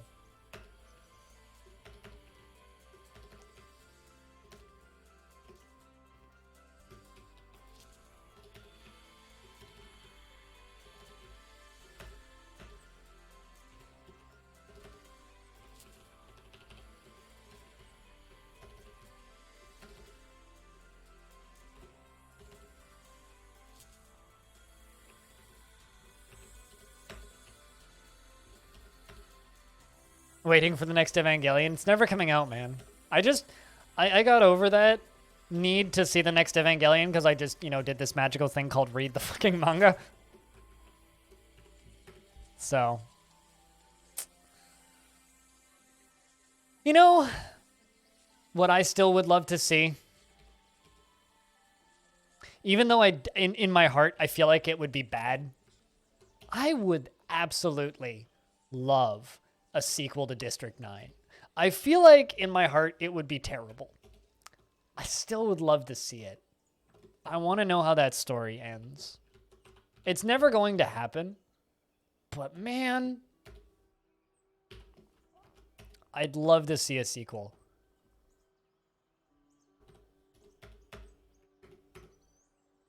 To District 9. Just give them the same budget. Just give them like $30 million and like $80 million to advertise the fucking thing and just like go nuts. Like literally, that's all they need to do. Just give them like $30 million and just give the man $100 million and just tell him to go fucking make a movie. And just like that would do fucking gangbusters on Netflix. Like Amazon, please make us a District 9. Like Netflix, make us a sequel to District 9. You can do it. Just give him the rights to make a Halo movie like he wanted. Aren't they making a Halo live action series thing? Or did I just dream that? Because like I feel like they've been making a live action Halo thing for about as long as Halo's existed, but I'm pretty certain that that's actually happening now.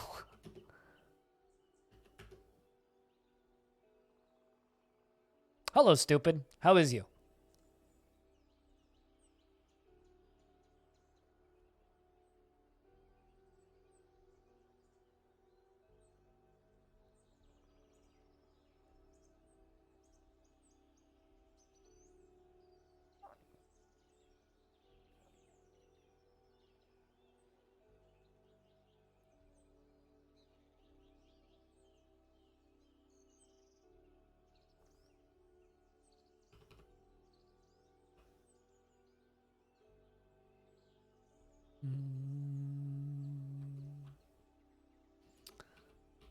Bits of puke everywhere, but that's okay.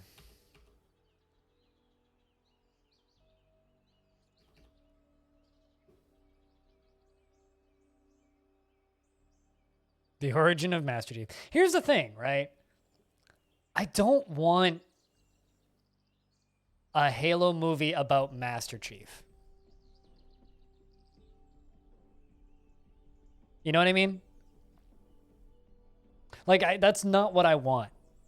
Like, if I were to get something that's based on Halo, I would want something that's Master Chief. I mean, I would totally watch Gordon Ramsay is Master Chief in Halo. Master Chief. I would absolutely watch that. But, like, I don't know, man.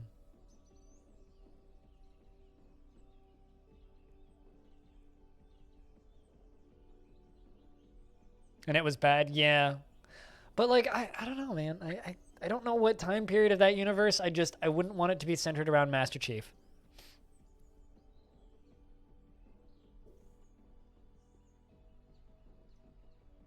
But then again, I would also watch, like, a dark science fiction horror film in the Doom universe just based around, like, the UAC on Mars before they wake up the Doom guy in, like, the Doom 2016 world. I would watch that. Like, doesn't need to be a movie, just like a 4-part series or something. Could even be animated. Like, the bit You're a demon. The horror is you're running away from the Doom guy. I mean, I would watch that 2-minute animated short on YouTube, Zanny. But no, like, just like scientists digging too deep. I would watch that movie. I said Doom, not Dune. I mean, I don't know. I don't know if I'll watch the new Dune. One of my kids got dive bombed by a buzzard, but was okay. I don't know if I'm going to watch the new Dune. Chad, are you going to watch the new Dune? Sneak around as just 7-day roguelike idea. Go. Anti-Doom, the roguelike. I guess I know that the new Dune will look incredible. I'm just not sold it's going to be a good movie. And I want it to be a good movie. So, chat, should I make you guys all real sad about Dune, though? Or at least Dune in video games?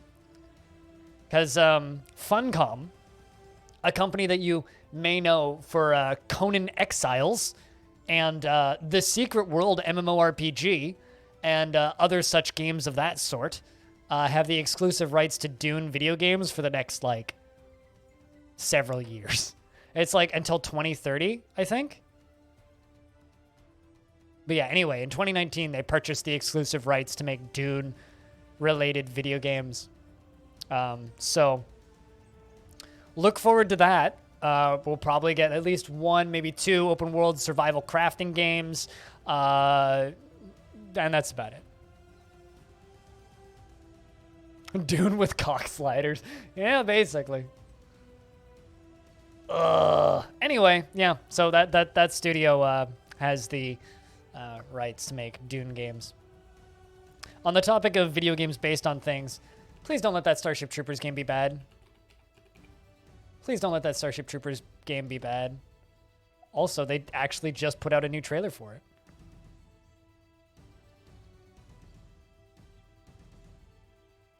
New Dune, or not Dune, Starship Troopers trailer. You know, this looks okay. This looks all right. Does this game gonna have co-op? No, it's not gonna have co-op. This looks okay. Like, this looks totally fine. And that's all I want from it. I just want it to be totally fine. They may turn it a Dune MMO. Ugh. I'm just going to show this full screen for a second. This looks okay. This looks okay. It just needs to look as visually good as the movie, and that so far I think they've nailed it.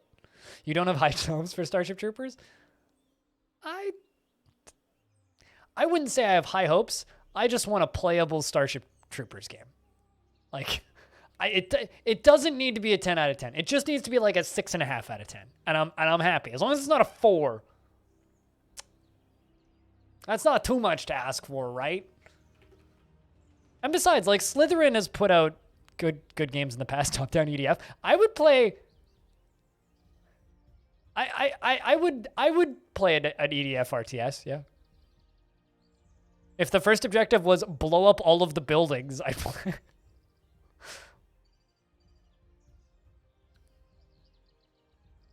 Well, here's the thing. No, because Halo Wars is like a 4 out of 10. It needs to play better than Halo Wars for me. For me to like it, it has to play better than Halo Wars.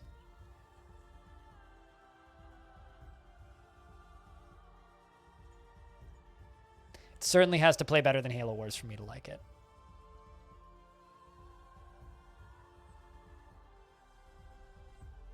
But yeah, I don't know. Like, Slytherin has put out some pretty good licensed games over the years. Like, people really like that Warhammer Gladius.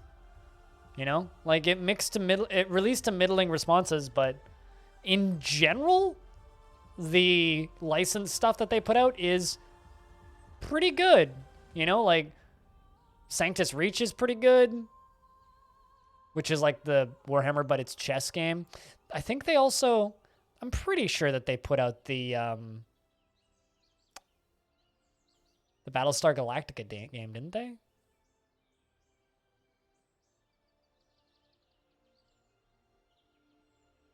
Yeah, it was fine. And that's all I want from the Starship Troopers game. I just want it to be fine. I mean, look at this screenshot. This looks pretty cool. I mean, like, if it's this good, I'd totally play like a single player RTS campaign in that style. Yeah, exactly. Like, it didn't knock your socks off. You wouldn't leave it a negative review. And maybe you wouldn't recommend it to anybody unless they really like the source material. Which is basically all I want from a Starship Troopers game. That's all I want. That's the only thing that I want. Just good enough. You know? Which is like a very fancy roundabout way of saying I've got super low expectations. You've never been a fan of single player? See, I love RTS. I don't like multiplayer RTS. I like co-op RTS. I like playing with my friends against AI, but I never got into the competitive RTS stuff or the PvP RTS stuff. You have a good night, Animal. Cheers, man.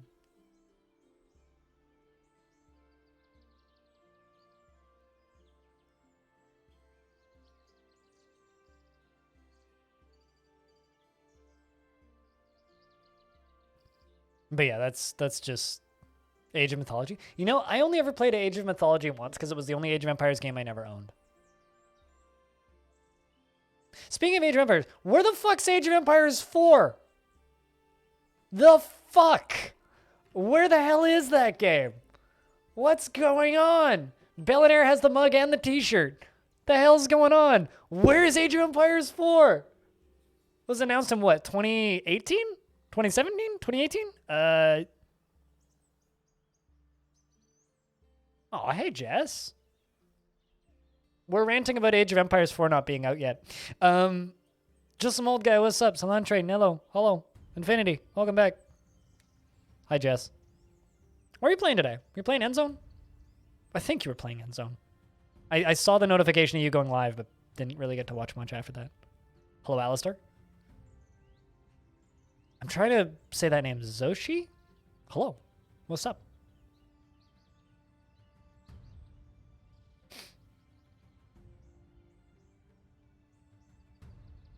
You just want more information? I mean, I do want it. I'll probably just play single player, though. That or I'll, like, summon an evil trick and play cooperatively. You finally finished the tutorial? Why is the tutorial so fucking long? Or are you playing really slowly? Is there actually that much shit that they need to teach you? That seems kind of weird. But congrats on completing the tutorial. This is Dwarf Fortress, a game without a tutorial. Because I'm still learning new stuff every single time I play. And I've been playing for thousands of hours now.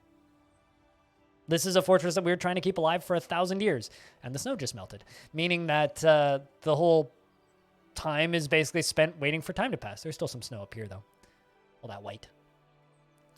So a lot of the time that we spend in this fortress is just letting time pass slowly. An Evil Trick summoning spell? It's called Asking Evil Trick Nicely. But he also is like the RTS fiend in the team, so if you need somebody to play an RTS with. I'll be totally honest with you, the only reason I want Age of Empires 4 to come out is so that me, Evil Trick, and Bellinaire can just play cooperatively. Like, genuinely, that's the only reason I want that to come out. I just want that to happen so we could just play cooperatively and just have a day where we play games together.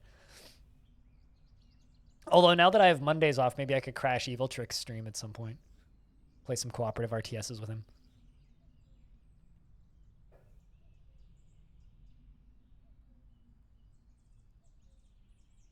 Your need for AOA 4 would be suited by just a, hey, this is how far we've gotten.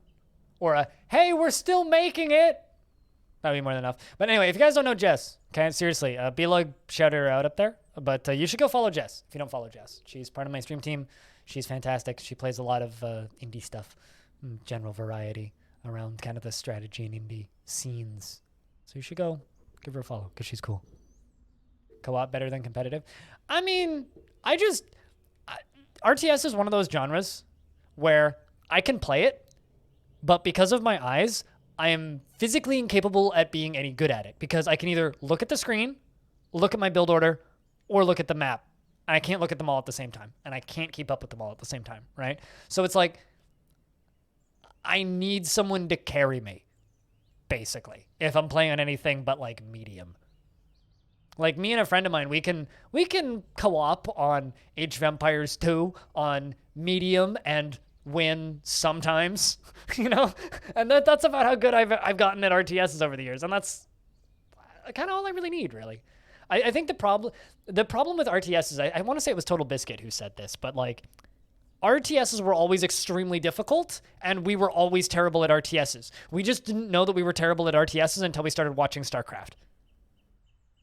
Does that make any sense? So like we've always been garbage at RTSs. We just thought we were good at them for a number of years until we started watching StarCraft. Dude, I liked Grey Goo too. I played through the entirety of that fucking thing on stream, in fact. Remember Grey Goo? No, because nobody does. Literally nobody played that fucking thing. God, that was actually a really neat game. Just terrible name. God damn it. Grey Goo. Fuck, man. You want to know what was weird? That week when I was streaming Grey Goo, check out your Discord. Ooh. Yeet. Fancy. I think I can work with that, Hobo. I think I can work with that. Create Studio? I mean, they're doing okay, but like Grey Goo was such a big budget thing and it flopped so hard. Fucking, but Petroglyph has been busy since then, you know? Man, I wonder if I could convince Evil Trick to do some co-op on 8-bit armies. Should try and do that. Yeah, Petroglyph's been busy. Petroglyph made 8-bit armies, which is just like cheap Command and Conquer, basically. Oh, hey. Spearmaster named the weapon. They made cheap Command and Conquer, and then they made the Command and Conquer remake. It was actually, like, it was a graphically demanding game, stupid, but it was fun. It was fun, man. Apparently they're making, oh right, yeah, they're making Earthbreakers. I fucking forgot about that. Petroglyph is making Earthbreakers. So some of you might look at this and be like, oh my god, it's that thing. It's the FPS that was based on Command and Conquer. Remember the CNC art, like, FPS that was made? That was way better than it should be? Well, that's what this is. They're literally doing that again. I actually really like the way this looks. Fuck. Apparently it's coming out this year. The hell? What? Anyway, it was what? CNC Renegades? Was that the name of that game? Damn, this would be fun with a huge community of people. Damn, that frame rate sucks. All right. Well, keeping an eye on that one.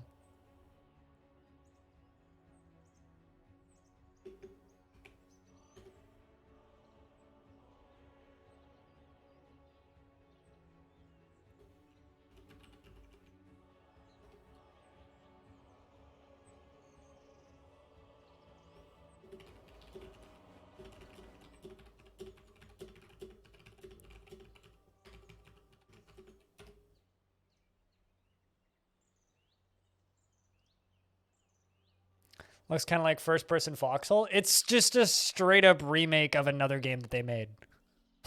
That's what it is. It's CNC Renegades. Also, Formal, I've got a hypothetical question for you. Would you get good at adventure mode if I ran an adventure mode tournament?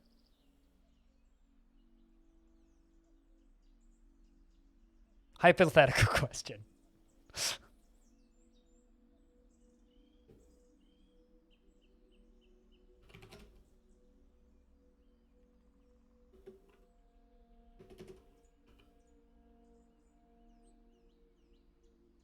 The humans have arrived. Once again, because spring has arrived. How many's dead? How many dead? None? None. Of course it is. It's a remake of their old game. But understand that you would be crushed by Pythania. Pythania is not the best at adventure mode. They're really good, but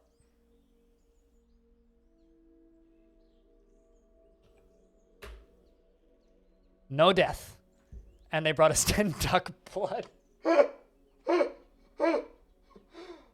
want them to bring me like dragon blood or something really weird.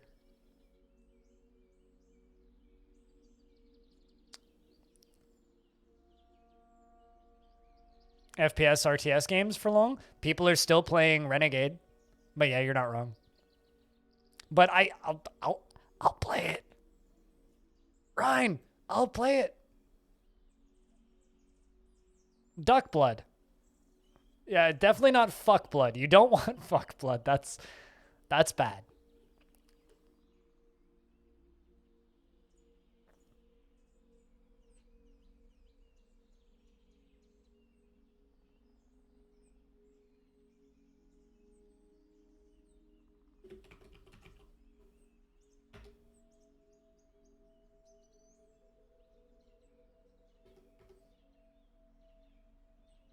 Yep.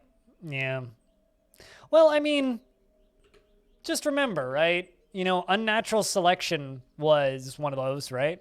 Or natural selection, not unnatural selection. Natural selection and natural selection 2 were two of those, right? But like,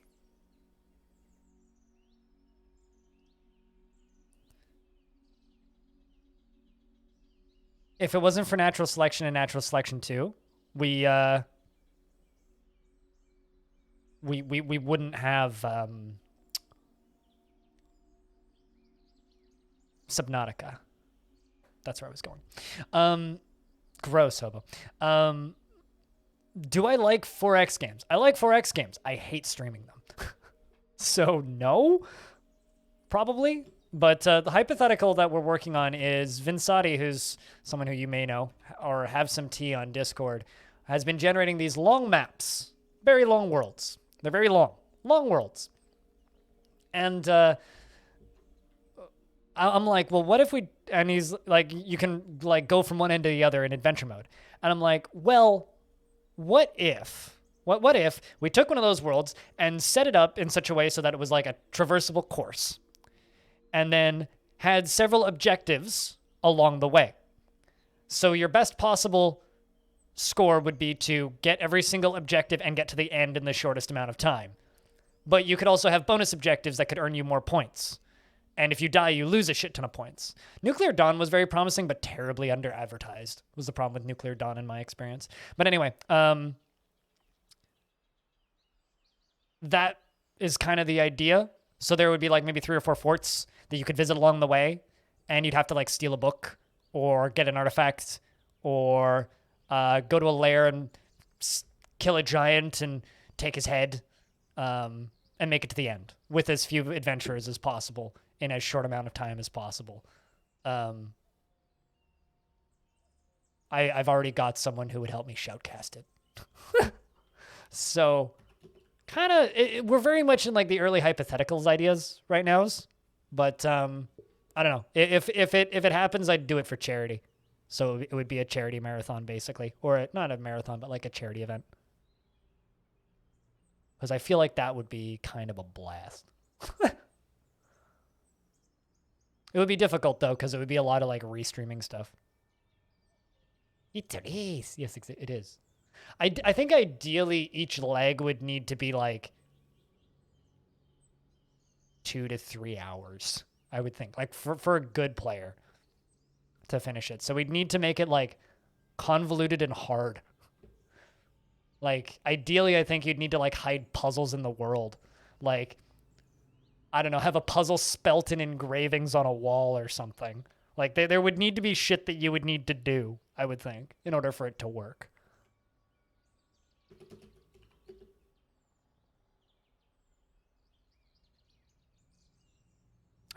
Anybody seen It's a Mad, Mad, Mad, Mad, Mad, Mad World? Because like that, but Dwarf Fortress. Oh my god, what if we straight up just did that? It's like, you have to carry X number of coins to the end of the map. You've just gotten $1 billion. Now get it to the end of the map. Good luck. They're very heavy. That would actually be really funny.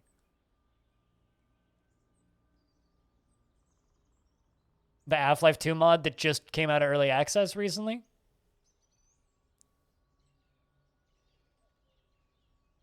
Or are you thinking of something else? Are they going up or down? I think they're going up. Thanks, Darren. Because there's a Half-Life 2 RTS that literally just came out.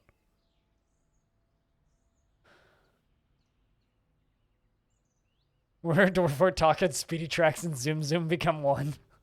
I don't know if that's possible, man. I don't know if universes... Unless we built like a Dwarfortia 1. Or Minecartia 1. Where we just build like F1 tracks in Dwarfort and then get the dwarf... And get like commentators to commentate over it. Although I don't think we'd ever, like, be able to catch lightning in a bottle like Marbula 1 did.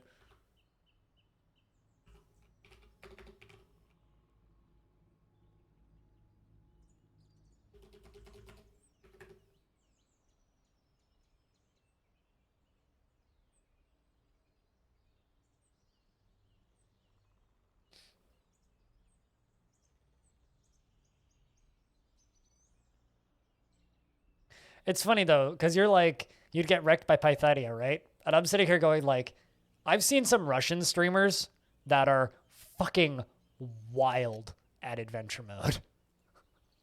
Like, there's a few guys who will occasionally just turn their streams on with, like, 1 or 2 views and just, like, do the craziest shit. Really, Patolis? Well, that's good. Fucking good for you. Jack, can I get a round of beers for Patolis and getting the job? That works. That works. Fluffy Wimbler, Badger, Echidna, Buck Ribbit, Horse Cougar. I'll take another cougar. You can hang out with our other cougar. Screw cats. We'll just have cougars in the fort.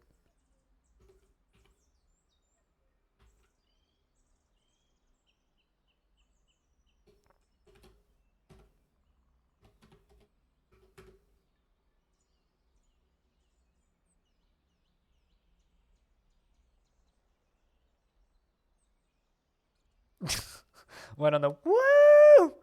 I love the fact that there's 8 people in that clip and it just sounds like you. Like, no matter how much I turned you down, you're at like 5% versus everybody else, but you clipped your microphone so fucking bad that nobody else pops up.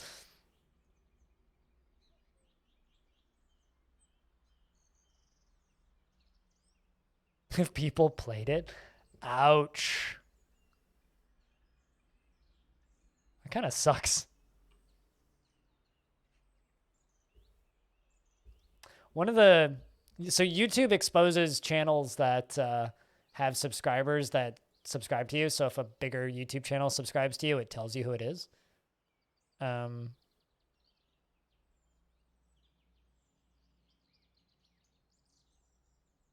there was a person recently who I can go find. Oh shit, the Mental Theologian subscribed to me. Neat. But yeah, there was a person who recently subscribed to me who shoutcasts open source RTS games. Need to like find that channel again. I don't know. I wish that I was good at RTS games.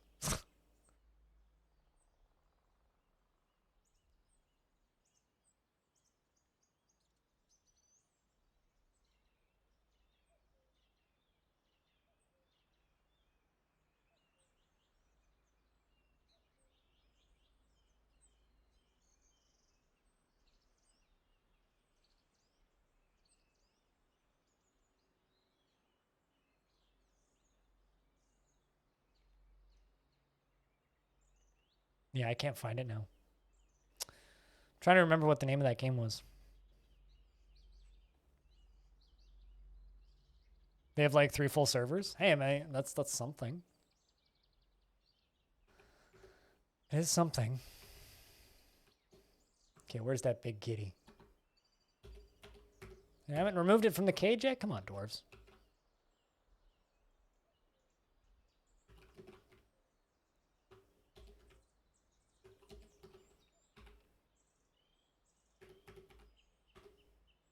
Can't export bucklers. Yeah, no issue there.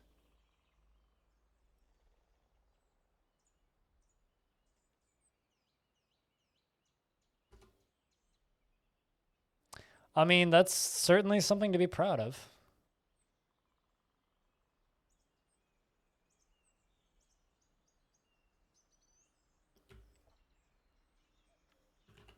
Certainly something to be proud of.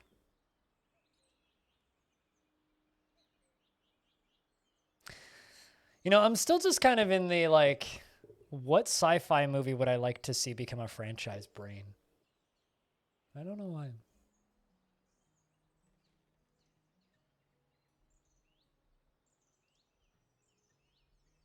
Actually, I'm kind of way too excited for that Wayland-Yutani TV show, although I don't know how I'm going to be able to watch it. Or if I'm going to be able to watch it.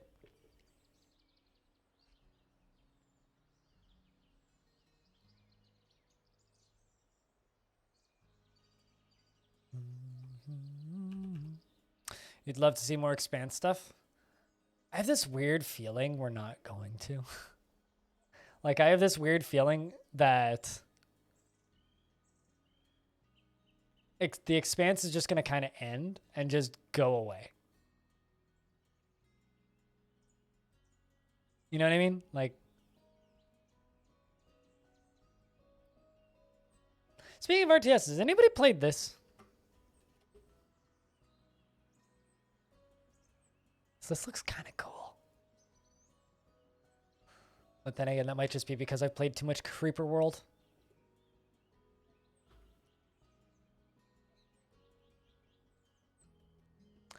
End on a fucking high note and vanish into obscurity. Right? Because the next season's the last season. That's officially announced.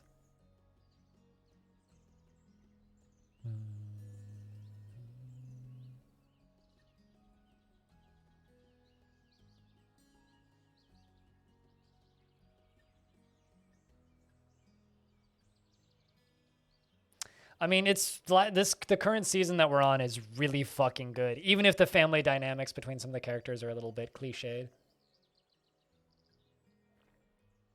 bit cliche, but every single fuck yeah moment in the last season of The Expanse was literally get up out of my chair, fist bump, fuck yeah, really loudly. Did you ever watch The Expanse, Ryan? I can't remember. Yeah, I mean that's gonna be the last season. Like they've straight up stated, like they're gonna go up to the end of the next season and then they're done.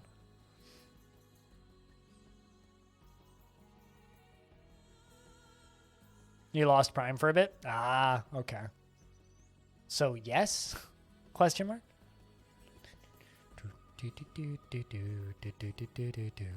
Well, I'll just, without spoilers, just say that there's a sequence in the most recent season where a character turns on another character and just shoots somebody and flips a bunch of switches, and I literally like flipped out of my bed, stood up, and did a fist pump because I was watching it in bed.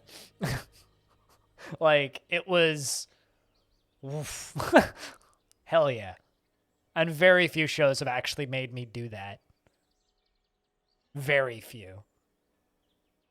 Like, very, very few. The problem with it, though, is because it's a book series, it's like you kind of can't really make spin-off stuff for it, though. Which is probably the reason it's going to go the way of most sci-fi series. Although, I don't think The Expanse is a particularly big show.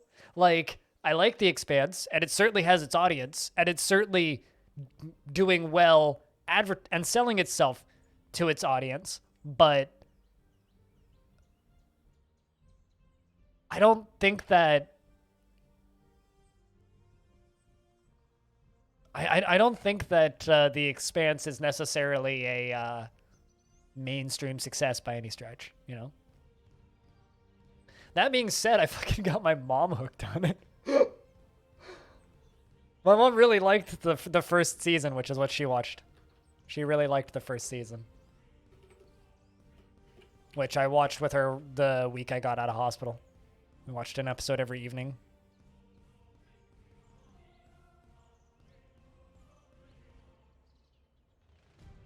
Is the family aspect of the crew?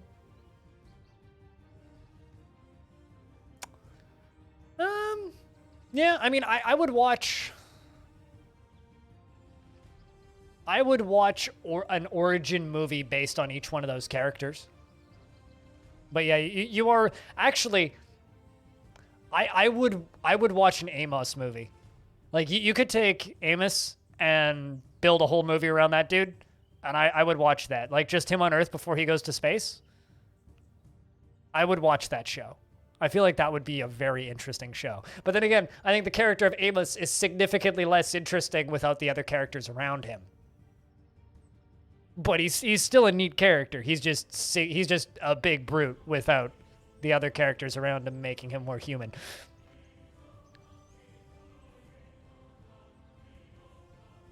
Yeah, I mean, the part of the reason why The Expanse is so good is because of the cast, right? Which is part of the reason I'm super torn about the last season, but...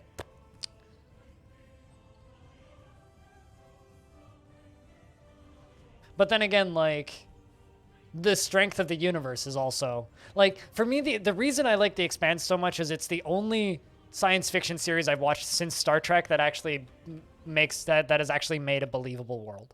And even Star Trek isn't that believable.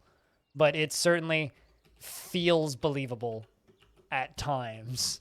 And that's kind of what you need to do with a sci-fi show like that, is you need to feel believable, even if it's just momentarily.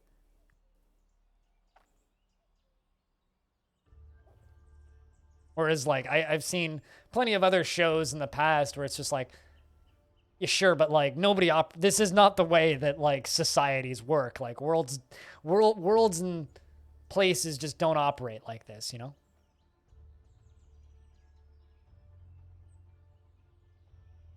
I don't know if that makes any sense, but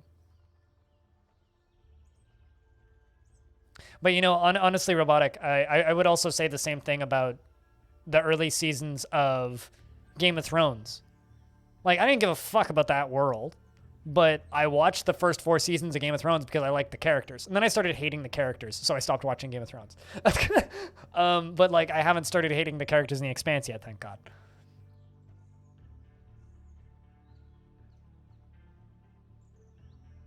I mean, I would watch a TV series based on events that happened in Eve, in the Eve universe. I would watch that. Hell yeah. Live action series that takes place in the Eve universe. They got cool as fuck looking ships, pretty looking space, cool as fuck looking space stations, and good costume design. Yeah, I would watch an Eve Online series. You could 1,000% do that. That might actually be like the easiest video game, like science fiction video game franchise to make a series about. Another series that I've been screaming about wanting a TV show for forever, which is literally never going to happen, is Elite. I would abso-fucking-lutely watch an Elite TV show.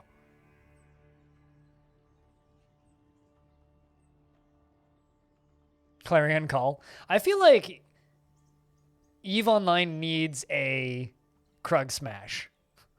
They need someone who's just really good at storytelling, really good at archival, and really good at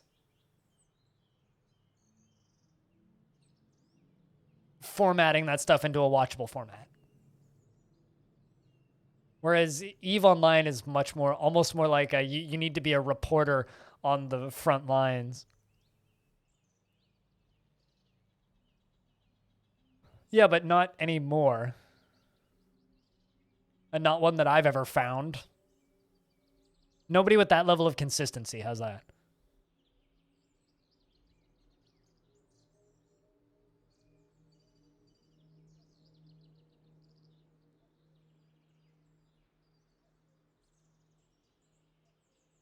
Also, chat, Dungeon Mans or Jupiter Hell?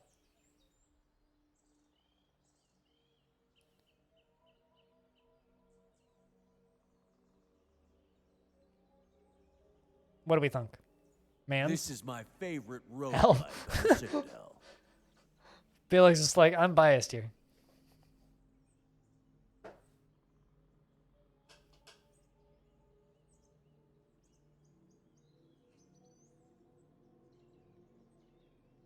They got burnt out and did other things. Yeah. Pity.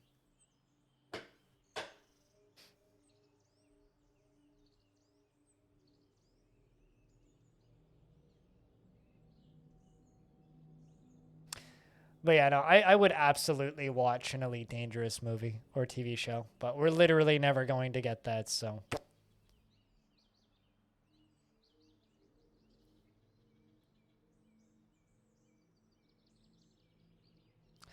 You know what? I just realized that there is a Dwarf Fortress Adventure Mode bot where Twitch chat can play Adventure Mode. What if in that relay race that we've been talking about today, we let the bot enter?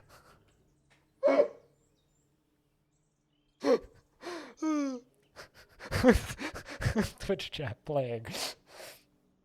Oh, that would be really funny, actually. Only if the creator wants to, but that would be hilarious. Actual players versus Twitch chat. I mean, it would probably come plumb last, but like that would be very funny. Very, very funny. I'd need to ask the Xavier, I think is the name of the person who made it.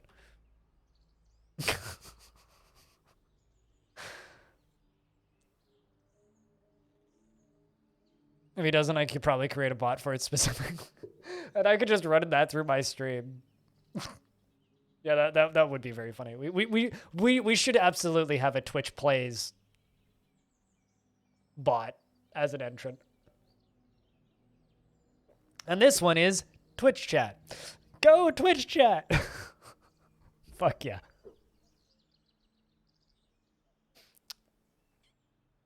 I don't know. Twitch chat's just drowning in a river again. Anyway. R.I.P. Vin.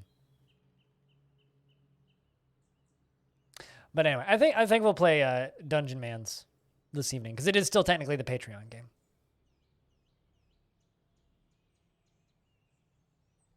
Yeah, I seem to recall talking to you about that, right?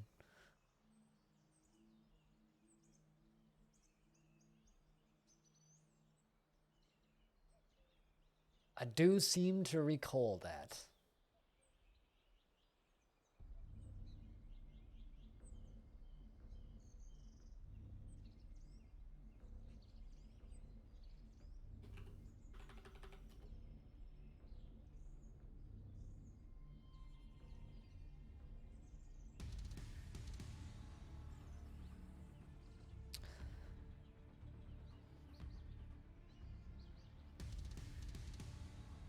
I need to start thinking about what I'm going to put on.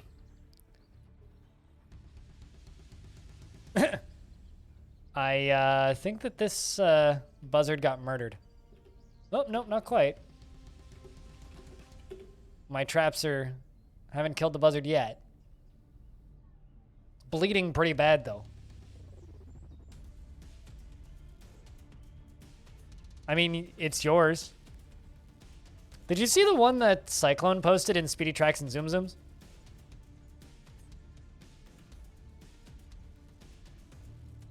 Oh, it fell off the roof.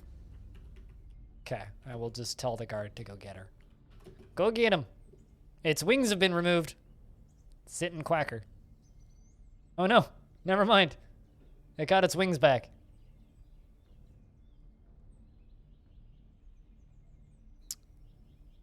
Now it's panicking.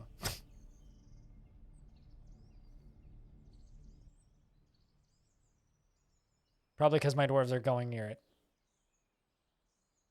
Or going for it, rather. Maybe it'll just leave. Go away, buzzard.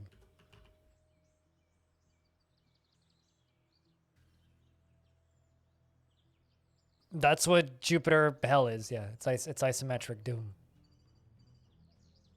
It's going well, Maz. How's you?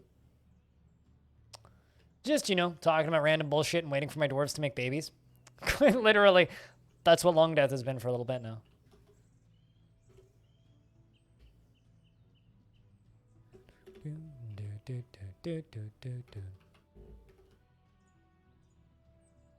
How's things going for you, Maz?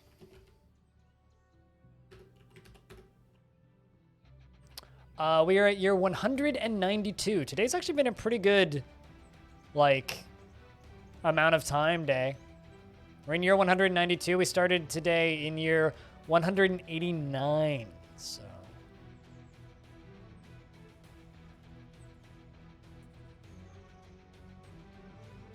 Did you see the sequence in Drive to Survive yet where he looks at the camera and goes, "Hey, Netflix!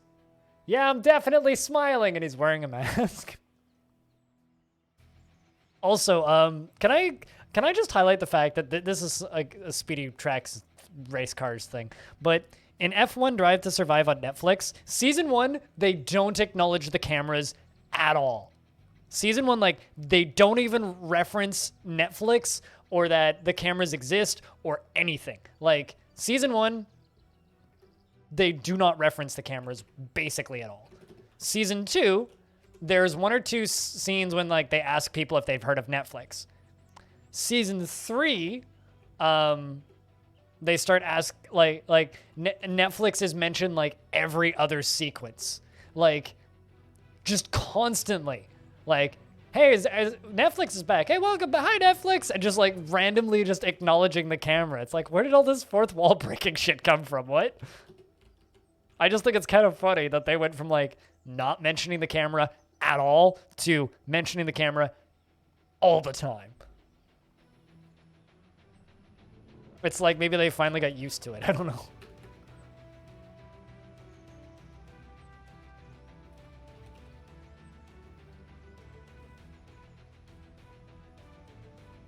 Push the whole let's give Netflix a hard time. Yeah, but like it's a weird shift, you know? It's a weird shift from that. And like there's multiple scenes where like Gunther is just like talking to somebody. He's like, wait, no, we can't do this with Netflix here. We can't do this with Netflix filming. Netflix is filming. We gotta. It's constant. It's very interesting. There's definitely a flip at some point in Drive to Survive where they just stop caring about the cameras.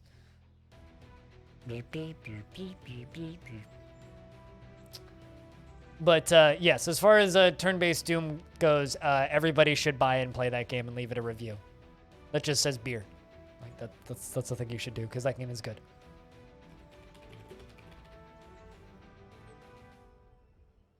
And they've been doing better recently ever since they picked up their publisher. It's been kind of nice to see.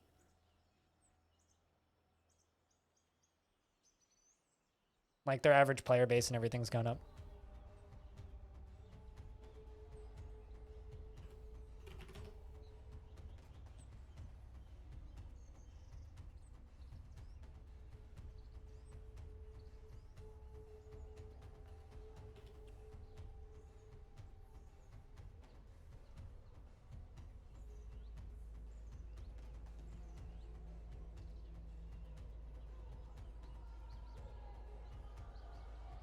Did you make it to the end of Drive to Survive? What were you not expecting to see?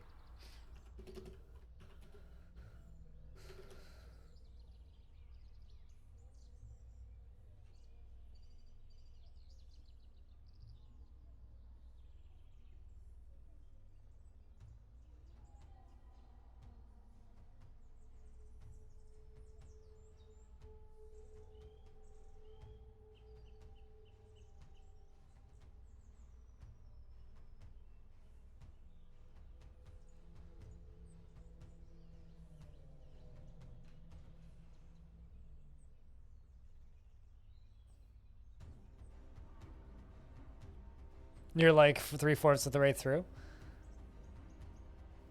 Yeah, okay. Well, there's some stuff I didn't really expect to see, which they booted in at the end. And also, like, the episode, which I will just state the title of, which is kind of a spoiler by stating the title, but you know what happens, so it is what it is, which is The Man Who Walked Through Fire.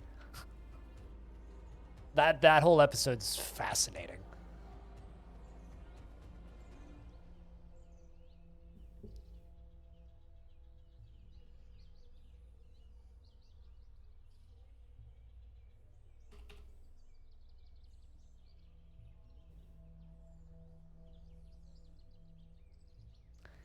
Yep.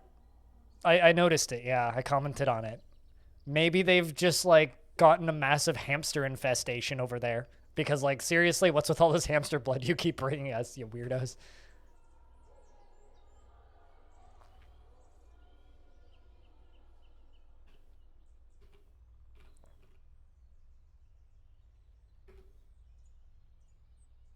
Yeah, the humans keep bringing us hamster blood in barrels. It's got to be some kind of threat. I don't know. I don't know how to feel about it.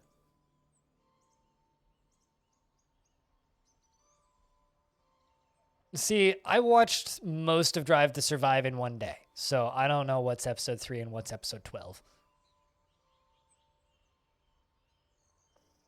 But the fact that they actually managed to make Kimi Räikkönen say things aside from, "Hi, I'm Kimi Räikkönen." I like to imagine that their interview with Kimi Räikkönen is just, he sits down and says, "Hi, I'm Kimi Räikkönen, and I race for Scuderia Ferrari," and I race for, not fucking Ferrari. Alfa Romeo. And then just let him sit there for an hour. Then he gets up and leaves. Currently, I don't drop anything through it, but at some point I will. There's nowhere to drop it. It'll just land on the ground right now. Or actually, it'll probably hit this ledge if I drop things through it right now. But eventually, yes. That is the long-term plan. But I need more dwarves to be able to act out my long-term plans. An eldritch hamster that bleeds constantly? Sure. Why not?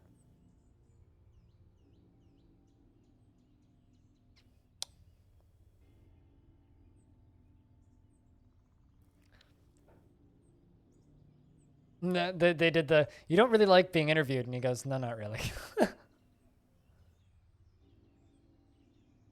Although, I think we've heard more Kimi on the radio than anything else.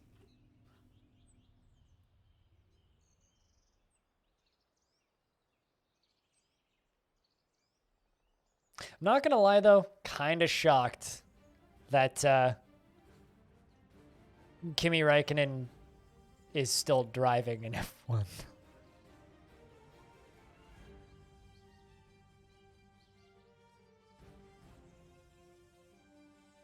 It depends on what you're trying to do. Crazed. And I mean, I recommend it for people who have lower end computer systems, right?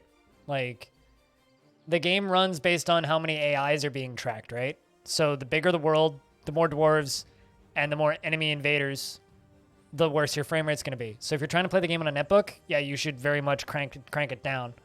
But also, you'll get attacked less. It depends on whether or not you want specific mechanical spoilers or not. But this fortress, like, I'm limited to 50 dwarves at a cap. So I can't have more than 50 dwarves. And that's by design. It's so that we never get invaded. But those were not off the top of my head, no.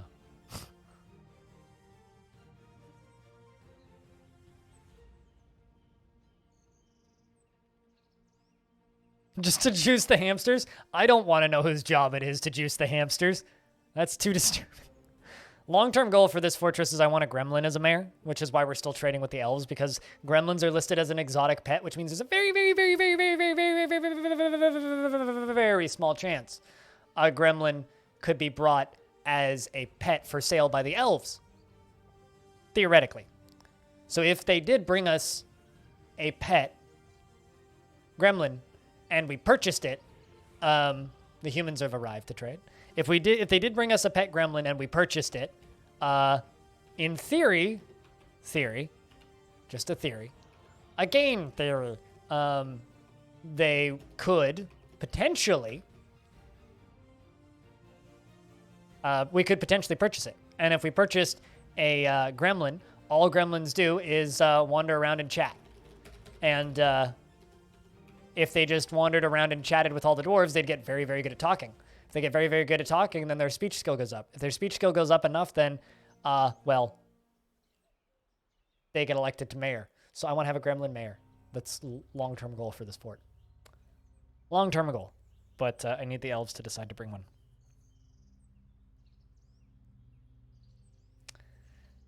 It might literally take 1,000 years to actually get a gremlin in this fortress, though. So there's that. And because they have no preferences, because they don't have culture, they wouldn't make any demands. So it would be an eternal mayor that would give no demands because they're immortal. Sparkly got elected mayor? Really? We have a... Danny isn't dead. We have a two-party system. Holy shit. Once again, the two-party system returns to my fortress. Beautiful. Sorry, Danny. You're getting demoted. 120 years old. Married to Apostle II. Has 7 children. The son of Dragon Man and Wave Thrash. Fucking yeah. 2 of my dwarves born in this fort are now alternating positions as mayor. Fucking rad.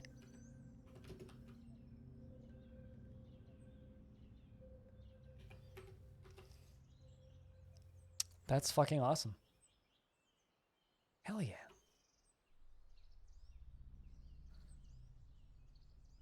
Let's trade with these damn humans. And then we'll go play some Dungeon Mans. The Patreon game. Unless there's overwhelming demands for Jupiter Hell, in which case, well, we'll just play Dungeon Mans. On behalf of the Merchants Guild, let me extend my greetings to your people. There is much to discuss. The will is the same as ever. What requests do you have of our merchants? All of the wood, please.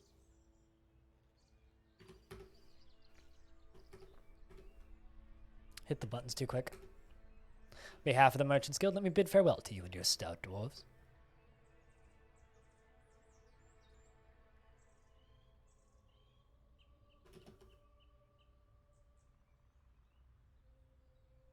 Sparkly is coming down to trade.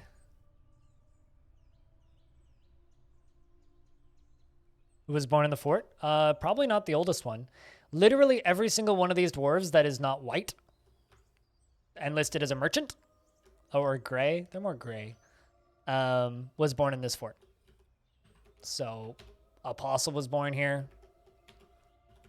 Chimp was born here, 88 years old. Peter II was born here. 40 years old. We've had dwarves that were born here that have died of old age. My last mayor, Cheers Jamie, was born in like the year 26. Yeah, in the early 20s, and recently died of old age in this fortress. So, yeah.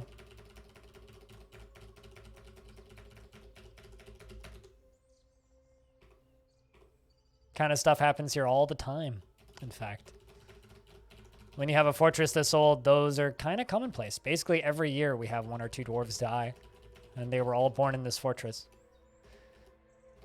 I had a dwarf that lived up to be like 180. So, yeah, no, it's quite common in this fort. I mean, that's part of what happens when you...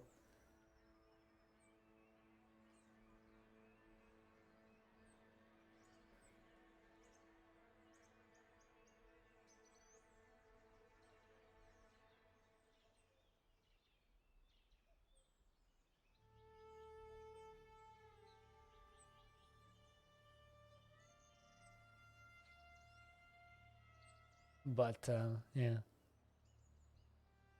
Has 7 kids? Almost 20% of your population? Yes. We're working on fixing this problem.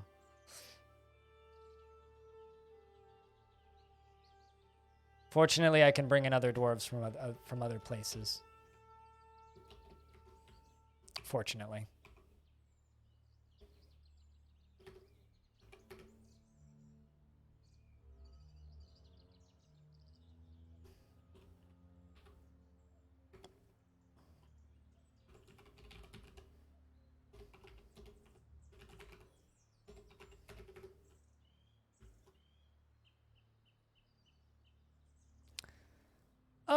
No, it's not. And the reason it's not is because I can bring other dwarves in from other places. That's been a while since I've seen something like that. Creative. But yeah, so no, I can bring other dwarves in from other places, right? So, I'm not gonna lie, the fact that it's a fucking, what's it called? Among Us guy is kind of hilarious though.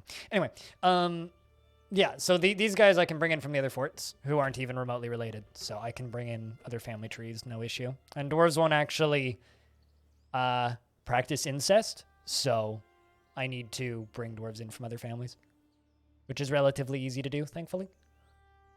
And I have perfect access to that. The thing is, they're not actual members of the fortress, so they can't do all the jobs. So the merchants can't, or migrant workers can't join the military, and there's plenty of other things that they can't do, so.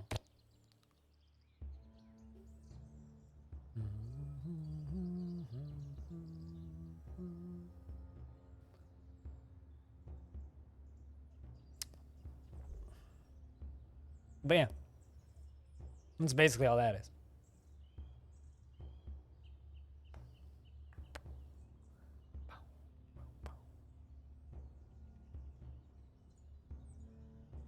So no, that's not really an issue, as fortunately. It just means that occasionally I'm going to need to call in outside dwarves from other families. We're going to need to pull Crusader Kings and marry my dwarves off to eligible bachelors.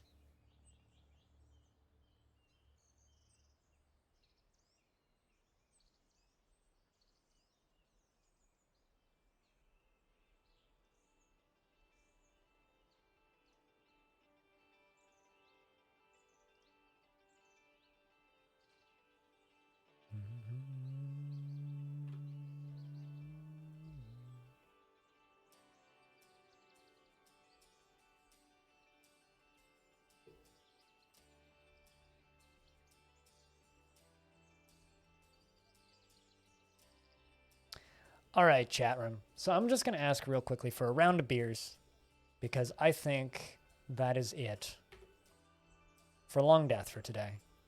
We've made it into the early summer of 192, meaning the fortress is 187 years old. We are getting creepyishly close tier 200. But unless there's overwhelming majority that wants us to play Jupiter Hell, I think we're going to play more of the Patreon game, which is Dungeon Mans. Dungeon Mans. And scream maximum foom. Because I asked earlier, and I had one person say Jupiter Hell and one person say Dungeon Mans. So, cheers, Crow. Re-upping that Prime subscription for 19th month. Checking to get a big round of beers once again for Crow. Crip beer. Crypt here. Crip beer. Crypt here.